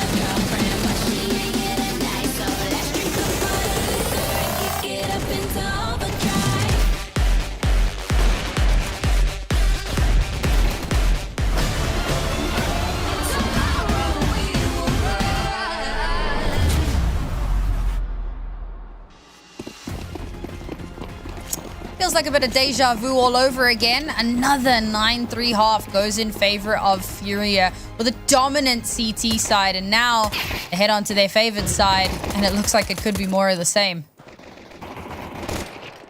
Fast-paced action, that is for sure. Furia looking for double figures. Babs carrying double pistols, looking for some headshots as MIBR desperately try to even the numbers and then do better than that. Is a problem in the first half, looks to continue being a problem in the second. She's got 2 CTs coming her way, and she also has support from Car, who will take a bullet, as will almost everyone here in Furia in quick succession. Gab's in a clutch now. 2 more to find. A good effort, but that is a much needed, urgent pistol round for MIBR. It's a good recovery as well. It took quite a bit of early damage there, and it felt like, you know, Furia were going to be in charge. They get that opening kill, and, you know, bomb planted. It's really feeling like, oh, here we go again. But as you said, very important one for MIBR to win. They're not able to deny that bomb plant, but at this point, the thing that really matters to them is rounds on the board. You know, you want to, you know, staunch that economy if you can, but more importantly, you want to make sure that you're actually getting that number that little bit higher. And they've still got quite a bit of cash to spend into this, so MP9s to potentially farm up. It's looking like we could get this a little bit closer than our last. Or maybe I'm counting my chickens. There's good util for Furia for rounds such as this. I'm always disappointed by the lack of Tech 9s. There's no plural, just the one on Lula 10s and the Deagles for Karen and Gabs, which does suggest a slower round. Of course, when the Tech 9s have got util around them, then that is definitely a warning signal. We'll see what these Deagles can do. Nice to see Gabby smiling at the end of that round. Did I just curse her? Well, she did get a frag before getting instantly traded. That's going to be a can opener for Furia, who are really threatening a potential split of the A bomb site. You can see the smoke through mid as well. The flashes are coming in, and Keys Up will be on an island. She probably heard that utility, and she's so close to a free frag onto Gabs. Now, she needs to find a way to stay alive, because that can help with the retake later on. They might have to wait out the smoke in the meantime. Izza's been dropped, and Gabs will try to pick up the slack from that position, only with 7 HP. But if she's got the element of surprise, then who knows? Bomb planted. 3 players remaining for Furia. Lexi's the one with full util, and the CTs are coming in from all directions. There's that lurk coming through from Gabs, but she will be denied, leaving Lula 10s as the last one to fall. 3 alive for MIBR. They'll collect an M4 from Lula 10s' body, I'm sure. And that will be them moving to 5. That's a great retake. I mean, retakes can be pretty difficult on this site, so it's really well done from them. Obviously, they did have a little bit of an advantage, but either way. And I love the fact that Furia go for that same kind of mid-play, circle around, get in towards the site, but because of how the positioning was already from MIBR, they kind of corral themselves a little bit, and they set themselves up to get Pinsett in onto, which is exactly what MIBR do. They use that that situation perfectly to their advantage, win the round, break the econ, come back with guns. Look at this round. Here come the Tech 9s. They've got 2 flashes, which means the urgency is very high. They are eating grenades, though, but how many frags can Keys get? She's got some support, but Gabby's been dropped as well. 3 remain for MIBR, 3 on 3. Position will mean a lot in this situation, but they've got to get this bomb planted fast. Still 2 players only with Glocks. Can they get a second rifle or primary weapon from this chaos? There's a lot of util in the hands of MIBR, but you really don't want to get caught with a grenade out. That 2K from Danny will really, really help. You've got to keep at least 3 players standing in these situations, especially when things are expensive. They do exactly that, and they keep taking steps forward. That bomb keeps getting planted. Furia will have their full buy now, so the pressure will only rise. But they're surviving the test so far, MIBR. But they need to do more than survive. They need to thrive with these buy rounds to come. For Furia, I think they're more or less happy with how that round goes. Couple of kills, bomb down, happiness. Now into the next round, quite a lot of cash to work with. But yeah, like the pressure continues to mount for MIBR because there's that feeling of relief. Great, we're getting rounds, but you also know that now Car's likely got an AWP in her hands. There's a ton of util, a ton of money for Furia to play with here. And MIBR can't afford to make a foot wrong. I was like, oh my god, is she gonna dry peek? Of course not. Flash is there. But even with the flash, when it's AWP versus AWP, there's that timing where you get flash, you wait a tick, you fire your shot, and often you'll come away with the frag, even though you can't see anything. As I was saying, as she got fragged in a previous round, it was nice to see Gabby smiling, but you want to see that homicide face. You want to see that face that looks like she knows where the bodies are buried. You know, that's when she's fully focused and at her most lethal. Keyser doesn't quite get there, but Gabby's still standing with that AWP. But what does she do now? Does she have that battle sniper authority like Karda's on the other side? She's falling back to a different position, utterly blind and utterly dead now as well. 3 players remain for Furia. Babs is committed to the bomb sites already, trying to buy time maybe for her teammates to rotate in. There's at least one more here. The bomb carry's been dropped, so maybe there's a chance for MIBR to survive this one as well. 3-on-2 suddenly as the urgency continues to rise, and Bazina has an angle now. There's a way where she can win this. The time is there. She just needs to isolate these fights. Close to dropping Lexi, but not quite to survive for MIBR, but they keep that run of rounds going. MIBR make magic happen with those smokes. The way that they played around the cover and waited for Furia to kind of show themselves to make a mistake. Because once you've passed the threshold as the tease, you've got to commit. There's literally nothing more that you can do at that point. So for MIBR, they play that really safe, really patient. They allow the smokes to kind of start to dissipate, and they take advantage of knowing that Furia are stuck on the site with very little that they can actually use aside from just their weaponry. Beautifully done from them. It's another round. I mean, this is back-to-back-to-back rounds here, 4 in a row that Furia have not managed to find a foot in yet. This is the best we've seen in MIBR so far. Can they keep that momentum going? For Furia now, obviously, it's not the best buy in the world, but it's still good. There's still a decent amount of util. They can easily get in onto a site with this, but how much more can they realistically get done?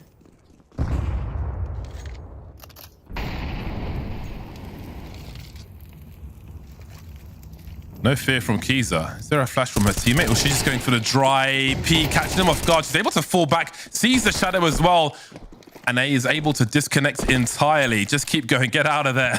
Drops some util as well. Nicely done. That was very, very scary indeed, but she came out with all the prizes from that one. An AK and a Galil then for what remains of Furia. Bazina's been able to take some forward position in mid. There's no reason for MIBR to offer her anything for free. You can see Babs is holding an off angle towards A, but she's starting to get curious about this mid position, and that could be a mistake. She had the angle, and that was the risk that you could argue she didn't need to take. How costly will that be, though? As now Bazina is a threat to basically, there could be a split of the B bomb site here. There could be. There might not be. And there is the bomb carrier spotted now. That's a lot of information for those CTs. And it seems they might just clean up this mess, although Bazina's on the bomb site. And now we've got some CTs out of position. As Lexi is dropped, that bomb still needs to be collected. But this is so awkward for MIBR. And you have to wonder how much more will be lost here. Does she go for the peak, looking for some information? Did she spot anything there? They're lining up for her. Gabby down to 10 HP. And all of that because of that peak in mid, which you could argue was not necessarily necessary. Because, you know, if you let somebody get close, then it can be an awkward peak for you as well. But that timing just didn't work out, especially after such a daring peak here. Nicely done on a second frag from Keys, but that slow peak with the AWP comes with risks, and they almost lost the whole round because of it. Yeah, I must admit, the re-peek out towards A main definitely left some question marks for me. I think if it works out, I mean, that's always the case, right? If it works, it's a great play. If it doesn't work, everybody's spamming question marks in the chat. So high risk, but unfortunately the reward just wasn't there. And it's another round that Furia just don't manage to make anything happen on. Now, they had very little into that round, but they do keep it very expensive, keep it very close. And if they do somehow win out this round, they're in a good standing for the next. Bazina, you mentioned her in the previous map. That was a big peek onto Gabby through the smoke in mid. And again, MIBR, if they get broken here, that might be curtains for them because their money is going to be in the bin. That is great, though. Grabbing 2. And now they've got the numbers to clean up the rest. This is turning out to be a very strong run for MIBR. We've seen a lot of good defenses from them, from both squads. But again, these rounds are fast moving and often going in MIBR's favor. But 2v3 with a lot of focus from the CTs on that B bomb site might give Furia some position. Of course, they'll have plenty of sound cues. And Car gets her bell rung as well as she crosses in mid. That will certainly help. Grenades flying into the site. Just trying to buy time for that CT rotation, but they have to be careful. A HE and a Molly, they can find an angle to safely throw them. Could be very interesting indeed. Car makes her way onto the site. Danny's got the Molly. She might be able to throw it onto the site itself, but they've got a two-person setup here, so they may be going for the trade frags instead, which would absolutely make sense. Lulu 10's in the clutch. Now that's a fast one onto Lexi. Does she know that there are two together? There is Babs, but Babs is ready for her. They survive again. MIBR have tied the score on Anubis. Danny's been a bit of a rock star. Like, the sheer number of multi-frags that she's been getting, and very often in these really, like, key situations where you kind of need to turn the tide back around. She's the player that really steps up and makes that magic happen. So another great round from her. 3 kills in that one just to keep themselves alive, keep themselves going that little bit longer.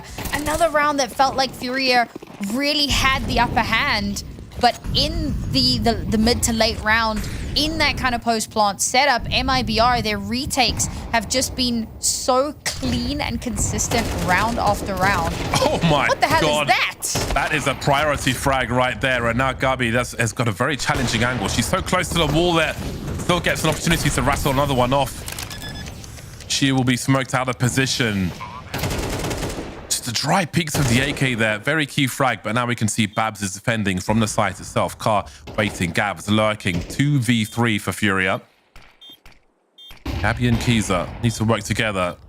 Who goes in first? If Gabby posts up behind her, what angle does she hold? Car still waiting patiently for them to rear their head as Gabs now tries to help her teammate, but she can't quite do it. Kiza low, peeking real low, down to the 1v1 now as Babs doesn't have a kit. She's got to find a kit on the side, otherwise she's done for. Gabs can see her shadow and tries to avoid, and she may have done it. The kit's on the other side of the bomb site. It's just around the corner. There's no time. She can save the orb, but she can't save the round. Furia are off to the races again. Finally, I mean, that was an explosive round to say the very least. The fact that there's just these two Furia players who just appear out of nowhere, swing out into B main, get that first kill, and it goes very, very back and forth. And that makes it terrifying because at no point does it look like either one of these teams has a clear advantage with how they continue to fight and scuffle over that space. But once that bomb gets planted and it's down to that 1 versus 1, the heartbreak in knowing that you do not have a kit on you and to go and find one is going to take too long. That is a huge round for Furia, but it's also a bit of a mental breaker for MIBR if they're not careful. It's also done a lot of damage to their economy, so this round becomes that much more important for them. Whereas they should have been feeling like they're on a bit of a hot streak, they're now feeling like they're on a knife's edge. Got huge fights towards the A bomb site. Babs still in position to defend. Gabby's being pulled over, which is stretching the CTs. Now Danny's got to go over towards mid and make sure there's no split coming. Limited utility left for Furia. They may have got those sound cues in the water, knowing the position of one of those CTs, if they can do anything about it. Not sure who's boosted. Oh, no, they're not boosted. They're next to each other. Lulu Tens is somewhere else with that Molotov. The dry peaks from Babs. That is nasty. Is she expecting Car here? I don't think she's making a sound cue, and she can just walk in. Car's going to get a free frag here. The game sense on this girl is wonderful, and that's the bomb site. Open sesame. You're not closing those doors, MIBR. They are completely out of position. Just didn't expect that second player. Rather than try and trade the frag, she allowed them a false sense of security, and thanks to that, they've got the whole bomb site. Now MIBR have to wait for the smoke to go. Lexi's in that smoke, but they're going to have to wait. Gabby with the AWP. 3-on-3. There's a kit, but only for Danny. You don't know where the CTs are coming from just yet. Azina looking elsewhere, and they're getting the frags. MIBR leaving Car in the clutch, but she won't get anything out of it either. That was a great effort from her. But MIBR will tie the score once more. They are not done with this series just yet. Definitely a bit of a questionable post plant from Furia there, but you can't put all of the weight on their post plant. I said it a few times, but MIBR's retakes have been exceptional. It really does feel like they can't put a foot wrong in these really high pressure moments as that bomb continues to tick down. And so long as it's not like a 1v1, I mean, even in 1v1s, they very often have a good standing. But, you know, when there's a few more numbers involved, even if it's evened out, they still somehow find a way to come out on top. Here comes the charge then. Trying to overwhelm, and they have got a reasonable chance of doing it. A team kill with the Tech 9 this time rather than the grenade, but the bomb plant will be secured, so it doesn't really matter ultimately. And now they can try and do some more damage. 3 players surviving. Carl's got an M4 as well. The CT's dancing around the smokes, but these angles are going to be so dangerous for them. Carl's got such a good angle, but gets denied by Babs. And Lulu 10's in the clutch now. Oh, it's so awkward with the AWP. Down to the pistol. The Tech 9's at the advantage now. Look at all those bullets just rattling away. It was almost guaranteed, and everybody is lost for it. A calamity towards the end of this game. Furia take the lead 11-10, but look at what they've done to that CT economy. And that was the big danger, right? After losing one round, they should have been feeling flush still. But Furia kept so many of these rounds so unbelievably close, and then you kind of reset that any sort of a loss streak bonus. You come back in, you win yet another round, and MIBR are flat on their faces, and Furia are 1 round away from map and series point. Like, this could not be more terrifying for MIBR, given the streak that they went on and how close they've kept this, and now going for that aggressive play. I respect it, but now you're at a player disadvantage.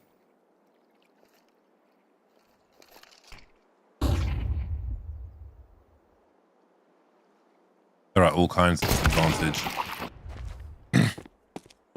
I've got to say, when we saw that entry on the A bomb site from Furia, the best thing about it was that it was Izza who got that entry. On the player playing the position she plays on the CT side, it was just so perfect. She was so hard to frag on that bomb site, and she just sent it in there and headshot the person playing that position, knowing how important that particular frag is on the bomb site. That was beautiful.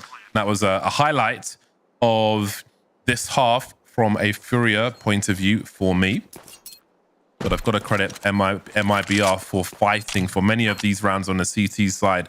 The question is, what are they going to have to fight with on the next round? It's not going to be easy. I mean, none of these rounds really have been, but this is going to be a very tough one indeed. Just a quick update as well for our community stream, where Fluxo was busy playing versus Peak Me. They've won their second map. It was also a 13-3. So Fluxo will take that win 2-0, and they will continue their undefeated streak this season. I believe that puts them at 6-0. Just an outstanding performance, but I don't think we expected anything less from them. So well done there. And yeah, MIBR, man, this is not the position they wanted to be in. After such a strong resurgence, a couple more rounds in the previous half, and they would have... I mean, they might have won by now, right? They could have been laughing. But unfortunately, that wasn't to be. A little bit of cash that they can still work with, at least. Yeah, this is a pretty solid buy for them, all things considered. After being broken, they had like their backs broken in that round, but seems they still found a way to walk, and maybe they can run as well. Gabby on the FAMAS on this occasion, ready for the first. She has overperformed with that second frag, and these like two-person, like sometimes the CTs, to be successful, if they're going to die, for example, sometimes they've got to get that second kill, otherwise their team are done for, and Gabby has certainly done that, and they'll go beyond that now in a 5-on-2. Again, they need these numbers up, even just for full util. If they have to rebuy a gun here or there, they can spread the wealth. None of them have defuse kits in this round, so all the things they're missing, maybe they can pick up next time. Not over yet, though. The money is interesting for Furia. Don't think Car will want to lose this AWP. But she probably is expecting to have to find a few more frags. Oh, disposal service. So she's got 7k in the bank. She wants to keep them weak. Smart.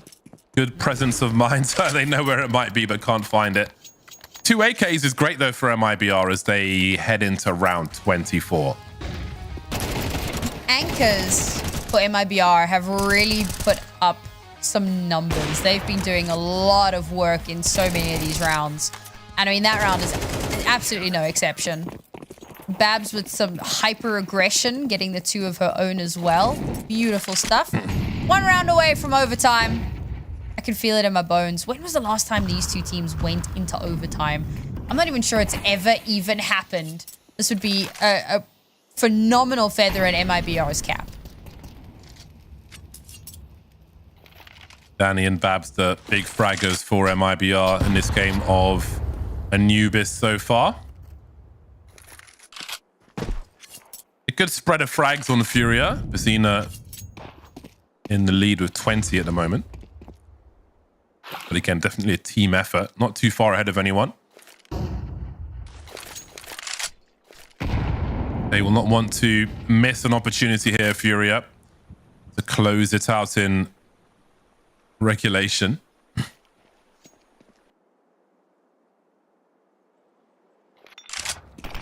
Heading towards that minute mark. Oh, that's wonderful stuff. The presence of mind from Izza. The continuation spray, completely blind. That is...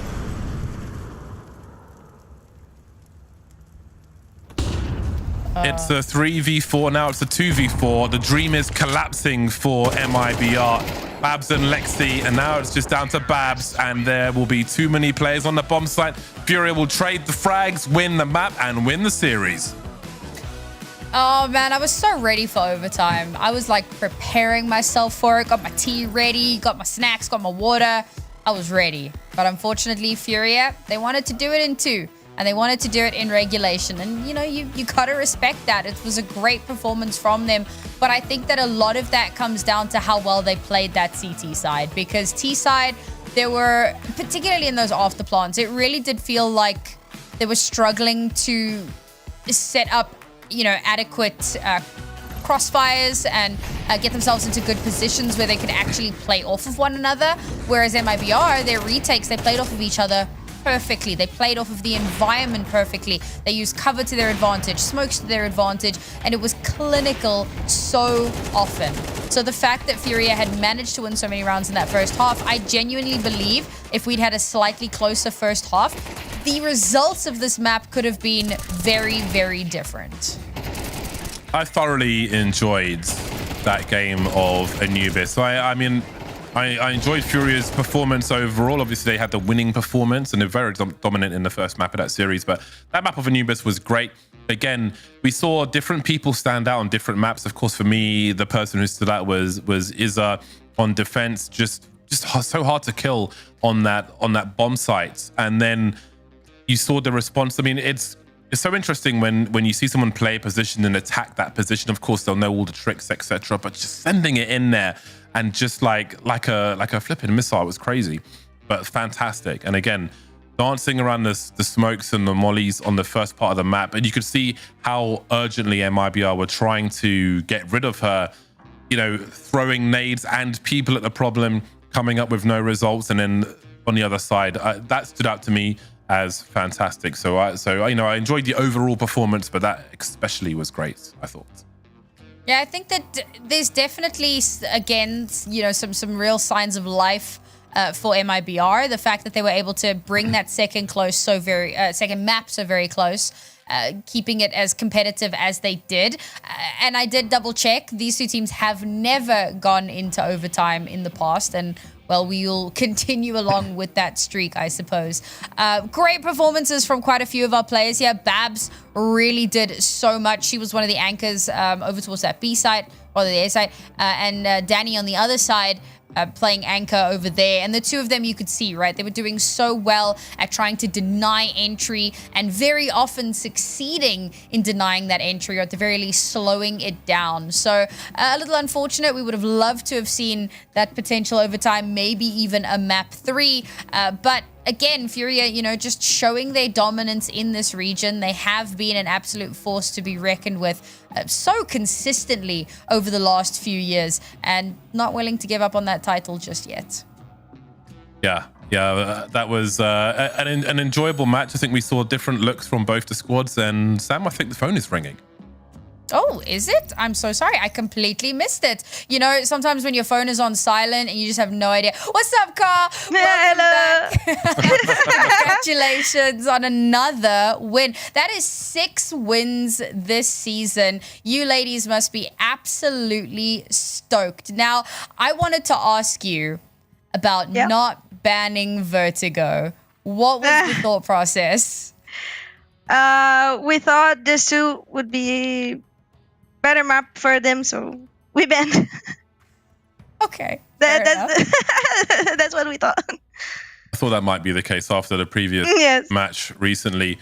What is the feeling with your team overall at the moment? Obviously, you've had, in the last year, you've had a few changes. Are you still figuring things out, or is everything like settled for the team? Is everything happy, or are you still developing positions on different maps and things like that with the current roster? Well, actually, we're very good. We're playing, like I said, we're happy. We have something to improve, and we're working at it. Yeah, I mean, that's the only way to continue getting better and better, right? And obviously, there's a big rivalry between you and Fluxo, and we're getting closer and closer to that matchup between you two for this season. And I know that that's obviously going to be a really important one, but with there being 2 slots, you know, there's less danger. But I imagine, correct me if I'm wrong, it's pretty important for you guys to take that win and prove that you guys are the best in South America. Yes, we want to win everything we play, and play against Fluxo is always hard, and we lost the last matches, and we won this. It's quite fun to watch you on the CT side, running around in different positions every round, and it's also fun to watch how painful it is for the T side to be like, oh, we found Car and now we're 4v5. So what is it like? Do you just say to your team, okay, I'm going A, okay, I'm going B, I'm going mid, and then they just switch it up, or how complicated is it for you to go here, then there, then here? It's exactly what you said. I say I'll go somewhere in my team, settle for me. So our coach, he always says that the op can do everything he wants. So, and the rest of the team needs to play like how do you say? Play around you, very basically. Good. Yeah, yes, that's right. Yeah, that's perfect. If you have someone, a team like that is really, really fun to watch. But I have to say, you know, it's obviously your play is very explosive, but on that map of Anubis, it was quite fun to watch Iza. It was very hard for them to kill her on the A bomb site on Anubis. And then when you guys were on a T side, she just ran in, and like she knows the position that has to go first, and the headshots and so on. But how important is a player like that to the team? Because, you know, in terms of defending that bomb site, it was just so hard for MIBR to frag her. She knows the mollies are coming. She puts up the smoke to dance around the smoke and find the frags and so on. Like, how important is a player like that for the team? She plays this map very well. I think is one of her best maps. And well, actually, we feel confident to leave 2 players at B because she's doing everything. She and Luli, right? The two of them are doing everything. I mean, we are confident. Mm-hmm. Well, I mean, your CT side was almost impenetrable, and then we moved on to the T side, and things looked a little bit more difficult. Now, for me, you know, I was saying it felt like the post plants were a big issue. Would you agree with that? Or do you think there was something else that was a bit of a weaker point that MIBR could take advantage of? I think the problem was our post plant. We didn't play well, and they punished us, and they like running connected and killing everyone. So it's our fault, but they play very, very well. Okay. Well, James, anything more from you before we wrap up? No, just to say that I really enjoy watching your team. It's so fun to watch. It makes my job very easy. So well done. Thank you so much. We are all happy to hear big this. fans, definitely. Big fans of Furia here, big fans of you as well. I say this every broadcast. You're one of my favorite AWPers to watch. So do with that what you will. Thank you so much for joining us, Car. I will let you go and celebrate, and we'll see you again soon for your next game. Thank you, guys. I'm your fan too. Aw, Bye-bye. thank you. Bye-bye. See that? I have a fan. Nice, congrats. This must be for your predictions. Absolutely. The easiest predictions in the world. But you know what? They make those predictions easy. Now, let's take a look at the MVP, because it's not me, unfortunately. Actually, it's going to be Bazina. And last week, I had pointed out Car for obvious reasons, but Bazina really stepped up today. And she really, really impressed me, particularly on that second map. 38 frags. I mean, everybody turned up for Furia, but Bazina, you know, again, like as I was saying during the interview, when you have a battle sniper, it's very easy to kind of overshadow what everybody else is doing. So it's nice to point out the hard work which is going on with the other players in the squad, and Bazina is certainly one of those. So props to her for being the MVP today. Definitely putting in a lot of important work there with an ADR like that and all those frags. Everybody's important for Furia, but it's great work by Bazina today as well. Yeah. So that was, of course, our Kadia Most Valuable Player, MVP. And yes, definitely impressed us, put up some phenomenal numbers today. And we look forward to seeing what she's going to do next time. But that's exactly what it is, right? We got to wait for next time. We're going to take a look at our standings now. And as reported, Furia and Fluxo 6-0. Undefeated. MIBR will drop down ever so slightly with that loss. Still kind of middle in the pack there, or middle of the pack rather, and still in contention to retain their spot going into the next season. So that at least is that kind of shimmering, glimmering light for them. But, you know, a couple more games still left to play here. It is starting to look very, very definitively like it's going to be Furia and Fluxo in Stockholm. Yeah, absolutely.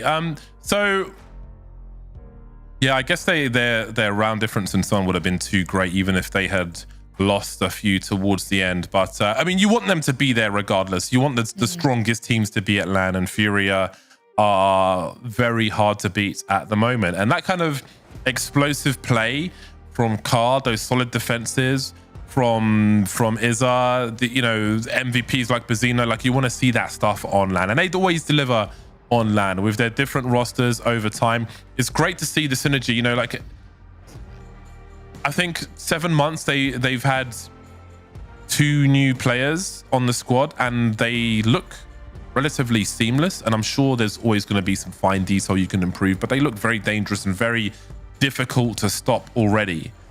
Which is fantastic, and that's only going to get stronger over time as their bond grows with their roster. So again, I would love to see them on LAN, and I'm sure, well, we will see them on LAN with that victory, no doubt. So congrats to Furia. Yeah, very, very exciting. We look forward to seeing them in Stockholm a little bit later this year. But that's going to be it for us here on the South American portion of our broadcast. Thank you, everybody, for joining us. Now, we're going to have, of course, a little bit of an extended break before we get to North America. But that means you've got time to grab some dinner, get a drink, maybe even taking a quick nap. You know, you got at least an hour to get that done. And when you return, it's going to be a banger matchup between TSM Shimmer with a very interesting loss last week. We'll see if Impact can kind of replicate that and also get a fun victory over TSM. Thank you, everybody, for hanging out with us here in South America. We'll be back tomorrow, same time, same place. We'll see you then.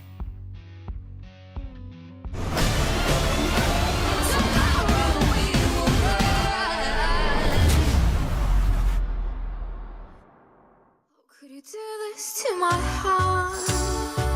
Why did I even let you in? I should have known that from the start. Your game of words would fall apart. Hasta la vista, my sweetheart. How did it taste to lick my soul? Did you expect it to be cold? You played around right from the start. Your game of words, it fell apart. Hasta la vista, my sweetheart. How could you do this to my heart? Why did I even let you in? I should have known it from the start. Your game of words would fall apart. Hasta la vista, my sweetheart. How did it taste to lick my soul? Did you expect it to be cold? You played around right from the start. Your game of words, it fell apart. Hasta la vista, my sweetheart. Hasta la vista, my sweetheart.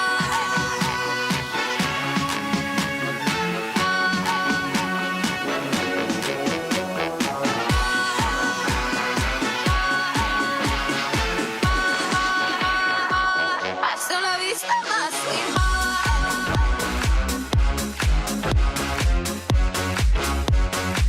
Hasta la vista.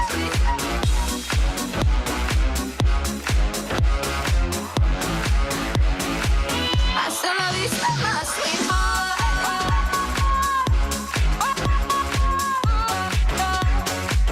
Hasta la vista. Hasta la vista, my sweetheart.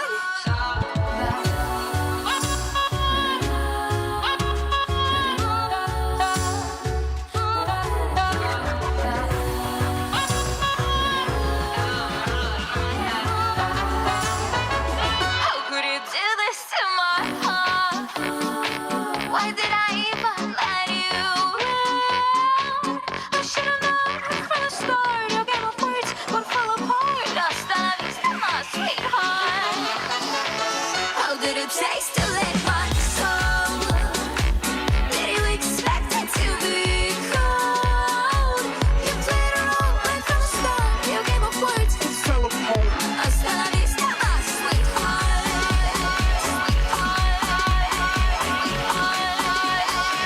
Hasta la vista, my sweetheart.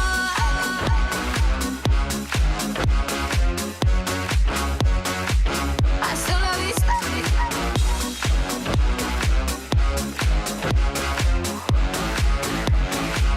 Hasta la vista, my sweetheart.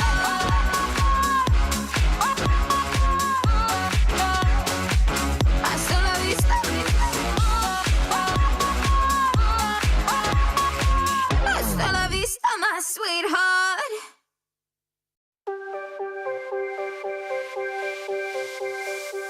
Can you feel it in the room? I bet you can. It's an atmospheric move. Shift to the tight, just slide a hand. Just watch what I can do. Got a set of keys and a foolproof plan to take over the world. Can't be nobody's girl. I'll bring the thunder. No point in fighting. I'll bring the whole storm without even trying. Bring you to your knees. Think you'll forget me? Well, maybe you should think again and let me.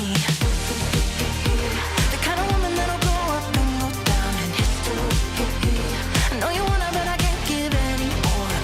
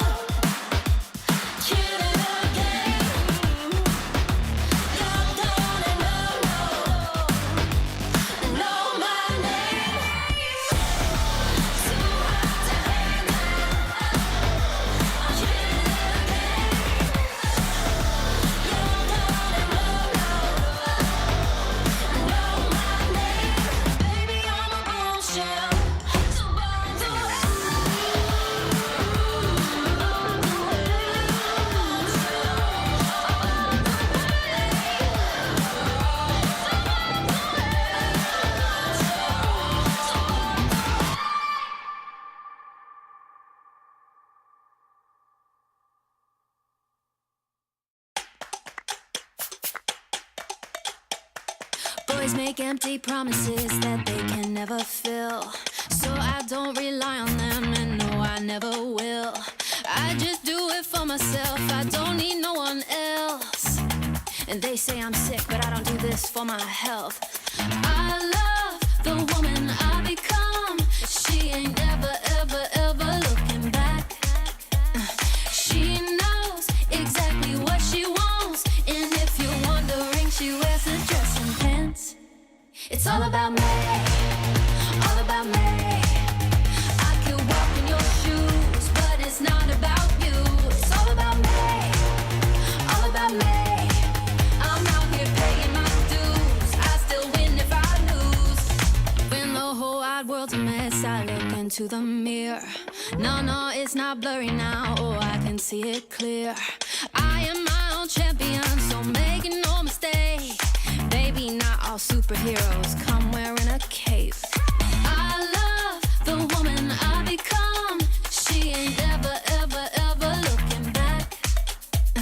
She knows exactly what she wants, and if you're wondering, she wears a dress and pants. It's all about me, all about me.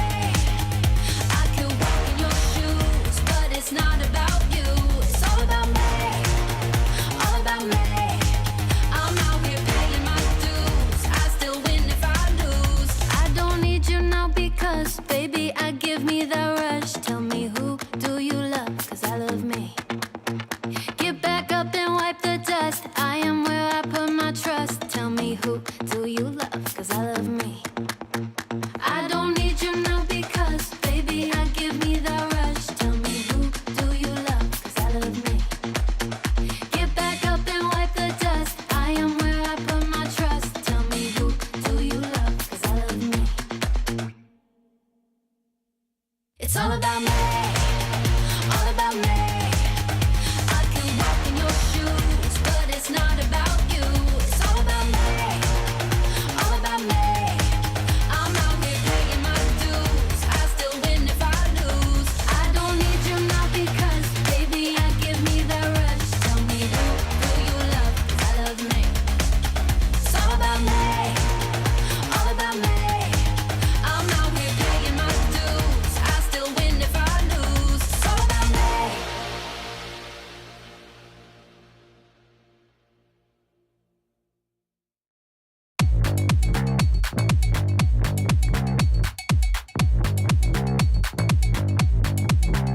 Big mood, attitude, and I'm positive ain't gonna lose. It's a vibe, it's a mood, and I'm feeling good. How about you? I've been looking like a queen, people staring at me 'cause I got that juice. Hit you like caffeine, yeah, I say what I mean, baby, get this boost. I'm what you need, ding, fits you like medicine, and I go down smooth.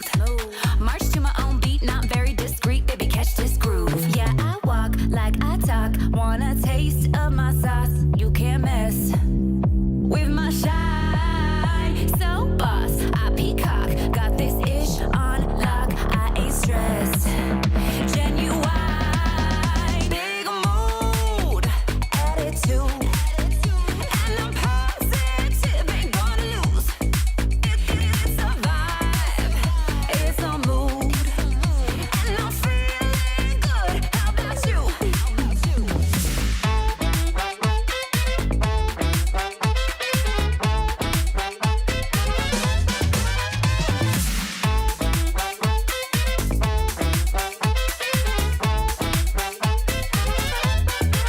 Gonna lay it on thick, yeah, I'm confident. When I shoot, I don't miss. I'm a bad, bad bitch. I came to win. Don't give me nothing less. Make you wanna commit. Yeah, you know I'm worth it. Yeah, I walk like I talk. Want a taste of my sauce. You can't mess with my shine. So boss, I peacock. Got this ish on lock. I ain't stressed.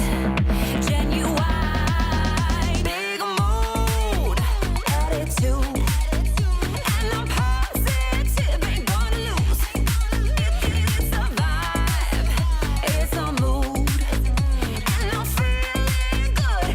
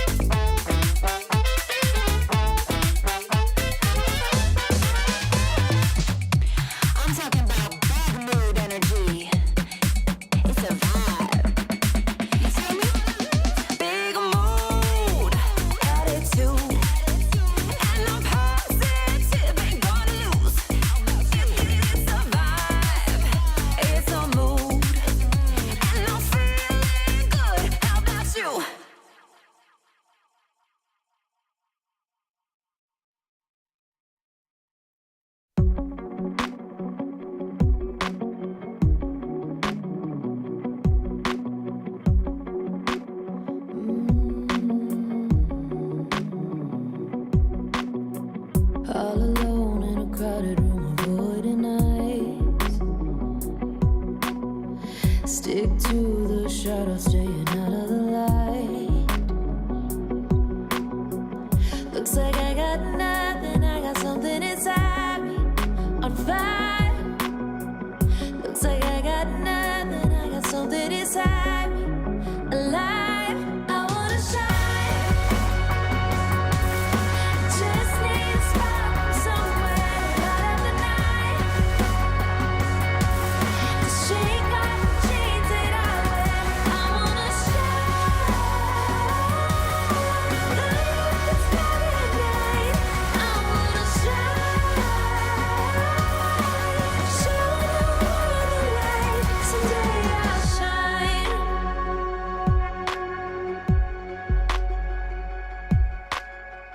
Pull the hood up over my head and I fade away.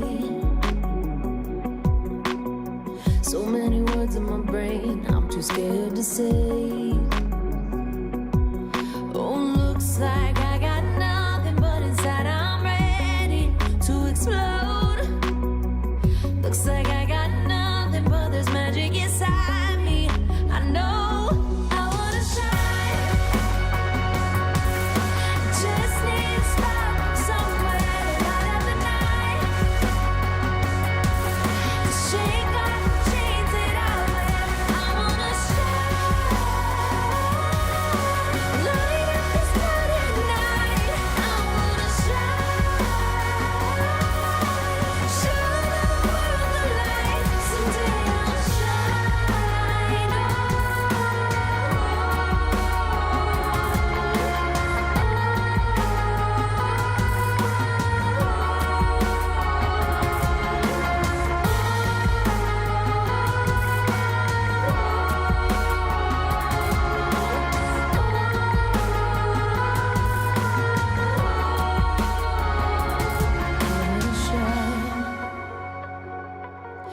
just need a spark from somewhere to light up the night. Shake off the chains that I wear. I wanna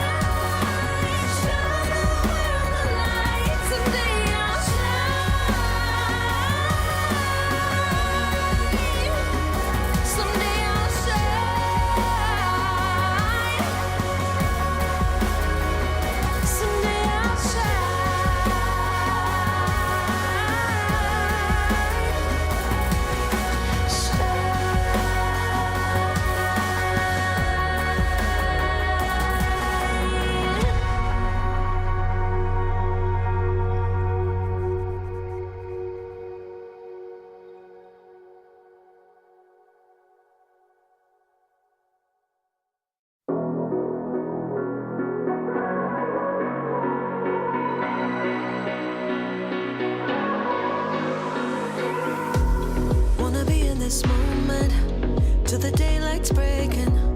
Wanna soak it all up and never ever let it fade.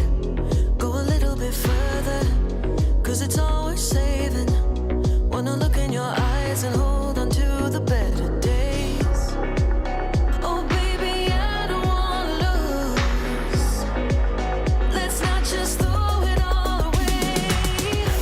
So if you wanna be someone who sees the light, then you gotta believe that we can make it right.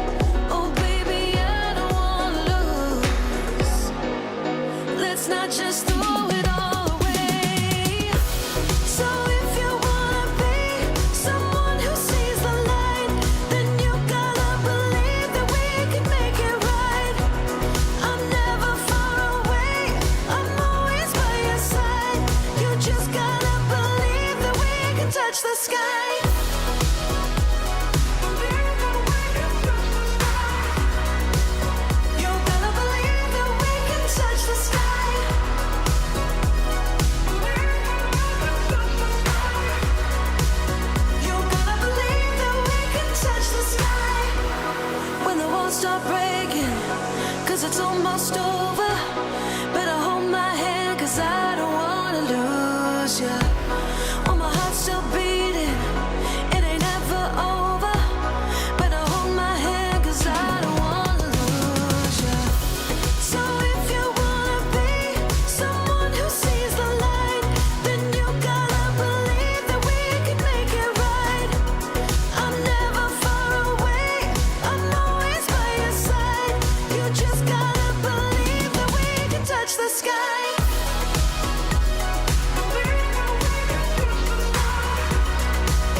You gotta believe that we can touch the sky.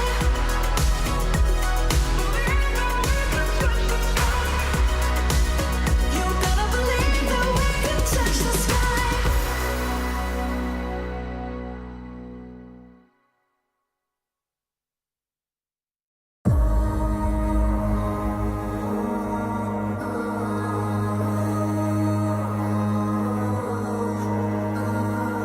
Battle drawn lines, I do not need your permission. Oh, from shadows into the light, the strength that I have was not given. Footsteps outside, they march in time, and I hear them call to fall in line. Fall in line, fall in line, fall in line. And I will fight this war, just like I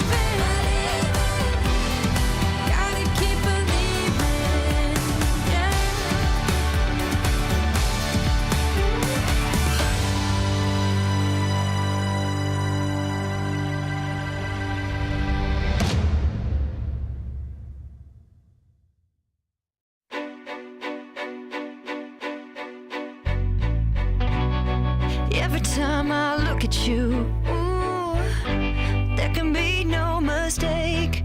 I've got my ways out of time. Where you gonna run?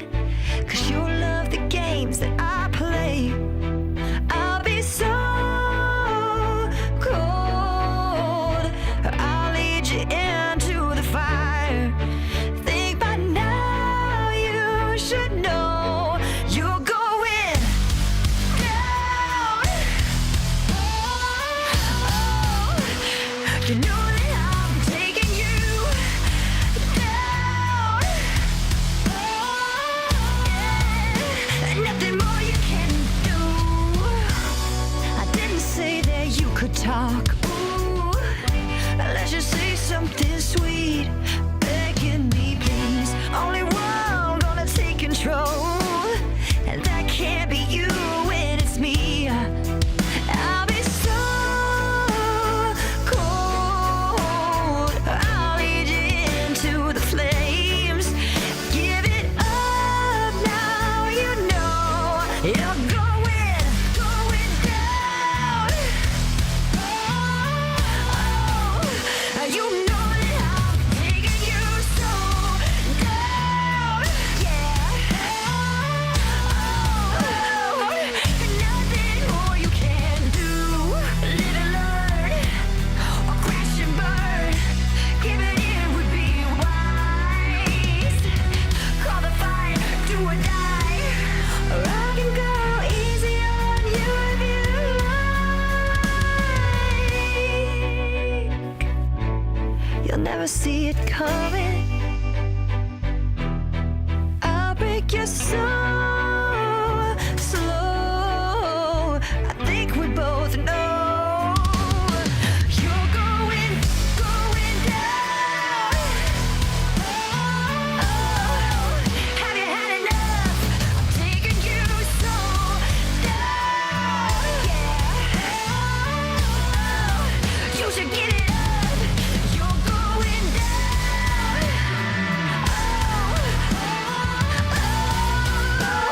You know that I'm taking you so down. Yeah. I'll never stop. You know you're going down.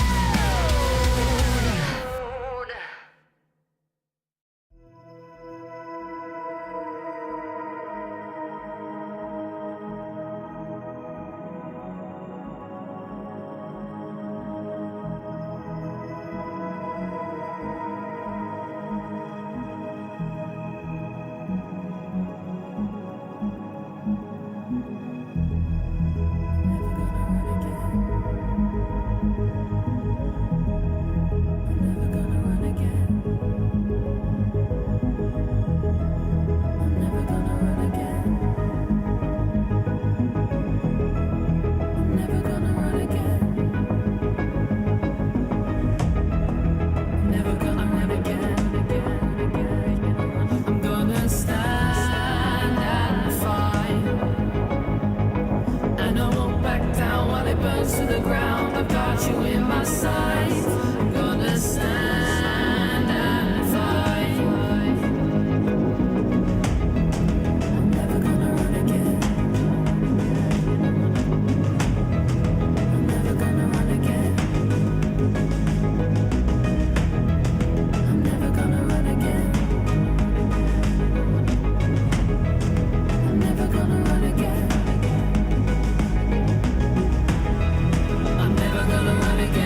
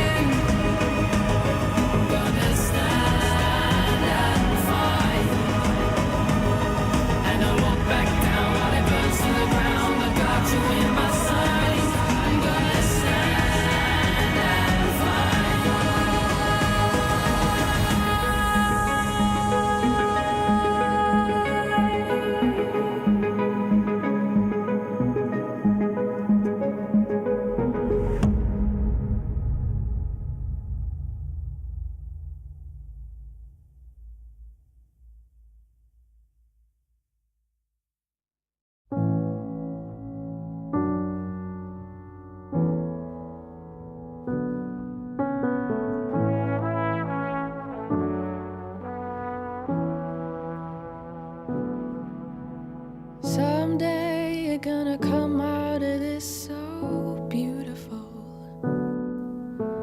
Someday you're gonna wake up and feel no pain. Like a butterfly rising all in the wind.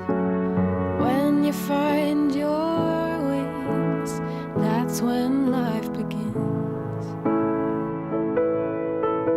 Who said it was always gonna be an easy ride? Who said there was never gonna be no pain? There's a lullaby floating all in the wind. When you found your wings, then your life begins. Hold up your freak flag, fly it up high. Blood on the walls, ain't gotta live a lie. Shoulders back, walking with my head held high tonight. Put on my best shoes, knock 'em out cold. Swim against the tide, won't do what I'm told. Back in the ring, 'cause I'm chasing down gold tonight. Back in the ring, I'm chasing down gold tonight. Back in the ring, I'm chasing down gold tonight.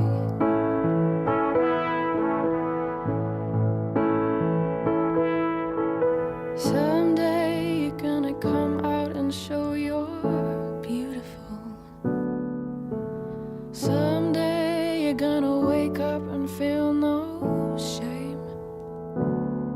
Don't need an alibi to rise against the wind. When you found your wings, then your life begins.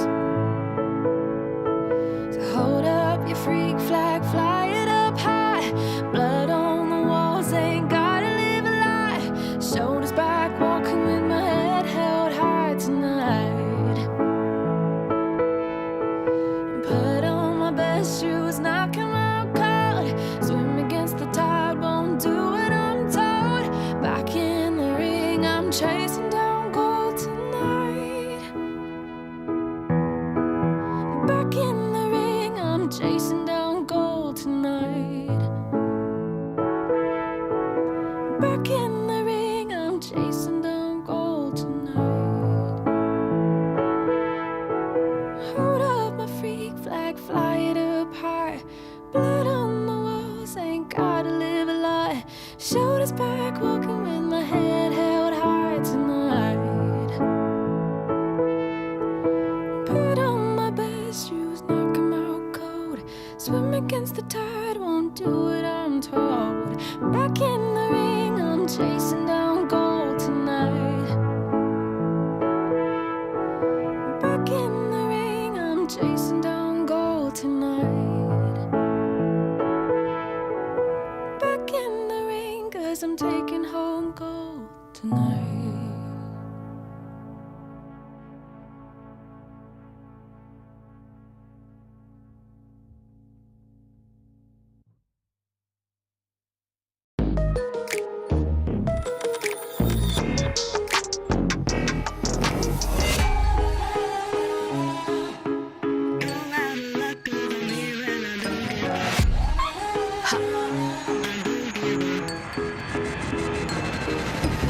You might think I'm playing, but I'm tired of waiting for the respect I deserve.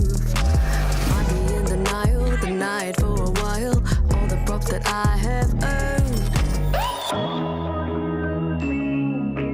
Even I'm the one raising the bar. I've already seen the world, I'm not just some little girl. Time is up, I've had enough. Give me a seat at the table. You don't get to call my shot. I'm ready to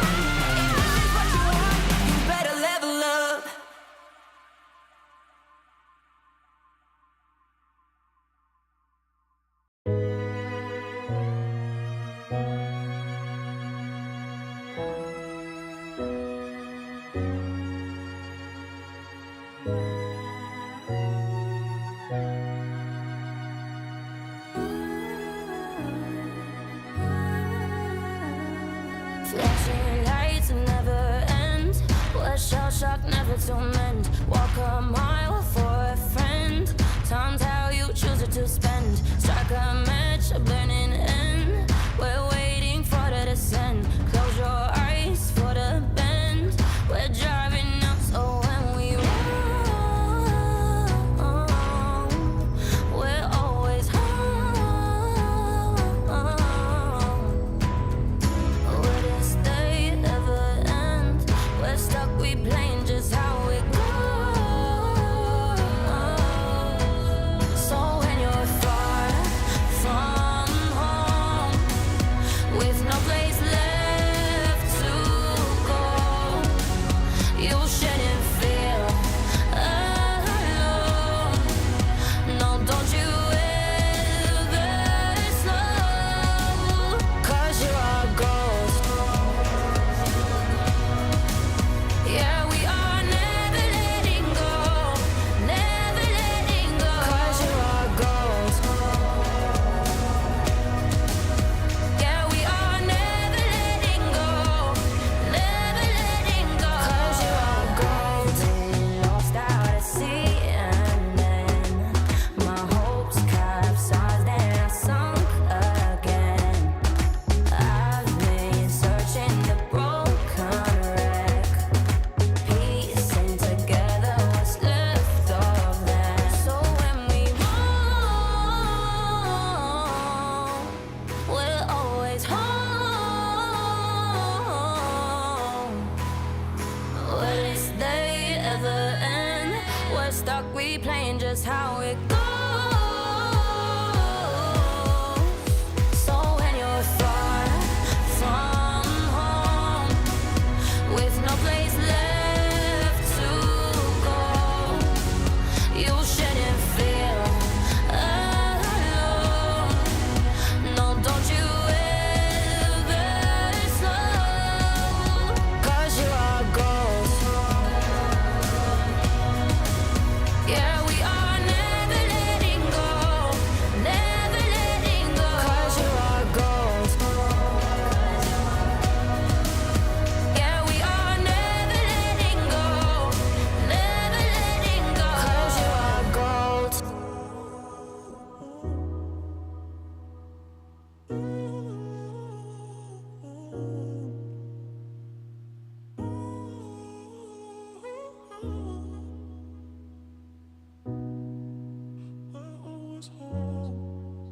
So when you're far from home, with no place left to go, you shouldn't feel alone. No, don't you ever slow, 'cause you are gold.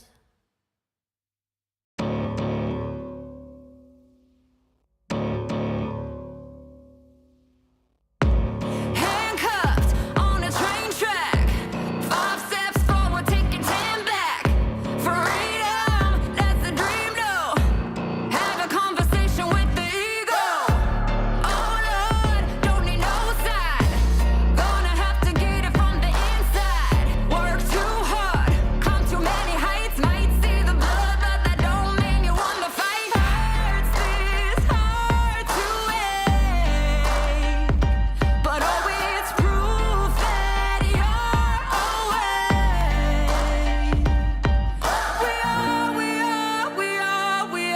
We are unbreakable.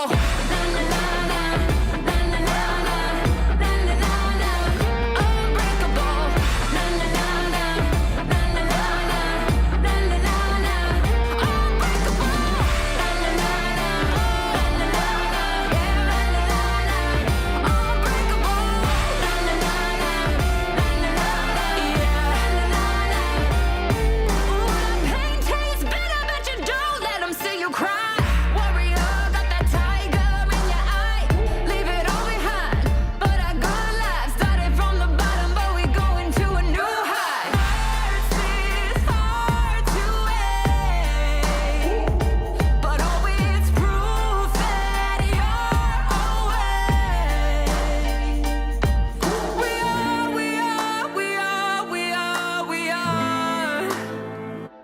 unbreakable.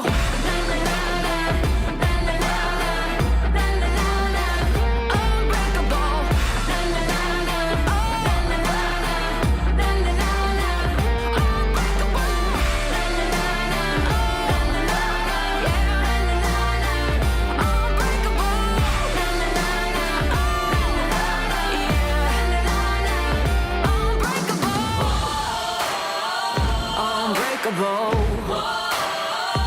Unbreakable. Oh, we're unbreakable.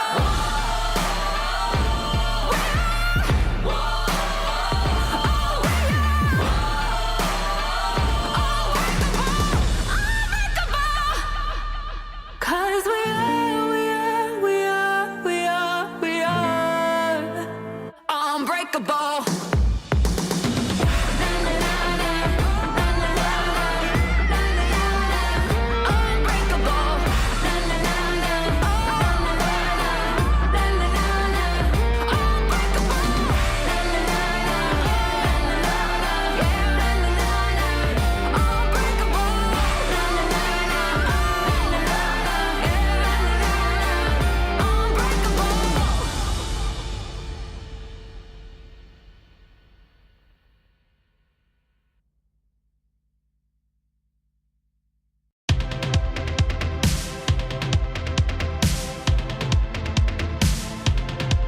Spinning round and round till it hurts. Now I'm falling down in reverse. And when you call me out for being young, I don't believe I'm wrong for having fun. And I know when I'm by myself, I can't be anything without you. I wanna dance alone.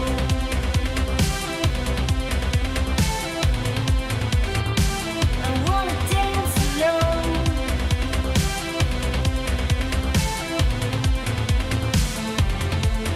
Now the sun goes down, the feeling grows. Close my eyes and start letting go.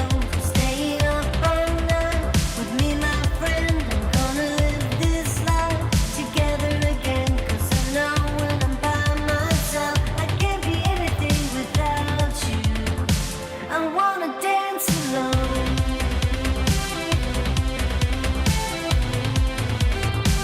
I wanna dance alone.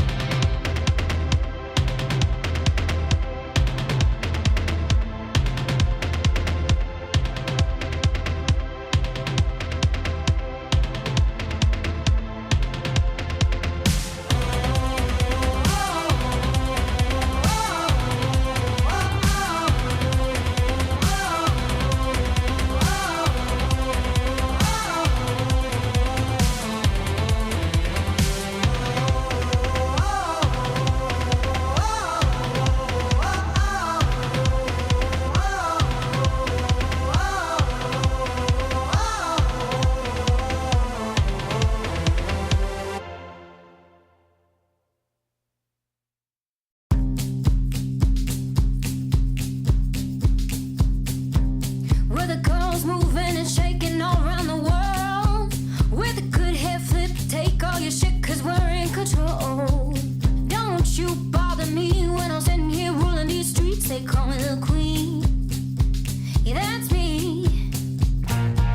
Some things just keep getting better like a lion. You can't tame me now. Flying high like birds of a feather. Oh no, we ain't stepping down. That's cool.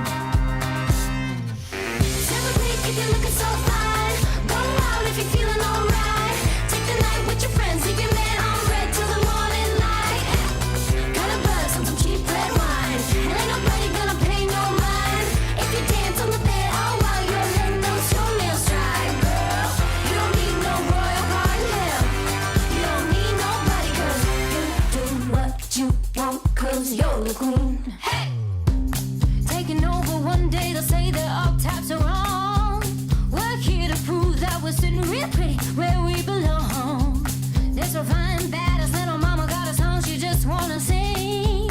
Now I'm telling you one thing, don't move all little down and ring. It goes.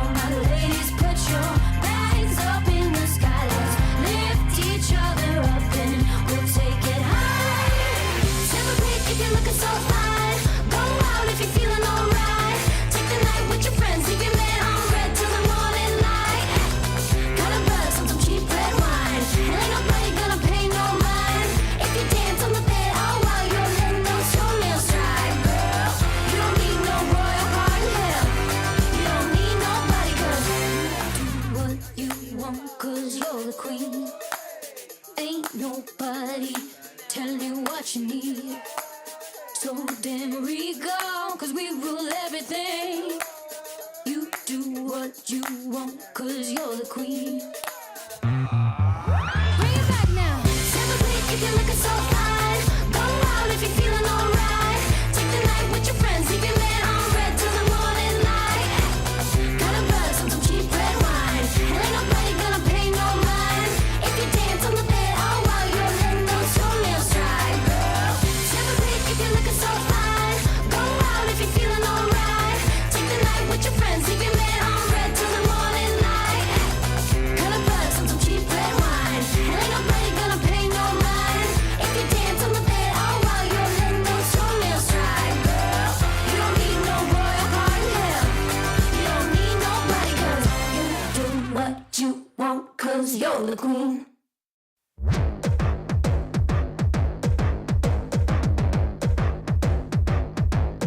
Follow my lead. Welcome to my army. I got apologies. I'm sorry, I'm not sorry. Ring the alarm. I'm causing a scene, starting a fire. Bring the gasoline. 'Cause once I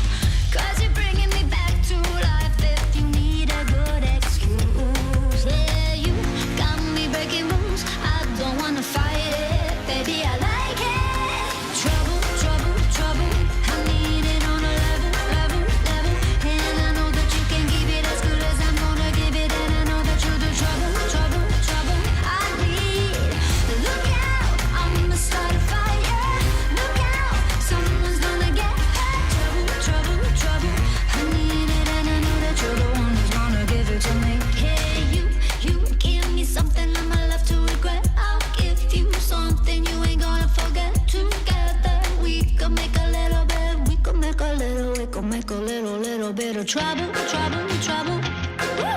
you look like the kind of trouble I need. Yeah. Come on, boy, here we go. Yeah, trouble. I need it on a level. And I know that you can give it as good as I'm gonna give it. And I know that you'll do trouble. I need. Look out, I'm gonna start a fire. Look out, someone's gonna get. ESL Impact is brought to you in part by Intel, Qiddiya, DHL, 1xBet, Monster Energy, White Market, the United States Air Force, and Logitech G. Lights fall in the golden city. Fire's out and the water's gone black. You can run, but you won't get pity. Ash to dust will get you back. Tomorrow we will rise.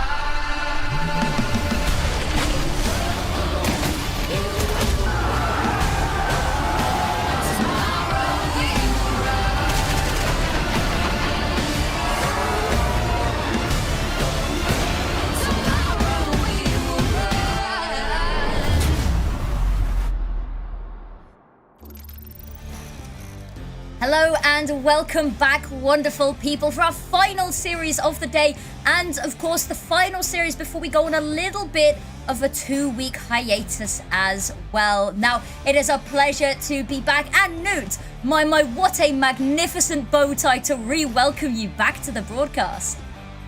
Well, it's good to be back. As you can see, the bow tie is back, so that means I'm back as well. So wherever the bow tie goes, I follow suit. So I'm great. It's awesome to be back, and especially with Affinity at my side to cast all these amazing matches for you today. It is, and my, what a match we have to finish off the day. Now, it's been a relatively swift day, all things considered. Na'Vi Javelins versus Team Spirit. That was a sort of blink and you miss it series. And then Furia versus MIB are also a quick 2-0. From what I've heard, the other community broadcasts have been equally as quick. Now today, TSM versus Impact. What are your thoughts? Is this going to be another quick one? We're going to see this go the distance. We were talking about this beforehand, and I think it'll be the first all 3 mapper this today. So yeah, I presume all 3 maps, possibly overtime in one. I'm looking at the worst, to be honest, but it's really because of looking at the standings here. TSM Shimmer are falling behind Impact. So normally TSM Shimmer normally at the top standings, but they've been beaten out by Fluffy, Mafia, and Impact are in their way at this point. So this is going to really determine who's going to take that 3rd spot going forward. I think TSM Shimmer, they've got a lot to prove. Past results of last weekend was not too good. We'll probably talk about that a little bit later. And Impact, they've just been stellar this entire season. They're kind of like the wild horse going into it. But yeah, they're looking pretty good so far, 3-2.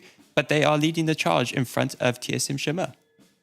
Indeed. It's a very interesting situation for it to be in as well, because today's match determines, maybe in and of itself not a lot, but it sets the precedent for what is to come later in the season, because either of these teams, whoever loses, suddenly you're in that very precarious spot where that red line is sort of looming over you here as well, because only the top 4 teams automatically requalify for next season. So you drop below 4th place, because that's where they're starting to head towards. That's where relegation is currently sitting. And also, they lose this. It's a slight problem because it means that FlyQuest, they only need to win 1 more, and then both of these teams are out. Any chance whatsoever, it is 100% confirmed they will not be able to make it. So a lot kind of does ride on the future of what happens after today. But we want to hear from you guys at home. There are 2 teams here. We want to figure out who you think is going to be seeing the victory. So on one side, we have hashtag TSM. Put that in chat or spend your channel points if you want to tell us that you think they are taking home the victory. And then on the flip side,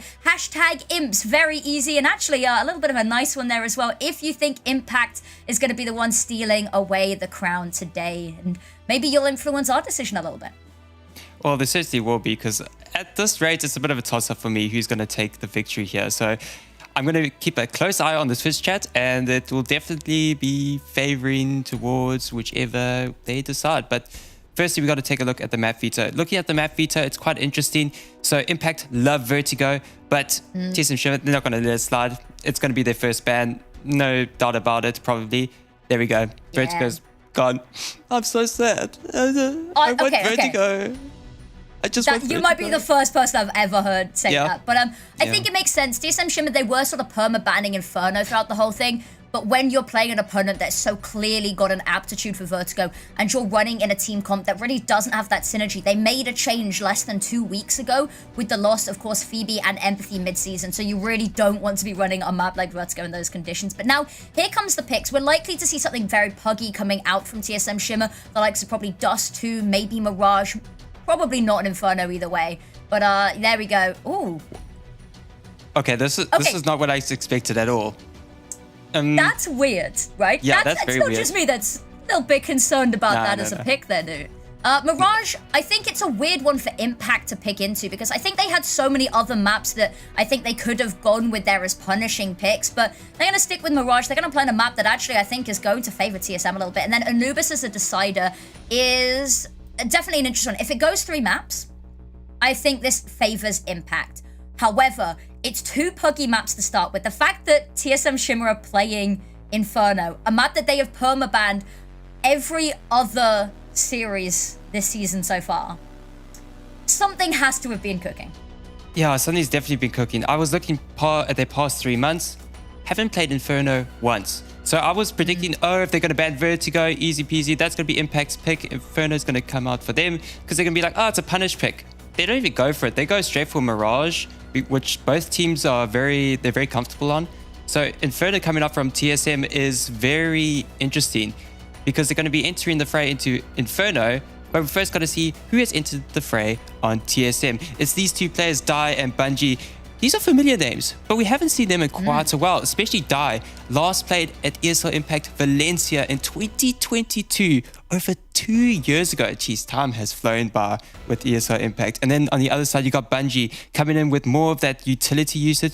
She played more towards Season 4 with Team Karma, so she's got a bit of experience there. But this is quite an interesting setup that they got on TSM. So they sadly lost Phoebe and Empathy, but they lost kind of that AWP presence. Empathy wasn't really feeling it with the AWP, had to kind of adorn the AWP because, well, she was the best AWPer on the team, of course. But now they've got a designated AWPer in Dai, and they've also got Bungie to help with these assists and these support roles. So it's quite a good dynamic that they have. It didn't really pan out last week against Aware, but these 2 players were the highest rated players on their team. They ended out the series, even though they lost 2-1 with a 1.3 rating both apiece. So it was quite interesting to see how they're kind of meshing themselves within the team. So possibly this could be a good combo for TSM, and looking onto the future of this team, I think this is a good pair to build up on. Another player, a Kadia player to watch this series is in fact going to be Serendipity. However, from the side of Impact, that was a very difficult decision here, but Serendipity has time and time again proven herself this season. She's got some crazy stats behind her. A 1.59 rating on pistol rounds, 5 average damage around with utility, which doesn't sound like a lot, but if you're thinking about it, that's a crazy amount. She's got the opening picks, the entry pack. She's even getting clutches too. She has a 75% win rate on one-on-one like clutches in officials. That's mind-blowing. That's the whole package deal. For those of you that know the saying, a jack of all trades is a master of none. But the second part of that is the master of none is often better than a master of one. And that's really what she's bringing to the table today. And it's going to be that star quality that we really need to see coming out from her to secure themselves the victory. That's what she kind of wants in the kind of a star player, is to be a bit more rounded out and having all these dynamic plays. And looking at Raven, the AWP on Raven is actually pretty great so far. It's nice to see they have a reliable AWPer on the side of Impact that can actually get those frags and assist in these opening duels. There's been some times when you've seen more AWPers being a bit more passive because due to the economy of CS2, they're like, I kind of want to keep the AWP. I'm not going to be aggressive with the AWP trying to find these opening picks. I'd rather keep it. But Raven's on the other end of the spectrum. Doesn't care, goes in for those opening duels, and is quite successful in those duels as well. Exactly. Styx is another player that I think is always worth shining a light on too, because she's the highest rated player for the team right now with a 1.29 rating overall. she's just looking really consistently good. Every time you see an Impact map, you can almost guarantee she'll be at the top of that scoreboard. But again, she has an amazing team around her. Gadfly has been looking really hot on the trigger as well. High utility damage, looking strong on the trades, just really having her teammates back here. And then Selly is just a really interesting one. We talked time and time again about how she was on that roster, the ARF squad, that beat FlyQuest Red, the only team to do so in like the past 2 years. And for this current FlyQuest Red lineup, the only team that has ever taken a series off of them, and she was in that mix of people, so you can never count her out. I think, however, there's only one thing to look at now, is their opponents, because the series is not complete without their enemy. Now, Bungie, as you said, one of the newest guns to the lineup, but not, of course, unfamiliar to CS. We look back at the old FlyQuest lineups. She was there. She was always looking strong. It's wonderful to see her back. And as you showed us from the Into the Fray graphic as well, the fact that her and Dai are working so well together is a really good sign, because that's what they're going to need, is they're going to need that synergy to try pull what is left of this team together for the rest of the season. And then you got Alex, very reliable. It's kind of one of those players, I don't want to say it's like Mezi, but Mezi is kind of those players that will just do anything for the team. It's just a team player, and that's what Alex is. She'll take the AWP, she'll do the support, she'll do the entries, she'll do everything. And then Dai as well, a veteran player, played on CLG Red for years before transitioning to another game. That shall not be named. Yeah. Yep. And then we got Mads, the birthday girl Mads. Look at that. I love Happy birthday. We love that. We love that. The crown for the queen. It's also looking to be a really good series for her as well. Is her birthday. She's been such a high impact, high performance player. She had a little bit of a shaky, good start to the season, bit of a shaky middle of the season, which, with the team conflicts going on is only to be expected, But now that she's in a position where she has to shine on that individual level again, it's really important that she's going to be back in that form. And she's got the ability in the room to just go crazy like we know that she can. Because it's in a weird situation. The team synergy in the Strapbook's kind of gone out the window because they've lost almost half of their players. They're going to be relying on those individuals, and that's where Mads' speciality is. But I do have to ask you, Newt, put your money where your mouth is. Who are you saying is going to secure the dub today? I didn't get a chance to look at Twitch chat, so I'm just going to go with my gut here. I would go, the map pool, the veto, favors Impact, 100%. But it's just that you got that little flair with TSM right now. You got the birthday buff, which got a little bit of buff, and also that last week, the loss against Aware, it's kind of jumped them up a bit. So I think they've been listening to Jumbo Wimba with I get knocked down, get back up again. So I'm going to go with TSM here. You know what? I'm going to go on the flip side. I'm going to say Impact. They're looking strong. I wish Mads the best of luck on her birthday, but I think maybe Impact, they're just looking a little bit stronger right now. However, there is only one way to decide who really comes out on top, and that's right here, right now, on the dusty plains of Mirage. And it looks like heavy over towards Ab. We can see LX going to be the first to take contact. She's having a jump. She spots people. That nade going to soften them up nicely. Look at that damage. They jump on down. Can she hold back the flood and wait for her teammates? Rounds the corner. She gets two as well. Going for a third. Make it almost a fourth, but Selly finally going to put her down. Another kill going to come on through. Selly gets one, sticks with another, but has she done enough single-handedly? Yes, that bomb can go down, but look at where the reinforcements are, Newt. Well, they're going to press onto Mads. Mads is not looking in the direction. It's close, and the Glock is deadly. Takes down Mads. Yuli in the apartments, and Bungie coming in through from Cat. So they've got to clear these angles. Both players super, super low for Impact. Yuli just goes for the head and finds Selly. It just sticks with one. Only gets one. The defuse kit is right there, so it's an easy win. Well, I say easy. It wasn't easy at all. TSM with a round victory on Mirage for the pistol. Lovely way to kick this one on off. And it's going to be moments like this that are really important. Both of these teams have very, very strong first halves. In almost all of the games that they win, they have these incredible dominant first halves. So we don't really ever get to see much of the second half, really. So whoever takes the early lead here sets the precedent. And if history is to repeat itself, looks like they'll take the victory. So TSM Shimmer, they are actually having to compete with a really weird buy here. Imps they forced, of course, they got the bomb plant. But an ump in the fray is unusual. Julie up close and personal, rounds the corner, has to be careful, but has the backup. Unfortunately, both of them going to get mowed on down. However, trades are coming on through here. Raven from afar has spotted out Die. She's only on the scout, so it's a one-shot kill only to the head here. But in the meantime, Bungie in connector, farming, spraying, leaving Raven all by her lonesome to do as much as she can. She's got that picked up weapon, but Die, it's beautiful. Clean shot to the dome, and a second conversion round. They dismantle the force buy, and the economic situation is looking juicy. That's pretty close for Impact. After getting in the first round, bringing it down to a 1v1 near the final few stages and get the bomb plant down did allow them to get into that force bar, which made it very tricky for TSM because they didn't really have that much economy. There was only Alex that got those 3k in the pistol round, so they had kind of the most economy behind her. So it was the one to kind of get a good rifle going forward. Die with a great opening onto Gadfly. This is where we like to see some initial utility damage. There we go. It's quite interesting. They do leave Alex alone as the B anchor. Same as the pistol, same here again. So it's nice to see that they're giving her a bit more, well, they have a lot more belief in her that she can actually hold on the B anchor. Ooh. Yeah, she's been so monumental, just this pillar stone on the site for actually as long as the core of this roster have been together, really. She's also having to pick up the AWP occasionally, you know, when Die's not feeling it, and in that gap a little bit in some of the games when they were just trying to find their feet. Ooh, Selly, as the angle doesn't quite have the execution, Bungie with the kill there, but it's just eco frags at the end of the day. They keep it clean, that's exactly what you expect, and it's good to see them doing their due diligence. Now, this is the round where it gets spicy, Newt, isn't it? Because now, guns out for both sides.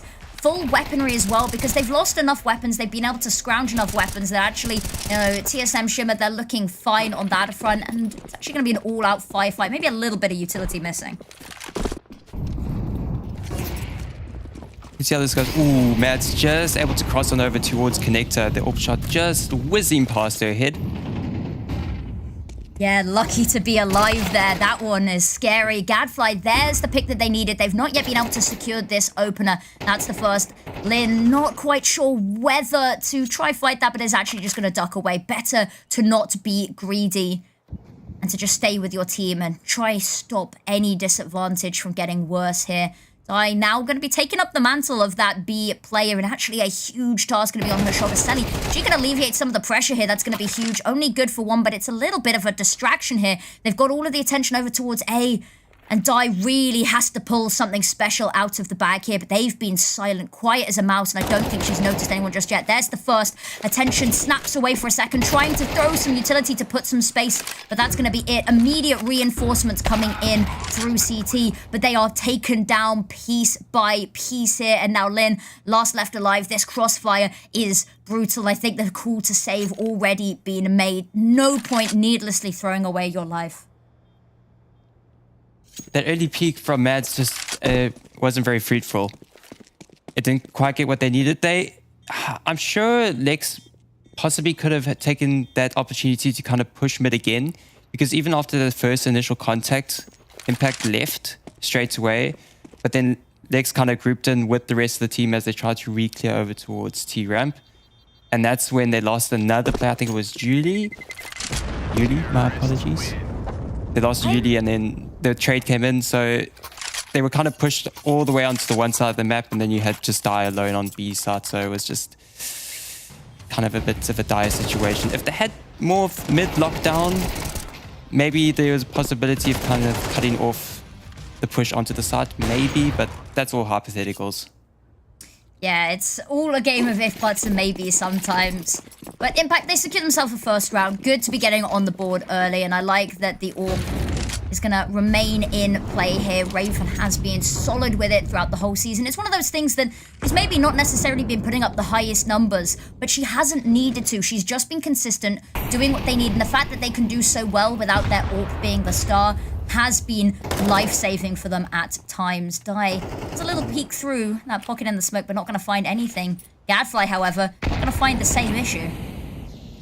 I was looking at Gadfly's pathing at the beginning of the round. So normally CTs will throw that molly at the behind boxes at top of mid. Since Heaven was smoked off, she just walked straight in the front of the boxes all the way into chair. So it kind of caught the player off guard, that suspecting that you wouldn't be in the position, because normally get ticked by the molly, either go back towards the safety of your teammates. There's nowhere else you could pretty much go. And for right now, Alex doesn't have that much room to go anywhere. Yeah, poor Alex, stuck in these situations, just having to save round after round here. And this weapon is going to be round defining next time, because it might be the only weapon they get. But actually, you have a look, they're sending Raven hunting a little bit here. You can tell they're poking and prodding. That bomb's gone down. They've actually just left it pretty unguarded because they are so eager to do as much economic damage as humanly possible.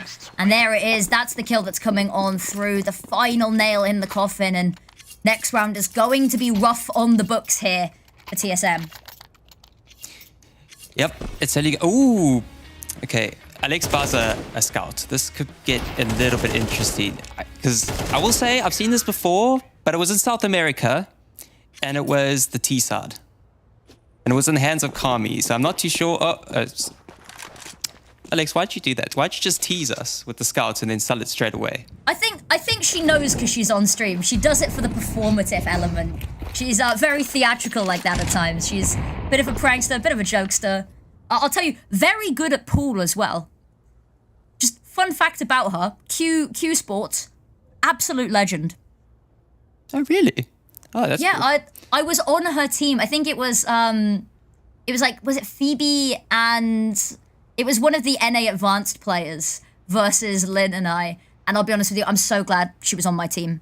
I was not doing well. She carried. So that's your fun fact of the day. If you ever need a teammate from ESL Impact for snooker, pool, anything like that, Alex is your go. I'm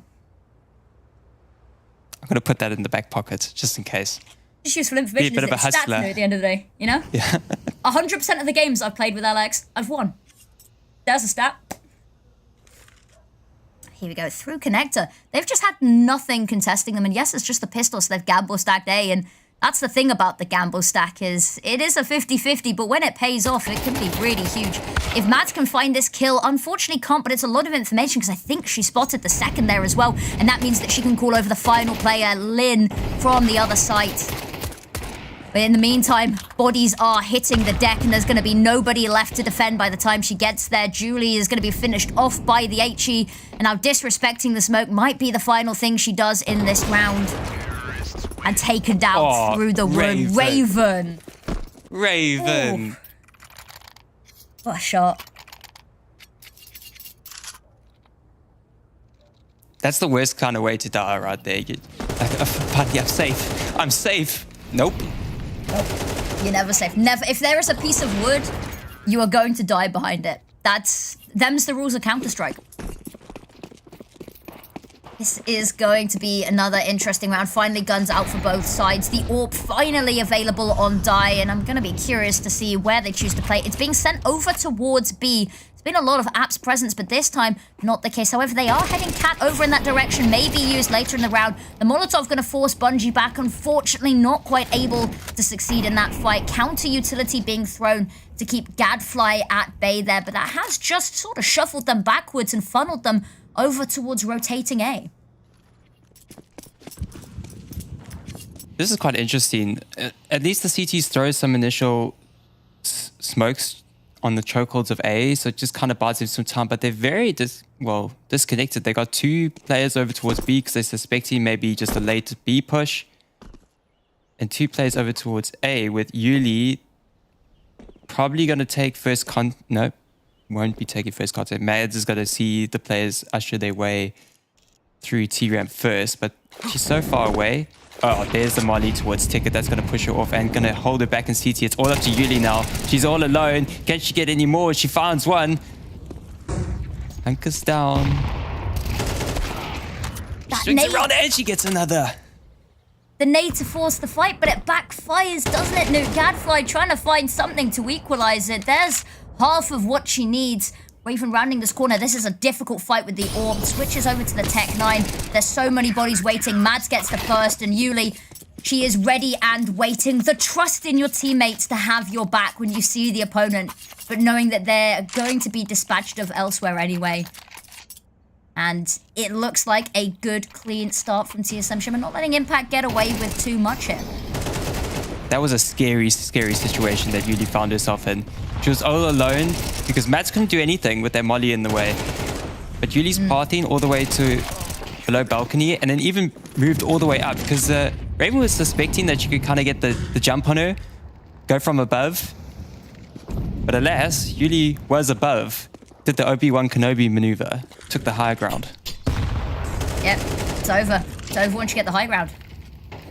Bungie having a look. Once this Molotov fades, and he maybe even before, gonna be forced into the fight, gets the first. The nade, however, is gonna hurt as well. However, back and forth, the kill feed floods. 3v2 is what we are left with.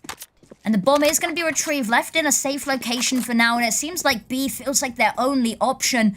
There's a call already been made. Yuli rotating on through, it looks like. Maybe going to have a peek through mid as she does go, just to make sure that there's nothing going on there. No funny business over towards connector. Not seen anything, not heard anything.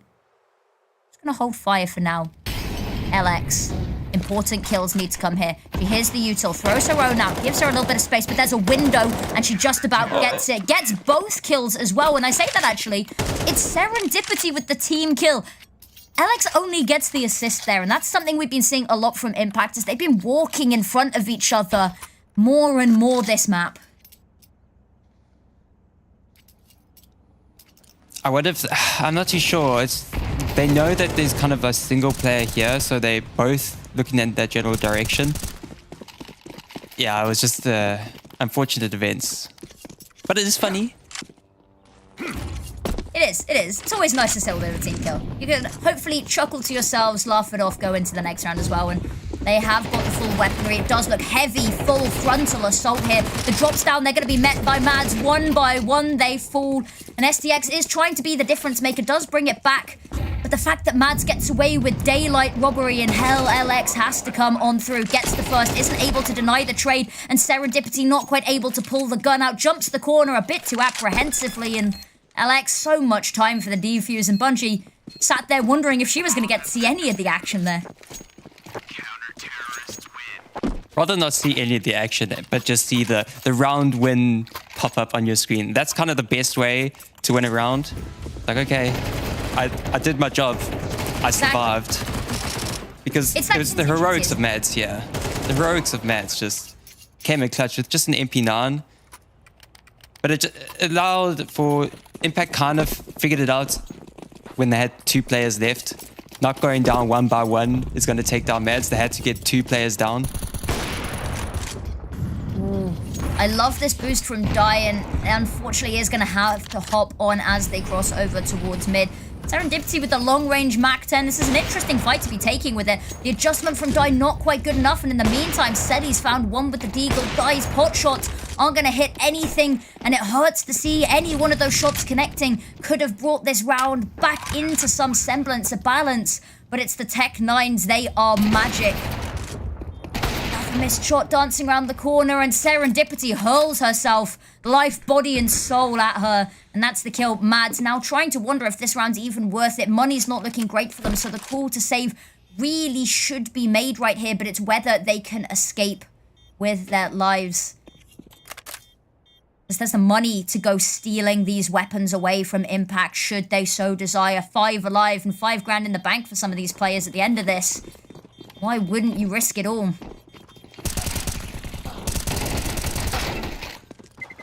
Lovely from Mads there. The trigger discipline pays off. It does award her 2. Unfortunately, it's going to be Julie with 1 HP left, saving that solitary A1S. Not even the best weapon of choice of what was available, but she'll take it and she'll make do with it and enjoy it, because that is going to be possibly the only proper weapon that we see coming into this next round. You see that opening from Seli onto Alex. That is crazy just stuff. That's just the life of a B anchor on Mirage. That's the from the compilation of a B anchor. It's Does it just do getting nothing? one deeged. It's just getting one deeged when you're on the jump peak every single time. Like silence, silence, silence. Jump peak once, head taken off. Yeah, it hurts. Die. Trying to atone for the sins of last round, and it's another missed shot. Somebody check her orb. I think it's cursed. And now left 7 HP, hobbling away. Actually standing very tall and strong, actually continuing to hold her post here. It's LX the first to go down. Makes a little bit of a change here. Bungie going to be switching out the weapons. HE grenade going to go deep, and I thought that was going to get the kill, but it's Uni found a window here. Needs a bit more, and Mads from Hell, they've been struggling to clear her out this time. She's not able to get away with the tomfoolery. Now Bungie and I, last left alive, still a winnable round if they want to go for it. But money, really, the economy dictates they shouldn't. If they can get this pick, however, that's the first. Dodging the util might go round for a second crack at this. Great flash from Da. But Da's going to be swinging on. Oh, Raven finds Bungie, but the angle is a bit too close for Da to clear in time. So STX gets that kill, and it's the final round and a half. We're 12 rounds in, and it's 6-5. Is it just me? No. Or has this felt like it's flown by? It certainly has. These rounds, they've been... They're either like quite slow at the beginning, just for like a few moments, and then all of a sudden the whole round just happens within 10 seconds. Yeah, it's all over and done in the blink of an eye, and I think that's what's really scary about these two teams. And going into this final round, TSM are trying to defend their lead with naught but pennies here. Selly opening pick, all but sure there. There it is, comes through. Finds a little bit more potentially because Mads has climbed up the ladder to throw her hat into the ring as well, but she's not getting so aggressive. She's lying in wait, waiting on her reaction times, waiting for that round the corner. But actually, it's a little bit of a back away. It's a pause. They've got the opening pick, and they're content with that for now. Oh, poor LX. The life of the B anchor is about to get another frag for the compilation, perhaps. And Selly, oh, doubling down. The fact that they've just not been able to get these trades here is hurting them badly. Bungie finally going to punish here. However, Lynn can hear all of the footsteps. Probably very concerned. I like this angle. Might be able to catch a few off by surprise. They're not going to check it. There's the first. The second, however, is not going to make the same mistake. And that is going to be a 6-6 half.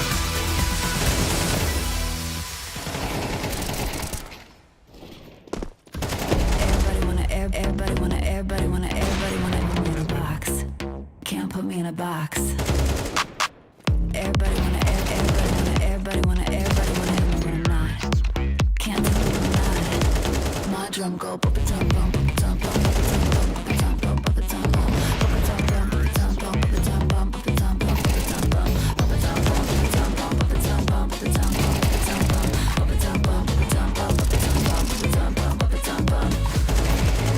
I'm untouchable, but you can't feel me. I'm the light and I'm the dark. Tomorrow we will rise.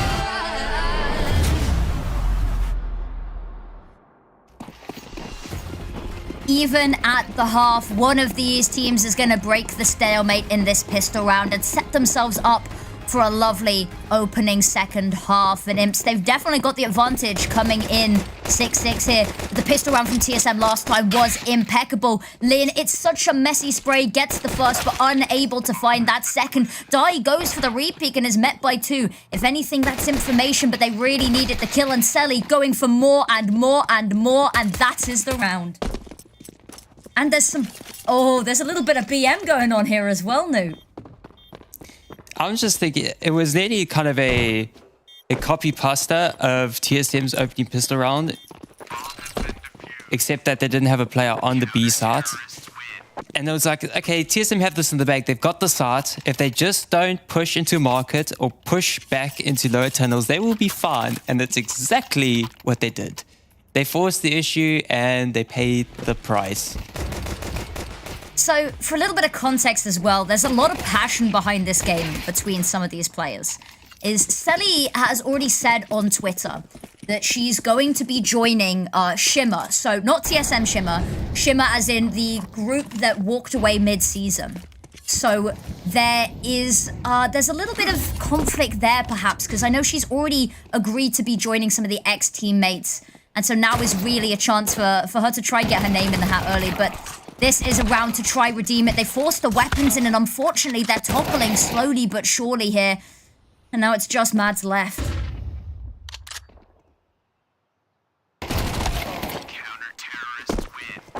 And just like that, no more Mads. So it's 8-6, and it's a great conversion from Impact. So the first half was kind of like a 3 rounds one way, 3 rounds the other way, 3 rounds one way, 3 rounds the other way. Are we going to have that again, do you think? Potentially. I'll be honest with you, Noob. I genuinely don't know. I think we're going to see a repeat where we see this third round, of course, goes the way of Impact as it started. On the flip side, however, for TSM here, because that's just how the economy works. You force, you lose, and unfortunately have to eco after that one. So this round should be a little run-of-the-mill. What happens after this, that's going to set the tone for the rest of the map. And dare I say, the rest of the series, as well.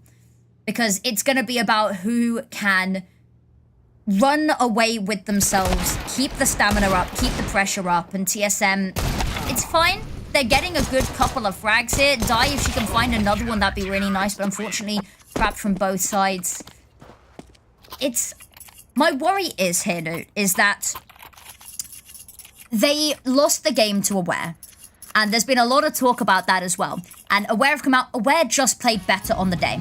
TSM, they didn't play amazingly. Aware played really well. And I think it surprised a lot of people. But I think the issue that I saw people talking about off the back of that is I felt that the individuals were very much playing separately, right? That there wasn't a lot of cohesion and synergy, and they weren't hitting the clutches, and it felt like everyone was sort of on an island.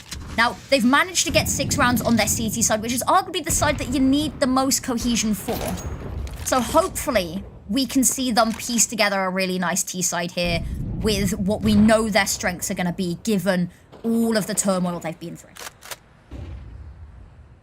That's exactly it. You were talking also about it in the pre-show, how TSM have been getting a lot of rounds in the early rounds of the game, or like in the first half, they're quite dominant. Like those away games, that was the complete opposite. They weren't getting good starts. They weren't able to convert rounds. But here, they started off well, but now they've just teased it off. Hopefully they can turn the tide yet. They do have the player advantage here. And they still have the bomb in hand. Let's see how this duel goes between Serendipity and Yuli. Because this could define the round defining, and it could indeed be, because that's already calling the bomb rotations to come forward. There is already a rotation from STX. she can keep them at bay here. That Molotov might just choose to run on through it. And there's the first, and that's not going to be a mistake that the others want to replicate. They are just going to wait for this to die on out and then attack. The issue is, STX location known, she feels like she has to reposition and head on over towards jungle there. Try find maybe a little bit of a retake angle here because they are just going to be awarded the bomb site potentially. However, call to save looks like it might be being made if STX can't find another shot. There's one losing them, but Selly actually from Catwalk there. Maybe they could crack this back on open. They're not going to be willing to budge it. They know that that AWP has moved. And she sent Julie on a little bit of an escapade round in towards Palace. There was a bit of a timing there that if they'd pounced, they would have been able to just get sight for free. Head spotted, but not able to be found. There's Selly with the kill. And now Julie left alone. Lovely angle for this plant, however.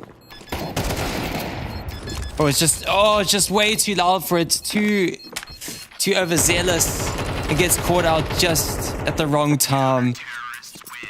I think it was just a bit of overthinking there. They had the free bomb site. They could have gone in.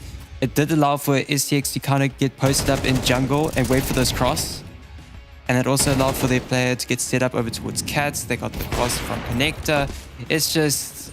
It was in the palm of TSM's hand and it just fell through just at the final few moments here. Yeah, painful one to witness, that is for sure. Both these teams, they are going to be able to buy back right into the mix of things. Raven wanted to get a bit of an early peek. Actually going to be throwing an HE grenade. Really wants to have a look in mid. Unfortunately, he's not going to be able to see anything because XTX has already dealt with one of them. Bungie, however, does find a call to that response and now Die having a nosy. If she peeks out now, meet up with the team. Re-smoke coming on through, and that's just going to cause a massive delay. Trap them in mid here. They want to jump on up. They're going to be spotted by Die. The only thing that they really can rely on right now is they've got Julie on that little bit of a flank. Turns out it's not going to be needed. They rush over towards B, actually, trying to make use of the timing and distraction that they've managed to cause. They have the player advantage again. And there is a free open B bomb site in their wake. They just don't overthink things. Raven's holding the angle from markets. And if TSM are slow about this, it could be easy pickets for Raven. Oh, the shot is missed. It's the impatience. If she just waited a couple of seconds longer, would have been able to get the first and maybe... not deny the bomb plant, but made the retake a little bit easier. I like this really advanced position here from Yuli in apartments because it keeps Gadfly pinned out of this round until she deals with her. Flashbang to try and clear the angle. Yuli's going to be flashed and actually going to keep firing anyway, but not going to find the kill there. Serendipity rounds the corner to try dispatching the bench player. Successfully does so. Gets surprised by Mads there. Handles it carefully, but Die the double kill to secure themselves yet another round. 7th on the board. They're trying to keep this competitive. And they make it an expensive round here. And they make the money situation maybe a little bit more interesting here. For both sides, really. There's some great trades here from Serendipity. I know we're looking at Daraj here, but Serendipity able to get that crucial trade on Yuli. Finding Mads as well, but Die from the van. Gets a clean little double to close out the round. And finally, that first of the ball for TSM could possibly, hopefully get their momentum. Because after they can take this round as well, the economy side on Impact is going to be in very dire straits. No better words could be spoken there, Newt. Took it right out of my mouth. And the change of pace here from TSM, I think, is quite interesting. They've made Imps uncomfortable. And we see this time and time again, is that Imps, they feel like quite a jumpy team, don't they? They feel quite quick to rotate. They feel quite quick to, you know, be a little hesitant to watch the same angle, to shift themselves even slightly. And it makes it very difficult for them to be ready for these advancements. But here it is, comes on to site. Raven might be locked out of the round here. Is going to have to stand and hold her ground. Takes down the first, but it's a distraction for Bungie to round the corner at Mark speed. Mads gets a second. Now Gadfly up close with the MP9. The HPs are looking low. Really could have done something there. It's Bungie with the kill onto Mads instead, actually. Serendipity's found one, and actually suddenly O's have switched. And it's TSM locked out of this site. Styx, however, still has to defuse this bomb. Taps it. Tries to bait it out. Baits the first one. Goes for the second shot. Gets it as well. And the defuse. Loads of time. All the time in the world, and time for a picnic on top of it. That is what you want to be seeing as 11 is hit. Get TSM with a player advantage, but just getting caught out over towards CT spawn. So nice round from Impact, able to get the retake, and they've been pretty successful in the retake so far. So they've only lost out one bomb plant so far, and I think that's possibly the third defuse on their CT side. I think so. Pretty good. Around about there, yeah. In the meantime, I'm very however, questioning myself when I'm going high pitched. Don't worry, me too. I'm always doubting myself, Newt. But I was about to tell you about the other game that's going on, but this game just got interesting and fast. Molotov forces Raven forward. Don't know if they're ready for her, but that smoke gonna lock her out. Still loads of damage through it nonetheless. Trying to decide whether to back away, wait for team. Got the teammates, but they are also held at bay by the fire and the flames. Yet another Molotov. Fuel on the fire, dare I say. Raven trying to peek on up, try and help her team out a little bit. That player tucked in Palace, gonna be smoked off. But still dangerous. I like that they've accounted for her. But there's so many angles, so many crossfires, and trying to dismantle them. They just don't know where to start. Bungie with the first. Selly does have a trade. Gadfly worried, but so hyper-focused on Rab, not even looking for Mads on Tetris, and there it comes. Both kills, 8 rounds, and a beautiful post-plant from TSM. Oh, I saw that smoke get planted down, and just seeing the amount of smokes on the side just kind of made you question mark, where is this player? Where's the bomb itself? So luckily they had about like 3 AKs just pointed in that general direction, just spraying and praying, hoping to find it. At least they found it, so it's 11-8. But as we were going to just mention in that round before chaos just ensued, 13-3, FlyQuest versus Blue Atacama, with FlyQuest Red taking their first map. You stole the announcement from me there, Newt. But yes, that is quite a statement round, well, map win from FlyQuest. Can't say we maybe expected anything too different. They have been looking on their A game recently. But Atacama, bit of a rough season for them. They were looking really strong at the start of the season. They've had a really rough start to the season, with all of the really tricky matchups being put mostly towards the start there. Of course, FlyQuest, penultimate game for them. They are in a very dangerous period right now. That second map really needs to be won, because any more series lost and they are in danger of relegation.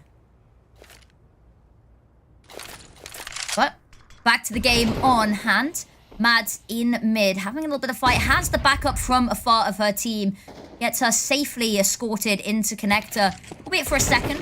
Looks like they're heading up catwalk over towards B, where it is just Gadfly lying in wait right now. Molotov to clear out Van, systematically taking this space. And the teammates, they are near enough by, but the initial kills actually go the way of Imps here.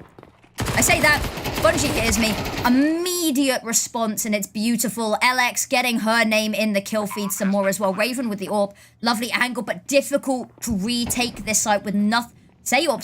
With the Scout and Deagle. Not the greatest combination, and actually the back away, I think, is going to signal plenty for them. Nothing going to be given to them for free. No inch given, so they cannot take a mile. Matt is going to take the head, however, of Serendipity. Keep that one as a trophy and force Raven just to hold on to her measly sniper rifle, because that's all she's going to be awarded going into the next round. I was just looking at the post-plant setup from TSM, and I know Raven's like picking off the final few pieces as they scurry away from the bomb. But compared to the first initial pistol round, as soon as they got the bomb planted, they decided, let's move out of the bomb site and not actually become like, so quote-unquote CTs. We're going to just push into apps again, we're going to push into market, and that's what they got taken down. And in this situation, they just stayed on the bomb site again, just waited for Impact to come towards them. They tried, they poked and prodded a bit, and they got bitten. And at least TSM Shimmer finally get another round as well. So they're closing the gap ever so slightly. People seem really surprised when they poke a hornet's nest and get stung, don't they? Oh, yes. It's like, I'm not sure what you thought was going to happen, but they do have to continue to shake the fundamentals of Impact some more, because that gap is closing. The opening picks, once again, Julie has been really hot on them, not only this map, not only this season, but just generally she's been an incredible entry player. And putting her name in the scoreboard quite a lot. One of the front runners in the frag department, the entire 10 players in this team. And here we go, Bungie. There's the first. Actually, a wall bang onto STX. This is a difficult one. Gadfly. Is Alex gonna hard clear this one? She double takes. She spots it but looks away. We've all done it and we all know that pain. Said he can hear the footsteps and here's the jump on down. Is gonna try get a pick and shoot them in the back as they head up connected, but already accounted for, dealt with and dispatched. And now bomb site empty. Raven and Gadfly, what can they do to get back into this?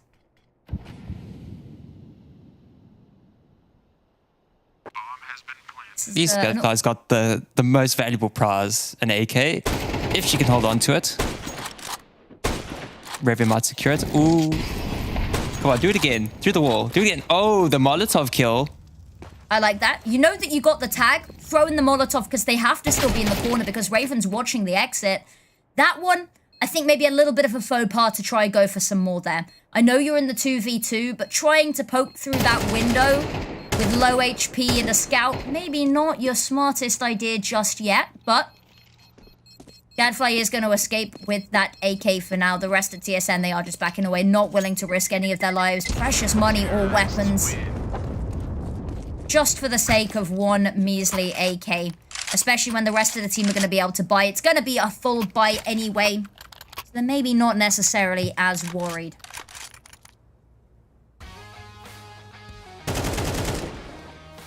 Oh, that opening is that's just vile. There's great spray control in order to get those bullets through that tiny little sliver all the way from chair over towards cat. I always like that. I found it such a sleazy little spot. It's a lot easier with an AWP, but if you can do it with an AK, that's pretty good. You know what? I need to know your sleazy little spots with all these maps now. Newt sleazy spots. That's going to be new content piece coming out soon, guys. With a name like Newt in a CSGO, or not CSGO, CS2 game, I've certainly got all the sleazy little spots. I don't doubt that you are an incredible teammate to have. You know, if we pug together, I feel like we'd have like a green carpet of victories. Ooh, a timeout being called here. It was actually a double timeout. Straight after the next, it was a double, so it was the first tactical timeout for TSM, and then straight afterwards, another timeout. So, either something's wrong, and they're calling the timeouts to buy themselves a bit more time, or Florence really wants to get on the mic and have something to say. Florence, of course, being their coach, talking away in the background. Remember, they brought Florence on midway through the last season, and he fundamentally changed their strat book halfway through the season. I remember at the time thinking, this is a little bit odd. But then, of course, they qualified to go play in Dallas.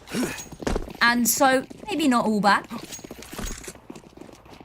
But it was a stark choice for them to make. And Florence has been with them ever since. Moved over to TSM with them. And is making a lot of the important decisions in the background for my bird. Talking about important decisions in the background, Serendipity decides today is her day. And suddenly, they couldn't get themselves on that map point. And it's done in a matter of, what, 10 seconds? 20 seconds? Just one god flash. That flash from STX just blinded every single player. That was just brilliant stuff. And the fact that, you know, able to get so many, Serendipity, keeping her nerve and being able to keep the spray so controlled. Just immaculate. And now here we go, TSM 2 rounds in a row needed for overtime. Is the pressure going to get to them? The weaponry is looking pretty weak, and unfortunately so is Bungie's health bar. STX getting aggressive in mid, piece by piece, TSM fall. And Raven, there's one more. Julie, the last one left alive. A monumental clutch would be needed. History making, dare I say. And it's got to be careful not checking Serendipity. There she is, hiding in hell, the demon from TSM's worst nightmares. And that is going to be map number 1 taken by Impact. Their own map pick secured. Put a nice big tick next to it. I'm surprised I'm not seeing that many celebrations. I think it's more of like a sigh of relief that they closed it out. A very tight first half, and then the second half, a great start from Impact, and then it kind of got away from them for a little bit. TSM clawing back in those final few moments. But alas, it's Impact to bring the impact. Is indeed. Now, this is where my worry starts to seep in a little bit, because yes, we saw a really good shoving here from TSM Shimmer. You know, 13-10, not a scoreline to scoff at in the slightest, right? And really good moments from individuals stepping up as well. But my worry is Inferno. We talked about this. It came out of the left field in the map veto for us. Both of us, we went into this, we were talking in the green room, and we were like, there's no way Inferno comes up, right? Yeah, they're leaning into these puggier style maps, the maps that are sort of those default standards that everyone knows, even if they've taken a break to go play other tactical shooters in recent years. But it was a map that they've not played. In fact, it's a map they've outright banned in every other series. This is where my worry is. What have they done in the space of 2 weeks that they haven't been willing to do for the past 2 seasons?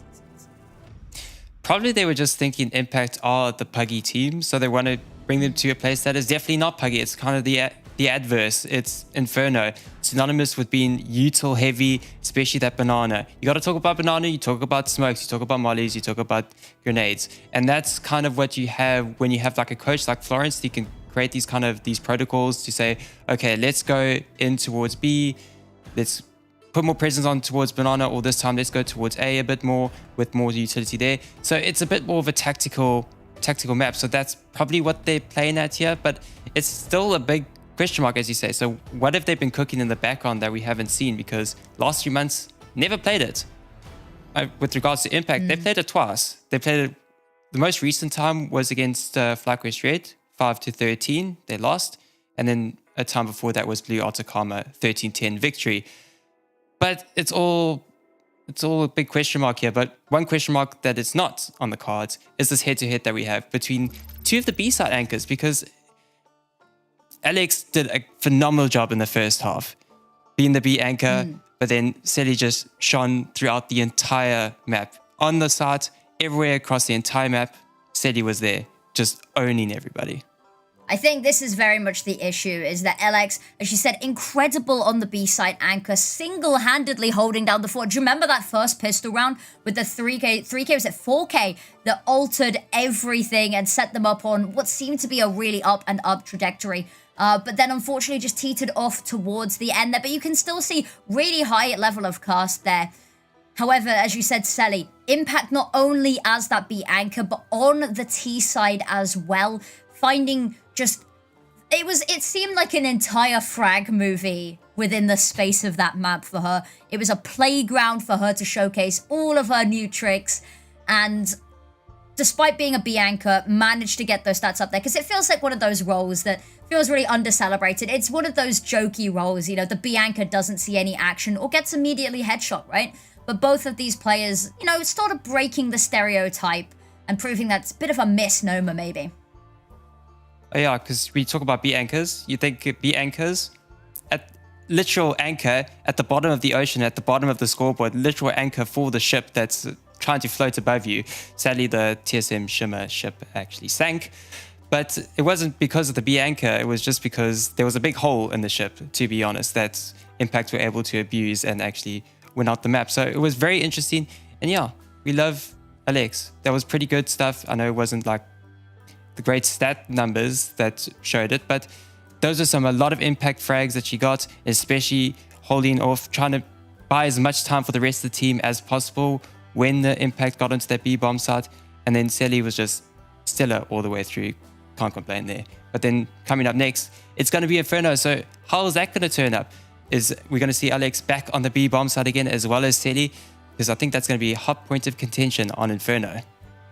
It is indeed. I'm very excited to see what they have there. Well, I did think I just heard there was Newt saying that maybe numbers aren't everything, which is the last thing I'd expect to hear from you as well, is that sometimes the KDA can lie to you a little bit. It's a bit misleading. But you're right, Inferno, you said it's very utility heavy. That is, again, my worry. We've said that they've got to be cooking something there as well, that Florence has got to be putting these protocols in place.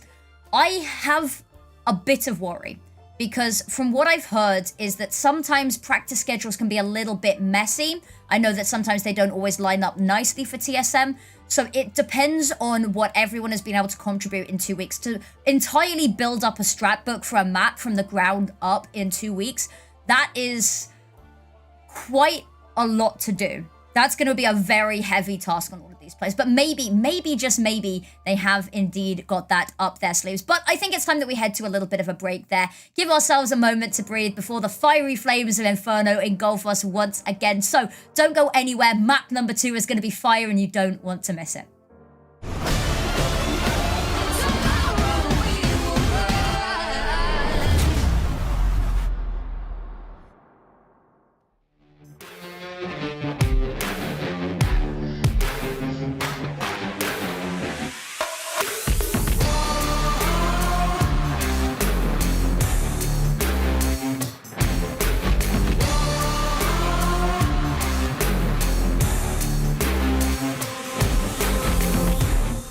Throw my caution to the fire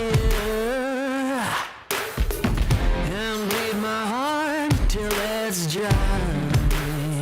Whoa, I get cold and I fall to my knees, going to some place where the angels sing. I feel water but I see smoke.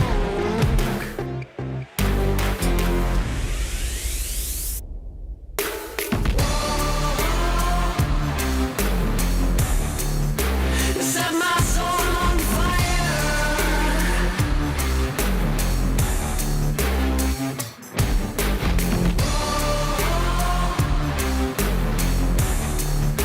Set my soul on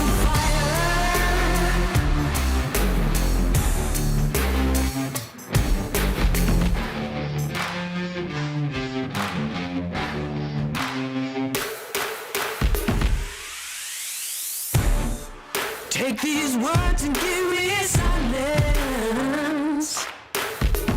I get warm when you're around.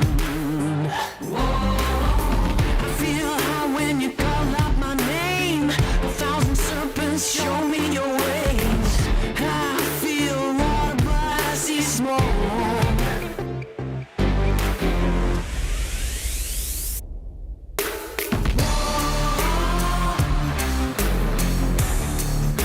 Set my soul on fire.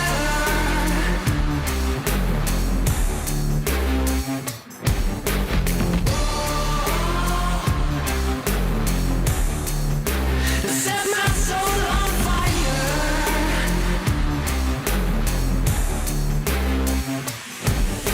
Set my soul on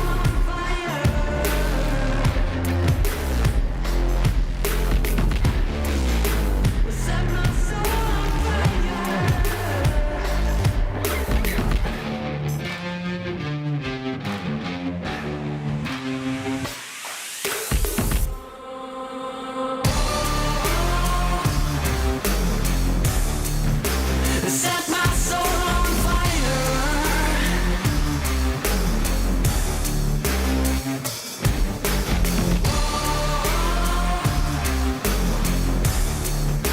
Set my soul on fire.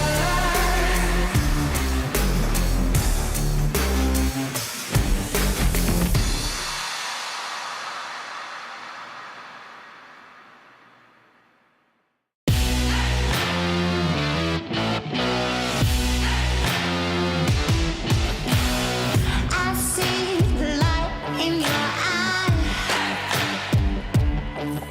You know you can't hide it, you can't hide it. No, can't fight it. Let go the need to disguise. You know you can't hide it, so don't fight it. Go deep and just ride it. Take my hand, take control. Take my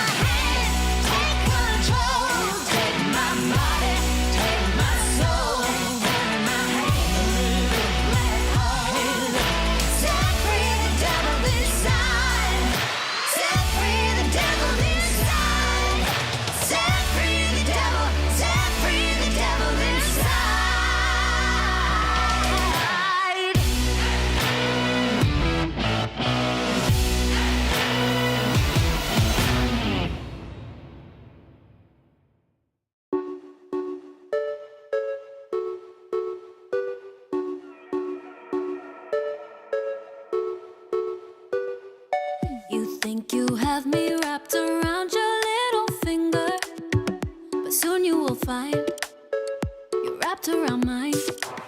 Stop holding on to what we had, don't let it linger. The feelings are gone, I'm already done. You think you're God's gift to women, but you're not. You play with hearts for a living, just stop. Nice try, thinking you could hurt me again, thinking maybe we could try as your friends. Nice try, thinking you could get in my bed, but you're sleeping on your own now instead. Nice try, thinking you could hurt me again, thinking maybe we could try as your friends. Nice try, baby, I'm better off with some other guy, yeah. So nice try. I'm independent and I don't need your approval. I say what I want, I do it a lot. So if you're talking to me, make it something useful, or just like that, I won't call you back. You think you're God's gift to women, but you're not. You play with hearts for a living, just stop. Nice try, thinking you could hurt me again, thinking maybe we could try as your friends. Nice try, thinking you could get in my bed, but you're sleeping on your own now instead. Nice try, thinking you could hurt me again, thinking maybe we could try as your friends. Nice try, baby, tomorrow we will rise.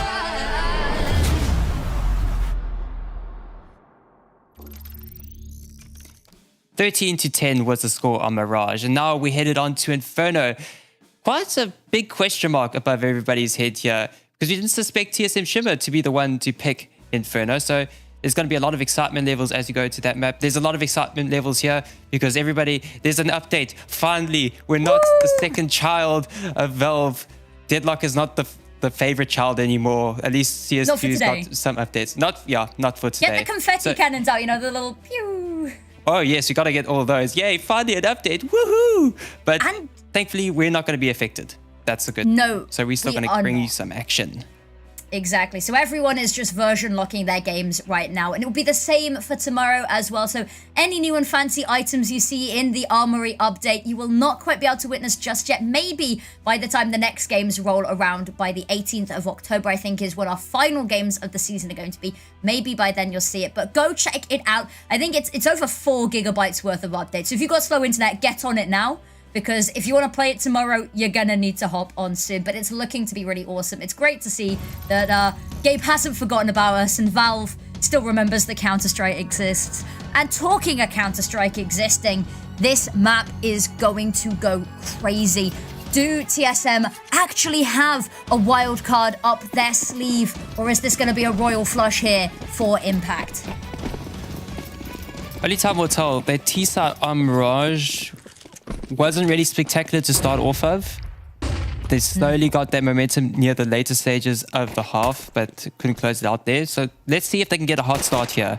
If they get a good start, maybe we could see a potential for 3-mapper. TSM, they had an amazing first pistol round.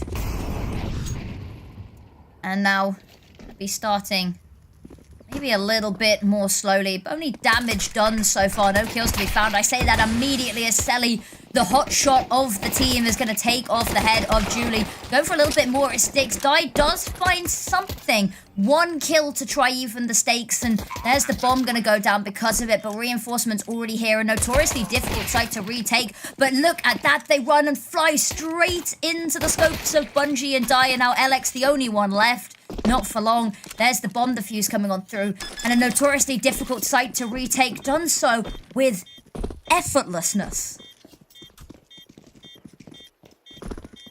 With some great effortlessness, because that's, as you say, very difficult side to retake. And they do it with style. And I think it's, again, TSM, they've got the bomb plants. Just stay on the plants.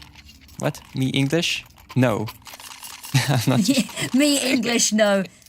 That's our Newt quote for today. Words of wisdom from the wise Master Newt. Firstly, I'm saying that numbers don't tell the full story, or they're not the truth. You know how we had that thing last season where we thought you'd been cloned, right? Maybe this is a defective clone. Maybe this clone isn't. didn't fully form when it was being developed in the ESL labs. Probably the original was also a defective at the beginning. The So it real just nuke compounded doesn't on believe this. in numbers. Ooh. That's a theory. A game theory. But here we are, Gadfly up close and, well, I want to say breathing down the necks of the players on the other side, but that smoke is going to deter them, going to force them away just a little bit. They're going to wait it on out. There's a lot of presence over towards apps here as well, especially considering really putting too much stock into looking at mid here. Julie, unfortunately, going to fall. Are they, however, going to expect LX? The fact that they back away probably suggests not, especially the fact that Gadfly is having to deal with an onslaught, a swarm of T's in Banana. But they handle it with very nice poise. And now 3 players left. Die desperately trying to find this kill. It's messy. They're dancing around, but they do, in fact, get it. Raven going to be the final bullet and nail in the coffin. And there we go. Second round on the board. A nice, simple conversion for them. And now this round should be another quiet round for Impact. They've dispatched of not 1, but 2 Force Buys after pistols now. And this is their opportunity to get a little bit of a head start. It's quite interesting seeing the placement of TSM. They haven't really set up each other in tradable positions, especially that fight with Yuli and Apps with 2 players trying to find that opening kill. It just wasn't too pretty, and Alex was more concerned about Boiler. Maybe better for Yuli to rejoin with Alex, but yeah, it's always hindsight. Die, 2 kills with the Glock. Brings it down to a 2-on-2. This could get very, very interesting. A free open B bomb site. Selly on the trot, ready to go, ready for the cross. Sprays to the smoke, but misses the bomb planter. Yuli's able to get that bomb planted just in time. Misses by a hair, and that's going to make this really, really difficult, especially considering the fact that they can just back away here. That smoke going to do so much to bide them time. And maybe even deter this entire retake. But actually, I think Imps, they're looking to go for this as well. They're trying to clear out the back of the site here. Dark taken down. Do they expect a second? Doesn't matter, because Nade bopped on the head. That'll do the trick. And yeah, long defuse coming on in, but they don't even need to worry about time. SDX had that defuse kit if needed. They had even more time to play with, but not even necessary. So clean there. Systematically withdrawing any point of contact that TSM had on that bomb site. If only that nade threw out a little bit earlier, there would be a possibility that Alex would not have been cleared. Again, not suspecting that 2 players to be there, but initially Alex peeked out just to get a little bit of info. Oh, where the CT's at? Oh, they're right here. Bablam. Bablam. That's it. That's my word of the day now.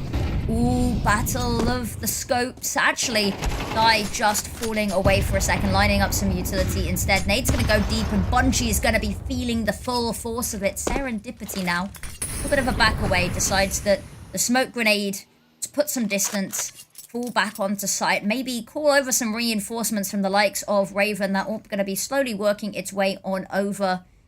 Plenty of utility, so it does mean that AWP isn't going to be able to play from CT. They are going to have to try move and schmove it onto site pretty quickly.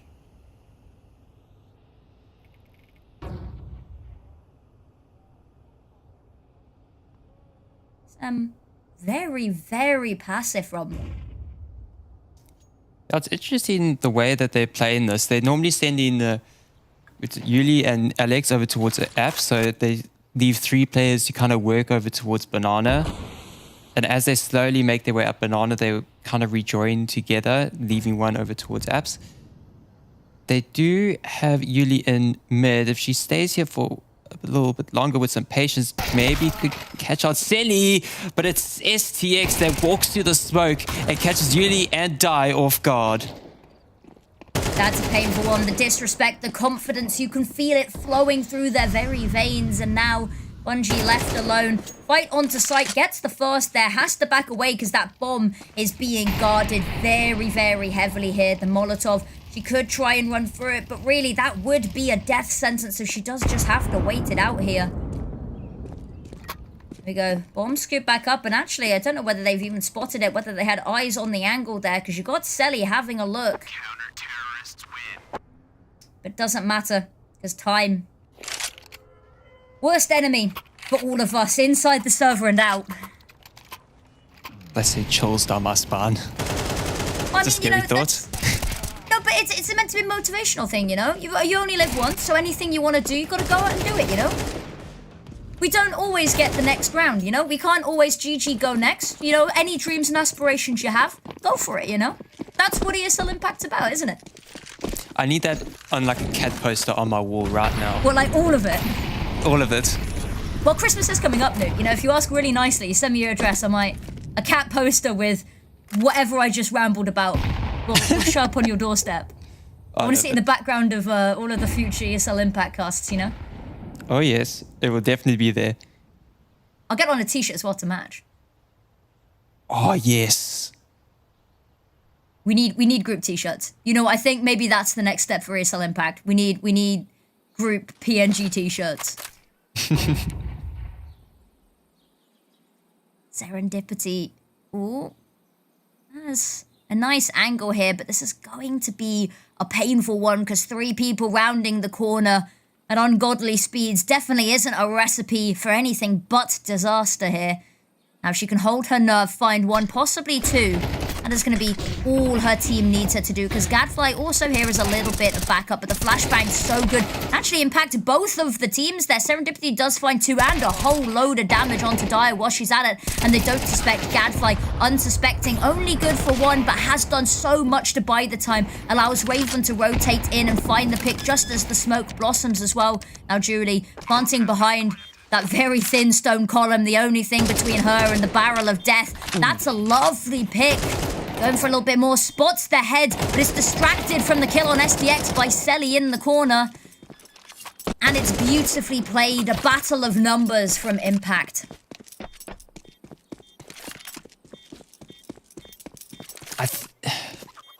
I'm just trying to think what TSM could have done there. They're whittling down the clock as much as they could, but even during that entire time, Impact didn't even throw a single defensive smoke. They were just waiting. As soon as they got contact, then they started to play. So if TSM are reading this a little bit more, they're going to be thinking, okay, we need to kind of create false contact first. Just make them use some of their utility, because they know that TSM, if they're going to contact us, they're going to contact us. There's no way about it. It's not going to be a fake. It's not going to be this. There's no second thought about it. There's no doubts here. So TSM are kind of overthinking this to themselves, and Impact are reading them like a book. Maybe they got Florence's his book with all the strats, and they're like, oh, this looks handy. Oh, this is interesting. They found it lying on the floor, you know? They're like, ooh, yeah, give this a little bit of read.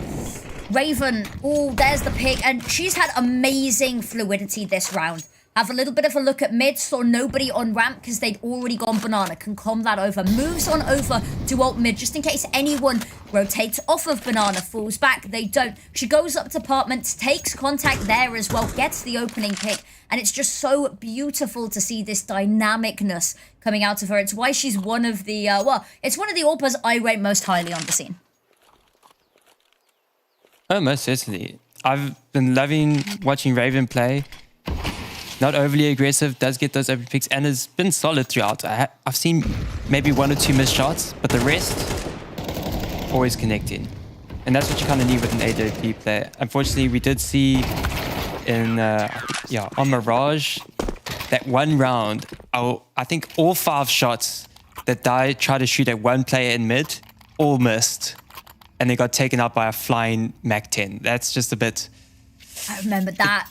You lose your confidence a bit, especially as an AWP player. I know it's kind of a bit difficult with somebody running and gunning at you, literally jumping around like a bunny rabbit. Headless chicken, yeah. But kind of, you can hit those shots, get those flicks, do some skeet shooting. It's a rough one because, as you said, it damages the confidence. If there's any sort of veteran player that I think would be able to keep their nerve and just bounce right back, it would be the likes of Dai, who has been on the scene, you know, for ages and ages. Really part of the furniture, some might say. And yes, there was a little bit of a hiatus, but so monumental in the upbringings and the foundations of those early ESL Impact seasons, you know. And, ooh, what a nice shot there. Julie turning the tides, trying to keep it equal here.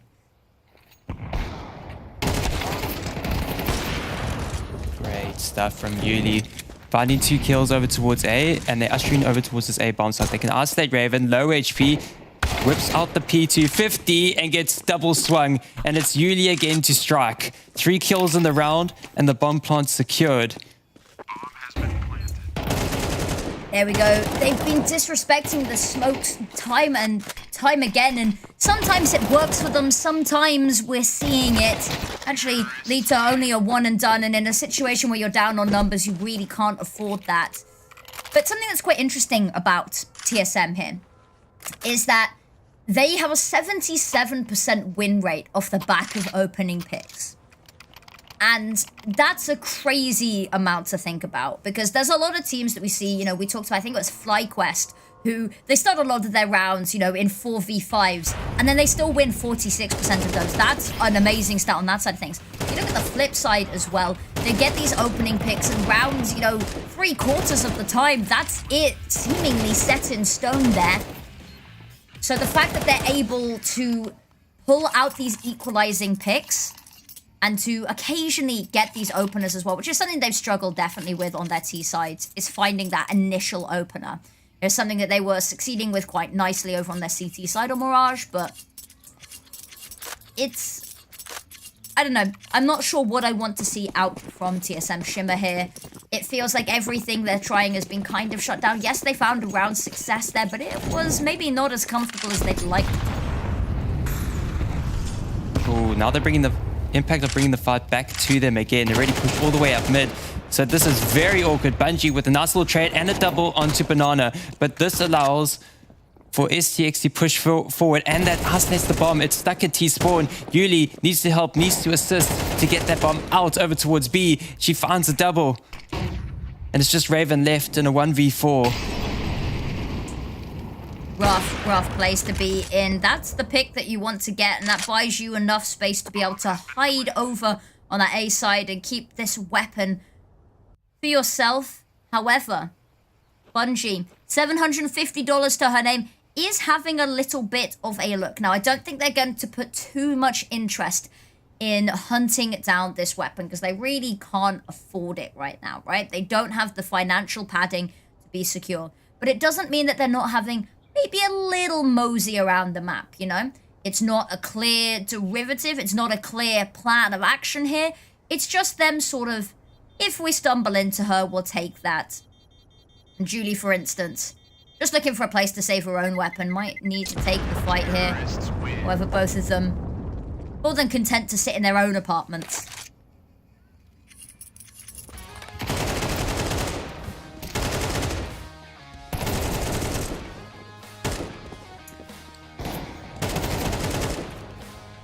Now,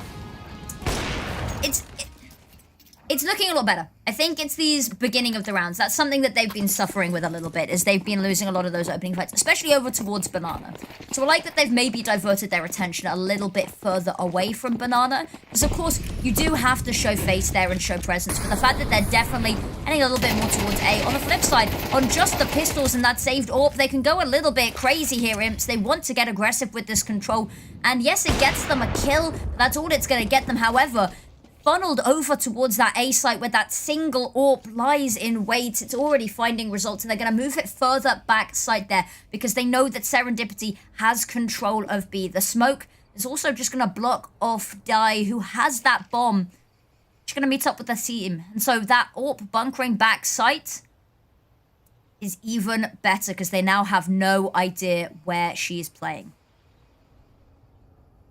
They're also circumventing her, so they're going to push out towards balcony, but a double dink from STX gets onto Mads, but not able to pick up the AK in time. It's still a 2-on-2. AK is still in play, but it's all the way over towards B, so it's on the rotate. Try assist, breaks the smoke, but the shot doesn't connect. Alex, lucky.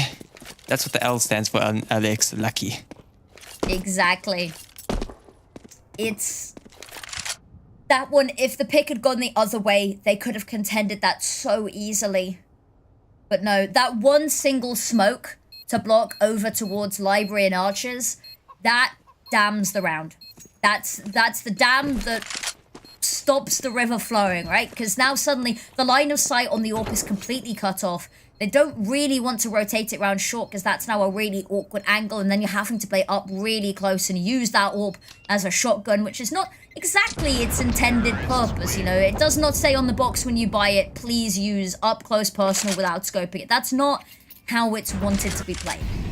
So that smoke it's painful, and they need to start drawing out more of that utility because they went into that post bar TSM with just so much left in the bank. This is the second round in a row that it was a great read of the opening stages of the round by TSM Shimmer. And it's because they're a bit more passive now. They're not going to try to force these entry duels. They're just going to wait a little bit. Bungie, yet again, second round in a row. And now it's double entry over towards Banana. Just waiting for the impacts to get a bit more... Well, they're trying to search for a bit more info and try to get the play going. They're trying to initiate the contact before TSM. But that kind of just leads to their detriment here. Ooh, but a nice triple lean over towards lane. This is interesting. There's a lot of parkour going on, isn't there?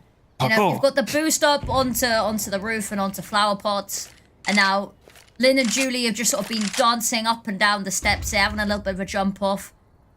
Turning Inferno into, can only be described as a bit of a trampoline park. Smoke coming out, that's going to fault any plan that they have, because they either have to wait this out, and they do have some flashes, so it looks like they want to just go straight on through it. Now Raven, it's a difficult position to dodge the flashes here. They're so perfect, but they're looking the wrong way, able to get both kills there, coming out on top. But elsewhere on the map, a frag has been found, so really the numbers, they stay even. And now Bungie, pushing on up, has taken the space for a team to be able to advance safely. And this commotion over on the A side, they really don't know where the commit is going to be now.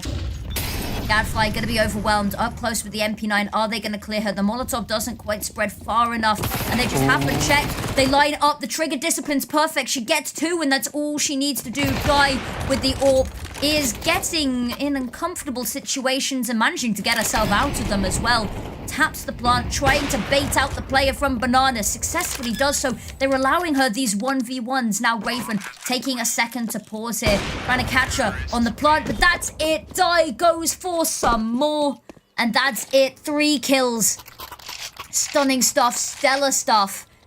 And Impact, I can't help but feel maybe you play that a little slower. You wait for the utility to fade so that the two of them can swing together. One from Banana, one from CT. But they let her isolate those fights. And yes, she's missed some AWP shots, but a clutch like that, that's got to make up for every single one of them.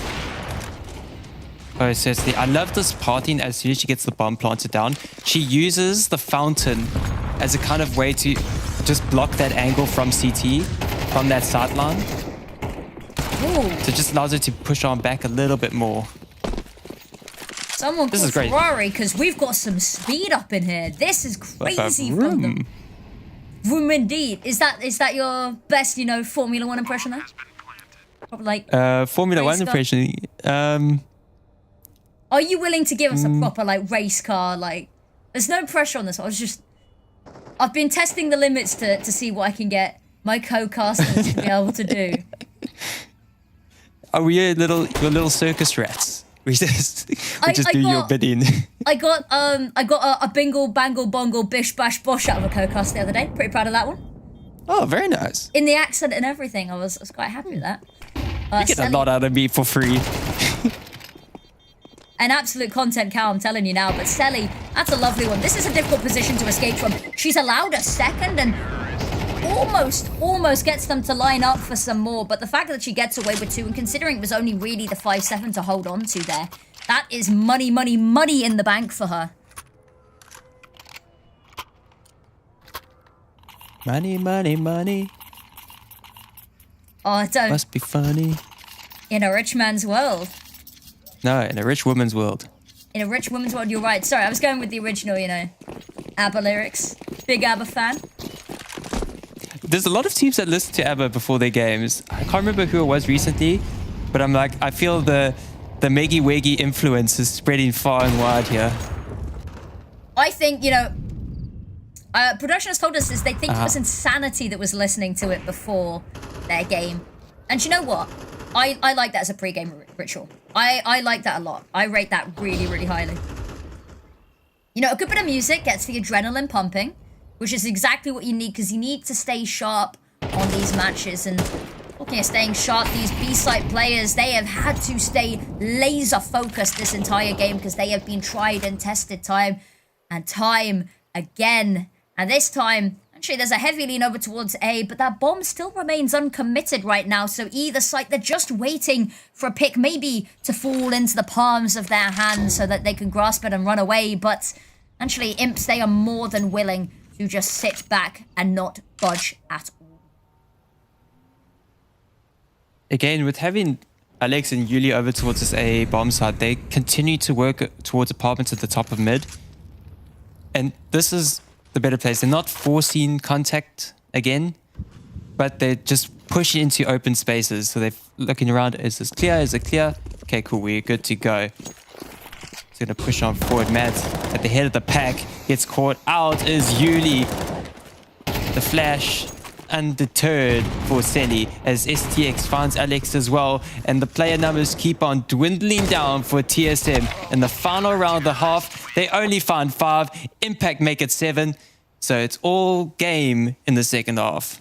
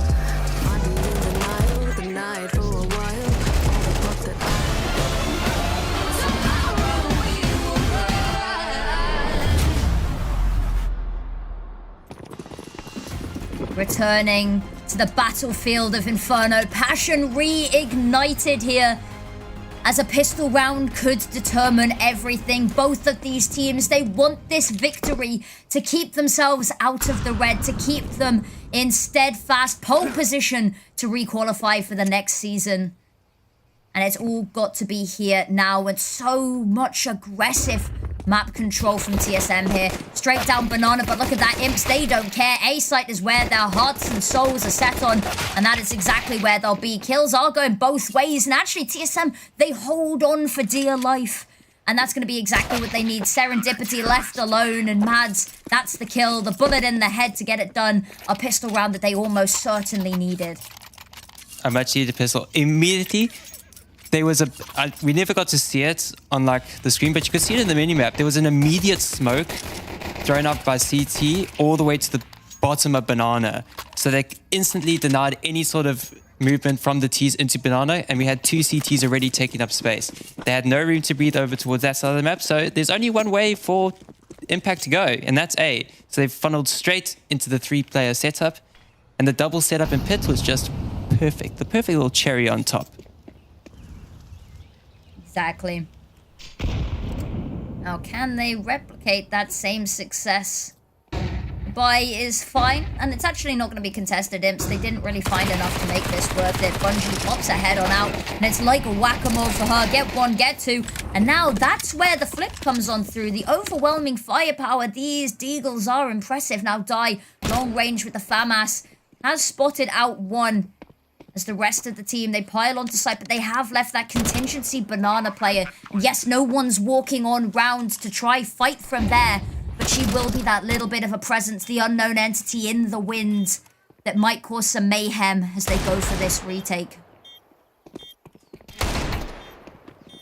Ooh, Raven. This is so expensive for TSM. They send everything at it down to a 1v1. They're trying to find a defuse it maybe, but only finds lead. That's everything Impact could have wanted and more there. It's the fact that you see that, I'm trying to remember who it was that was trapped there in the sandwich between the pillars, right? Because somebody was trapped and they'd been spotted by the CT player, right? We might get to see it, no. But the fact that they were pinned there, and we talked about how they'd left the contingency in Banana there, that can just peek on out, alleviate that pressure, and allow her to escape elsewhere and relocate. That's what is so important to that round, because if she goes down there, suddenly it's a lot more difficult. But the fact that not only she manages to escape, but they manage to get a kill as they go, there's just nothing more that they could do with only one player left alive. And TSM losing that conversion round as a CT, that is the worst round to lose, in my opinion. Of all of the rounds to lose, if you win that CT pistol, force up, and then lose, your money is ruined. Because sometimes it's a double eco that you need to recover from it as well. Which, Impact, with the lead that they've got, they really can't afford TSM to let any more rounds slip too far. Die. Going to be the first one to drop, but Julie has found a little bit of revenge kill there.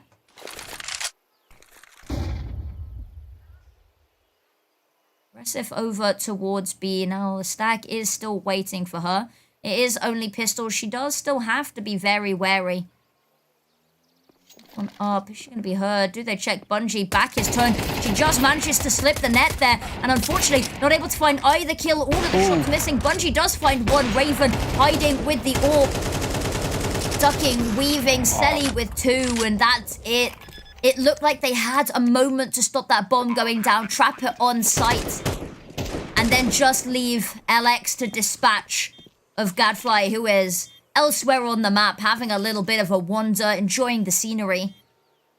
But now, not even needed. Bomb goes down, and there's really nothing that they can do. And this is going to be a really difficult escape here for Alex as well. Albeit, not really much to save. She might be able to find an exit pick.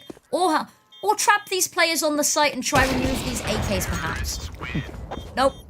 Sadly not. Does find one. But actually, I don't think that's going to be enough economic damage that it even makes a dent.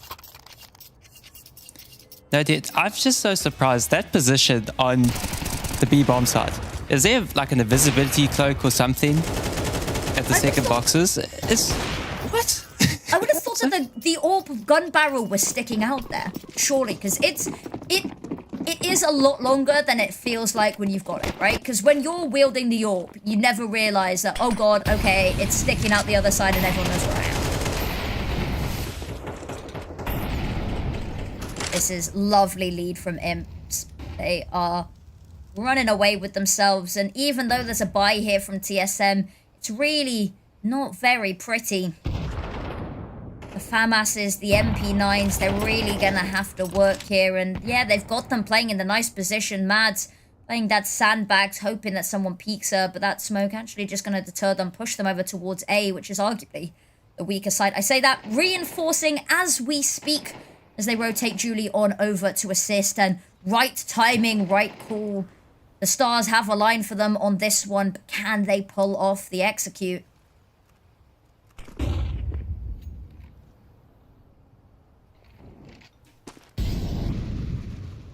Let's see who finds that first contact. Okay, we got Gadfly ulting their way through the apartments. Alex right in front of her, ready for some supportive flashes. Raven does get caught by it. It doesn't fully blind her, but it's a nice double kill from the CTs. The T's answering card, and Serendipity finds Yuli on the cross.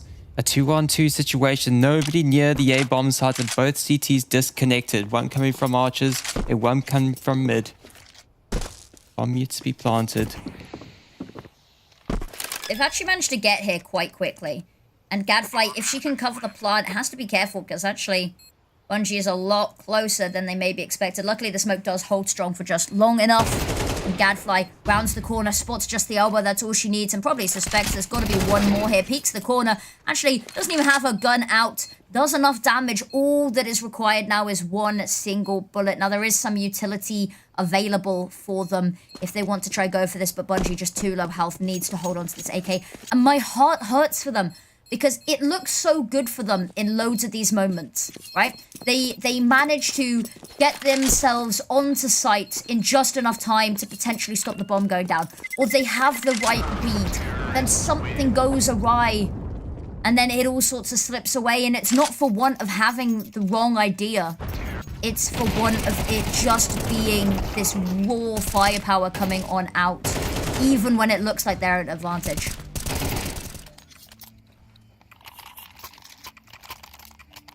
Now, another round, 10 double digits available, and we're starting to potentially see the door closing here for Shimmer. They lost the first map, and we talked about we really need to see something special coming out from them, because this is a map that they have been almost constantly perma-banning. And yeah, we're seeing some stuff, but what we're seeing now is just force buy after messy force buy, and it's starting to feel maybe a little bit disjointed, dare I say.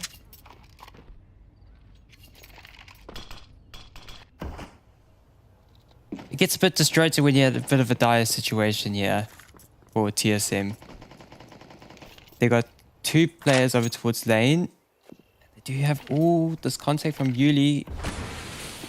Does get smoked out, so he's a bit wounded here. Died, doesn't find anything, and so does Alex. Yuli, the only one on site, gonna push to the smoke. Raven scoped in towards mid, and Yuli gets an easy pickings. Picks up the AWP. Flicks on up over towards Bulk. The shot doesn't land.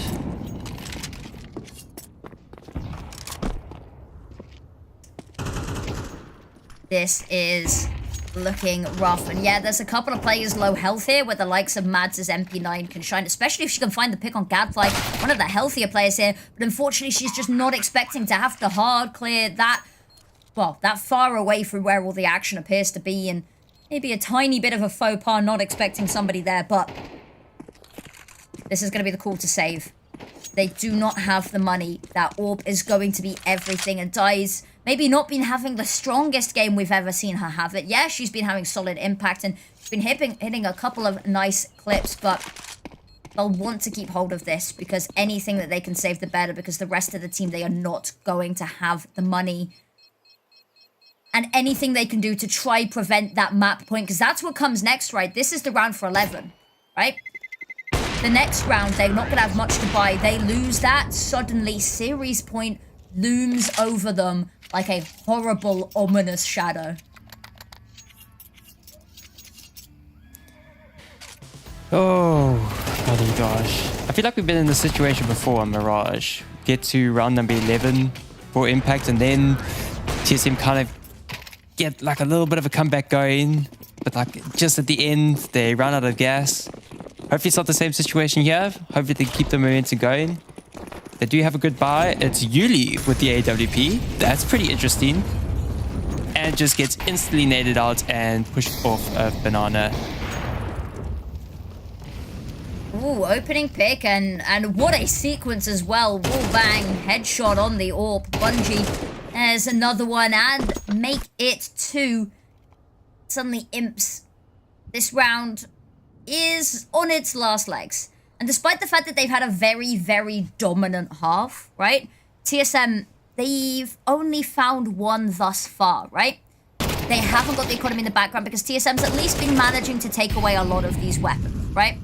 However, we've talked about this. It's usually TSM doing the comebacking here. But, oh, Julie, this is not her primary weapon, and suddenly she's low and having to wield a weapon in which she is not necessarily the most familiar. Now, what do? They've kind of got to go for this. They don't have a kit, so they have to make it quick. STX, if she can find even one here, that's huge. She doesn't. This is it for TSM. They have to go, and they have to go now. Gadfly, all she has to do is stall. Great trade from Bungie. Much needed. Oh my head. I was just biting my lip that entire round. Impact found where the strength lies for TSM. That's over towards B. Immediately ran over towards A. You think, oh, there's 3 players on A. It's going to be difficult for Impact to get onto the site. Oh, alas.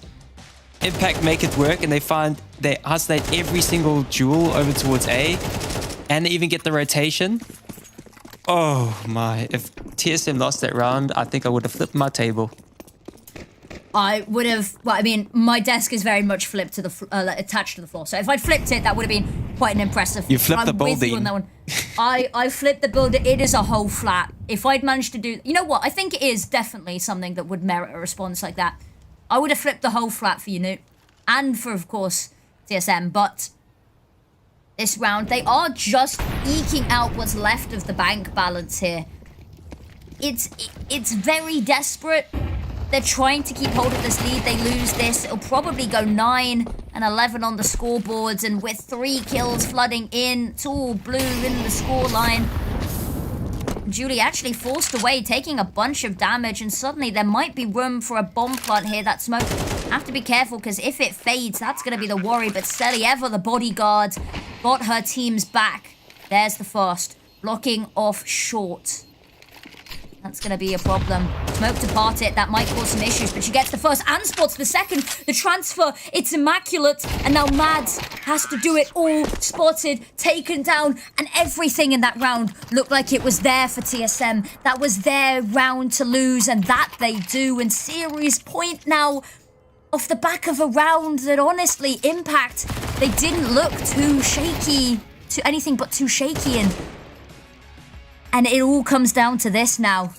And you could tell they're happy. We talked about how they were looking pretty stoic at the end of the first map.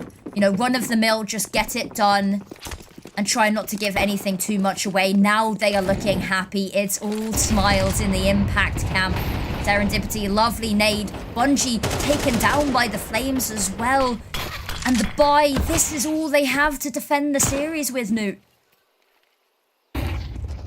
That round was literally everything. And it was everything from Celia. Got all 5 frags as well. It was an ace. Oh, and it's, oh gosh. It's all falling apart. That's the worst. That's a death omen. A team kill to open up your own attempt at a comeback here. This one, it hurts. It hurts and my heart aches for TSM.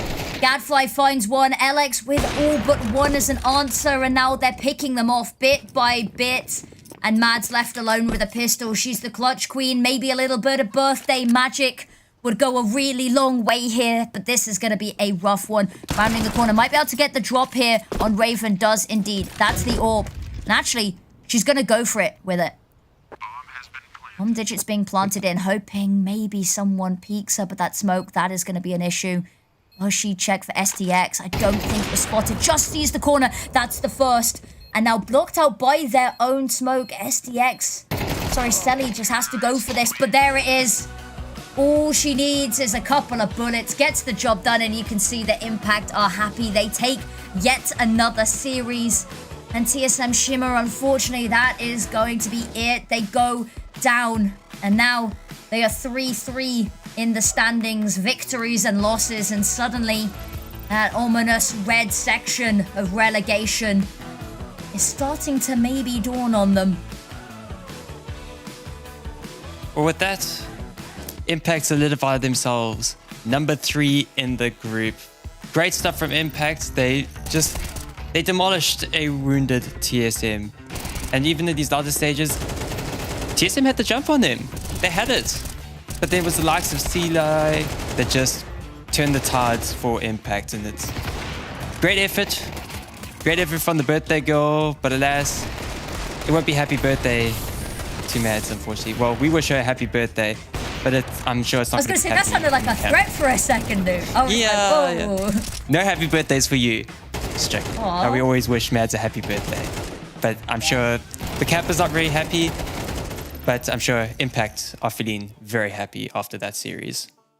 Absolutely. They have been looking really good this season. They were one of the few teams that I actually suggested might be a contender to try steal away that series from FlyQuest and maybe shake up the fundamentals of the standing this season for North America. Because of course there is only one slot available. It looked like FlyQuest was a shoo-in, especially when they beat TSM Shimmer in week 2. But Impact didn't quite get to steal away that series, but they have been looking better and better, and they have been building up from the start. And now they're at a point that is looking absolutely golden. Oh, definitely golden. It was a great series from them. Even coming out with, with TSM coming out with a crazy pick of Inferno. I'm sure that kind of caught them off the loop, but they've had like 2 reps on it in officials in the past 3 months. So they have some experience in it, but they played against the TSM very well. TSM just didn't know how to read the game at the initial stages. And that's just allowed for Impact to capitalize on it. They were getting into positions, they were making their own space for themselves and taking these duels because they're very aggressive. So they were pushing these angles and pushing these fights. And for TSM, they just couldn't find an answer towards it. Near the later rounds, you had Bungie finally getting the answers towards that aggression. But the sheer momentum from Impact was just the way that they took them down on Inferno.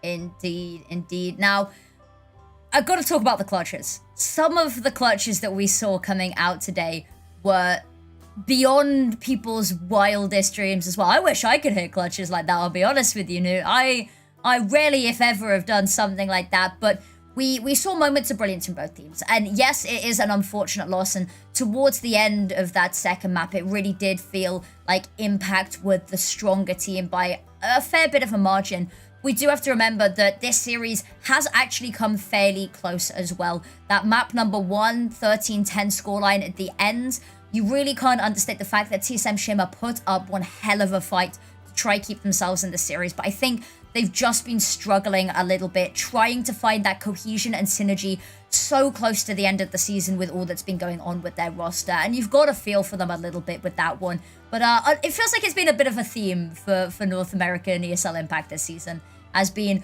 roster shuffles like nobody's business. But it feels like TSM Impact got a little bit hurt by that more than some of the other teams necessarily, because they didn't just lose, anybody. They lost their star player, their primary AWPer, and one of the players that have been most consistent for them in the season as well. So that one really hurt. But Impact, it really makes me happy to see. I was so excited to see them when they came through the open qualifiers. It was a team that I had predicted to do quite well, so I feel a little bit proud of myself in that one.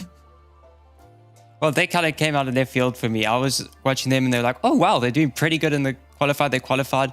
But I respected like a name like Impact. I'm sure they were just trying to make it tongue twisters for us at the caster's desk. So I thought, oh, they're going to do pretty well. They're going to do maybe some upsets here and there. The level of performance that they bring into the table is just sublime. So I will say that I didn't expect it at the beginning, but I thoroughly enjoyed it. But ring a ding is somebody That on the sounds phone. like the phone, yes. And it is an absolute pleasure to be inviting Sally onto the desk with us as well. So first of all, massive congratulations. That's a really big win for you guys. Now, I need to ask, coming into this, what did prep look like for you guys? Because TSM, of course, they had a little bit of a roster shakeup. I don't know if that maybe impacted how you approached the game. So can you talk us through what your thoughts were in the week leading up to this match? One, it's Sally's is not here. That's luck. It's Gadfly. Oh, sorry. Hi. All My good. mistake. I understand. Yeah, Sally's goated. Yeah, sorry. Listen, like, I know why you want to interview her. She farmed. She's insane. Like, actually just insane. Prep-wise, honestly, there was none. We didn't do any particular prep for them. We just played our game. Rena's actually just goated. SDX just goated. Telly's insane. Just a normal game, honestly. Just a normal game, you say, but looking really, really good. And of course, massive congratulations. Thank you. So your team a bunch of goats, so it seems. And I also just say, y'all are the goats. You did very, very well. So I'm very looking forward to seeing the rest of your series. I'm actually going to be looking back at some of your other games because sadly I couldn't actually get to watch the game. So very, very thoroughly impressed. I wanted to actually talk about, because we're talking about TSM's roster shuffles. You guys also had a bit of roster shuffles at near the beginning of the season. You started off with Gon, I think it was, for about 6 maps. And then Sally came in, which is your GOAT, apparently. So tell us about that. How did Sally come into the team there, and how did that change the dynamic within the team, if any? Yeah, so Gon is a good friend of mine. We started off the season not necessarily knowing how much we were going to devote time-wise. I work a full-time job, so like time can sometimes be kind of hard to come by. She's amazing. But as the season went on, we just realized that we had a really good shot of kind of showing up. So we decided to make that roster move. Sally she has plans for next season. So it wasn't necessarily that, we went to Sally and went, hey, join this team. We're going to like build something crazy. But she is insane. Like, she has been on my radar for a while. She was great on her last team. She's going to be great next season. So it was kind of a no-brainer when we needed a super sub for the rest of the season to go after Sally. It's something that I've had to adjust to role-wise too, so it's not like she just like slotted into all of Gon's roles. But at this point, with the adjustment there, she's so good that I think we could literally we could have put her anywhere and she would be making an impact. So we just decided to put her in the spots that she likes the most. It's awesome to see that you guys, rated her so highly and that she's met all of your wildest expectations and beyond. But you mentioned, you weren't looking to build something massive at the start of the season. Now, given how well it's been going for you guys and how we are only 1 week away from the end of the season now, what is looking like the future for the rest of the team, if you're allowed to let us in on that one? I don't think I'm allowed to let us in on that. I think we're going to have some kind of crazy pickups. A little up in the air. So you'll see. I think there's going to be, at the end of the season, at least one insane team coming out of it. That's really exciting to hear. So what I'm hearing is keep your eyes and ears peeled on Twitter for information coming up. So a little bit of information to be revealed in the future. That's exciting. Anything else you want to ask, Nick? I just want to say, you were talking about you had to change a bit of roles. I was looking at, because I'm the stats guy, so I look at all the stats. So I was kind of comparing you and TSM to see how your roles kind of meshed. Well, not really meshed, but how you guys played a bit more similarly. You had more of a play style of like usually more going on with the trades, letting the other teammates kind of take more of the brunt of the opening kills. So was that kind of also changed? Because that may have been more during the beginning parts of the season when Sally came into the team. You said some roles had changed. How were your roles effective? And do you feel like in your new roles you feel a bit more powerful? Do you feel like you can provide a bit more impact to the team, or do you feel that maybe your old roles are more so inclined towards your play style? It's a little bit of column A, a little bit of column B. T side, my roles haven't changed a lot. I'm still playing with the Pact. CT side, I've moved from a lot of my positions to more of anchor positions, which is fine. It's something I'm used to. And the impact, I think, really comes in the fact that I'm already comfortable with those. So slotting somebody else in is easier if I'm taking a role like that. I would say that's the main difference, truthfully. T side, it's been like that, at least as far as I know. Sometimes things change on the fly, of course, but It's good to hear though, because that sort of plug and play style makes you so adaptable for when you need to bring in those super subs. And massive congratulations once again. You guys are looking on amazing form, but we shall let you go celebrate with your team. You looked all smiles at the end, and I'm sure there is plenty of celebrating to be done in the voice chat. So thank you so much for joining us, and I hope you have a wonderful evening and good luck going into the final week and the final series of ESL Impact Season 6. of course, thank you guys so much. You guys have a good night. Thank you. Have a great night. Wow. Very insightful stuff. It's quite interesting to see how a lot of teams they evolve as soon as they get into ESL Impact. They come into the season, and it's a bit unknown, especially for players that have never been a part of the circuit, like on these main broadcasts and part of like the group stage matches. It gets quite intense. So they kind of see, oh, do they have what it takes? And then they feel a bit more comfortable. That's what ESL Impact is for. It's for these players to kind of feel comfortable in these kind of environments. And you know who's definitely comfortable? Of course, Gadfly kind of alluded towards it a little bit, and it's Sally, our Kadir MVP. Just absolutely stellar performance all the way from Mirage to Inferno. Just can't falter. Seriously. It was genuinely beautiful to watch some of the scenes and some of the highlights coming out from her, sequence after sequence, where she was providing the highest quality frags and honestly just defining entire rounds, especially these important swing rounds. You could always depend on her to have your back, to have those kills. And as we heard as well from Gadfly there, that, you know, the fact that she slotted into the roster so seamlessly, and yeah, the roles had to be changing around her a little bit, but it seems like everyone adapted really well, and she's adapted to being in the team. They're setting her up for success, and it's yielding everyone results. But I know for a fact that Sully, you know, whilst it's been all sunshine and rainbows on the team this season, has other plans for the next season. I do believe it has been announced on Twitter. I won't say anything in case it hasn't, but it has, I think, been announced that she's going to be playing with a different roster next season, which is really, really exciting as well, because we get to see more of her, hopefully. It's a shame that we're not going to be maybe seeing this roster stick together in the current shape and size that it's in. But if anything that we've learned from this interview is that they are willing to slot these pieces in. And as they've got a super team cooking in the background there. So something's cooking, something's coming out over the next few days. And I've heard from more than a couple of the NA scene that you really should be keeping an eye out on all of the roster pandemonium that is about to go down. So teams are cooking up for next season. But what's cooking up on the standings right now? So after that victory, Impact solidly in third position, keeping TSM in their fourth position spot. Due to the way how ESL Impact works, top 4 slots will get a requalification into the next season, while the rest of the teams need to go through the gauntlet once again. So TSM need to kind of win their next match, their next series. They need to kind of get out of this rut that they find themselves in, and to make sure that they don't need to go through this gauntlet, because we're talking about all these super teams that are being built up and cooked up. These super teams need to go through these qualifying stages. So if TSM find themselves in that position, we may not see TSM. That is a scary thought.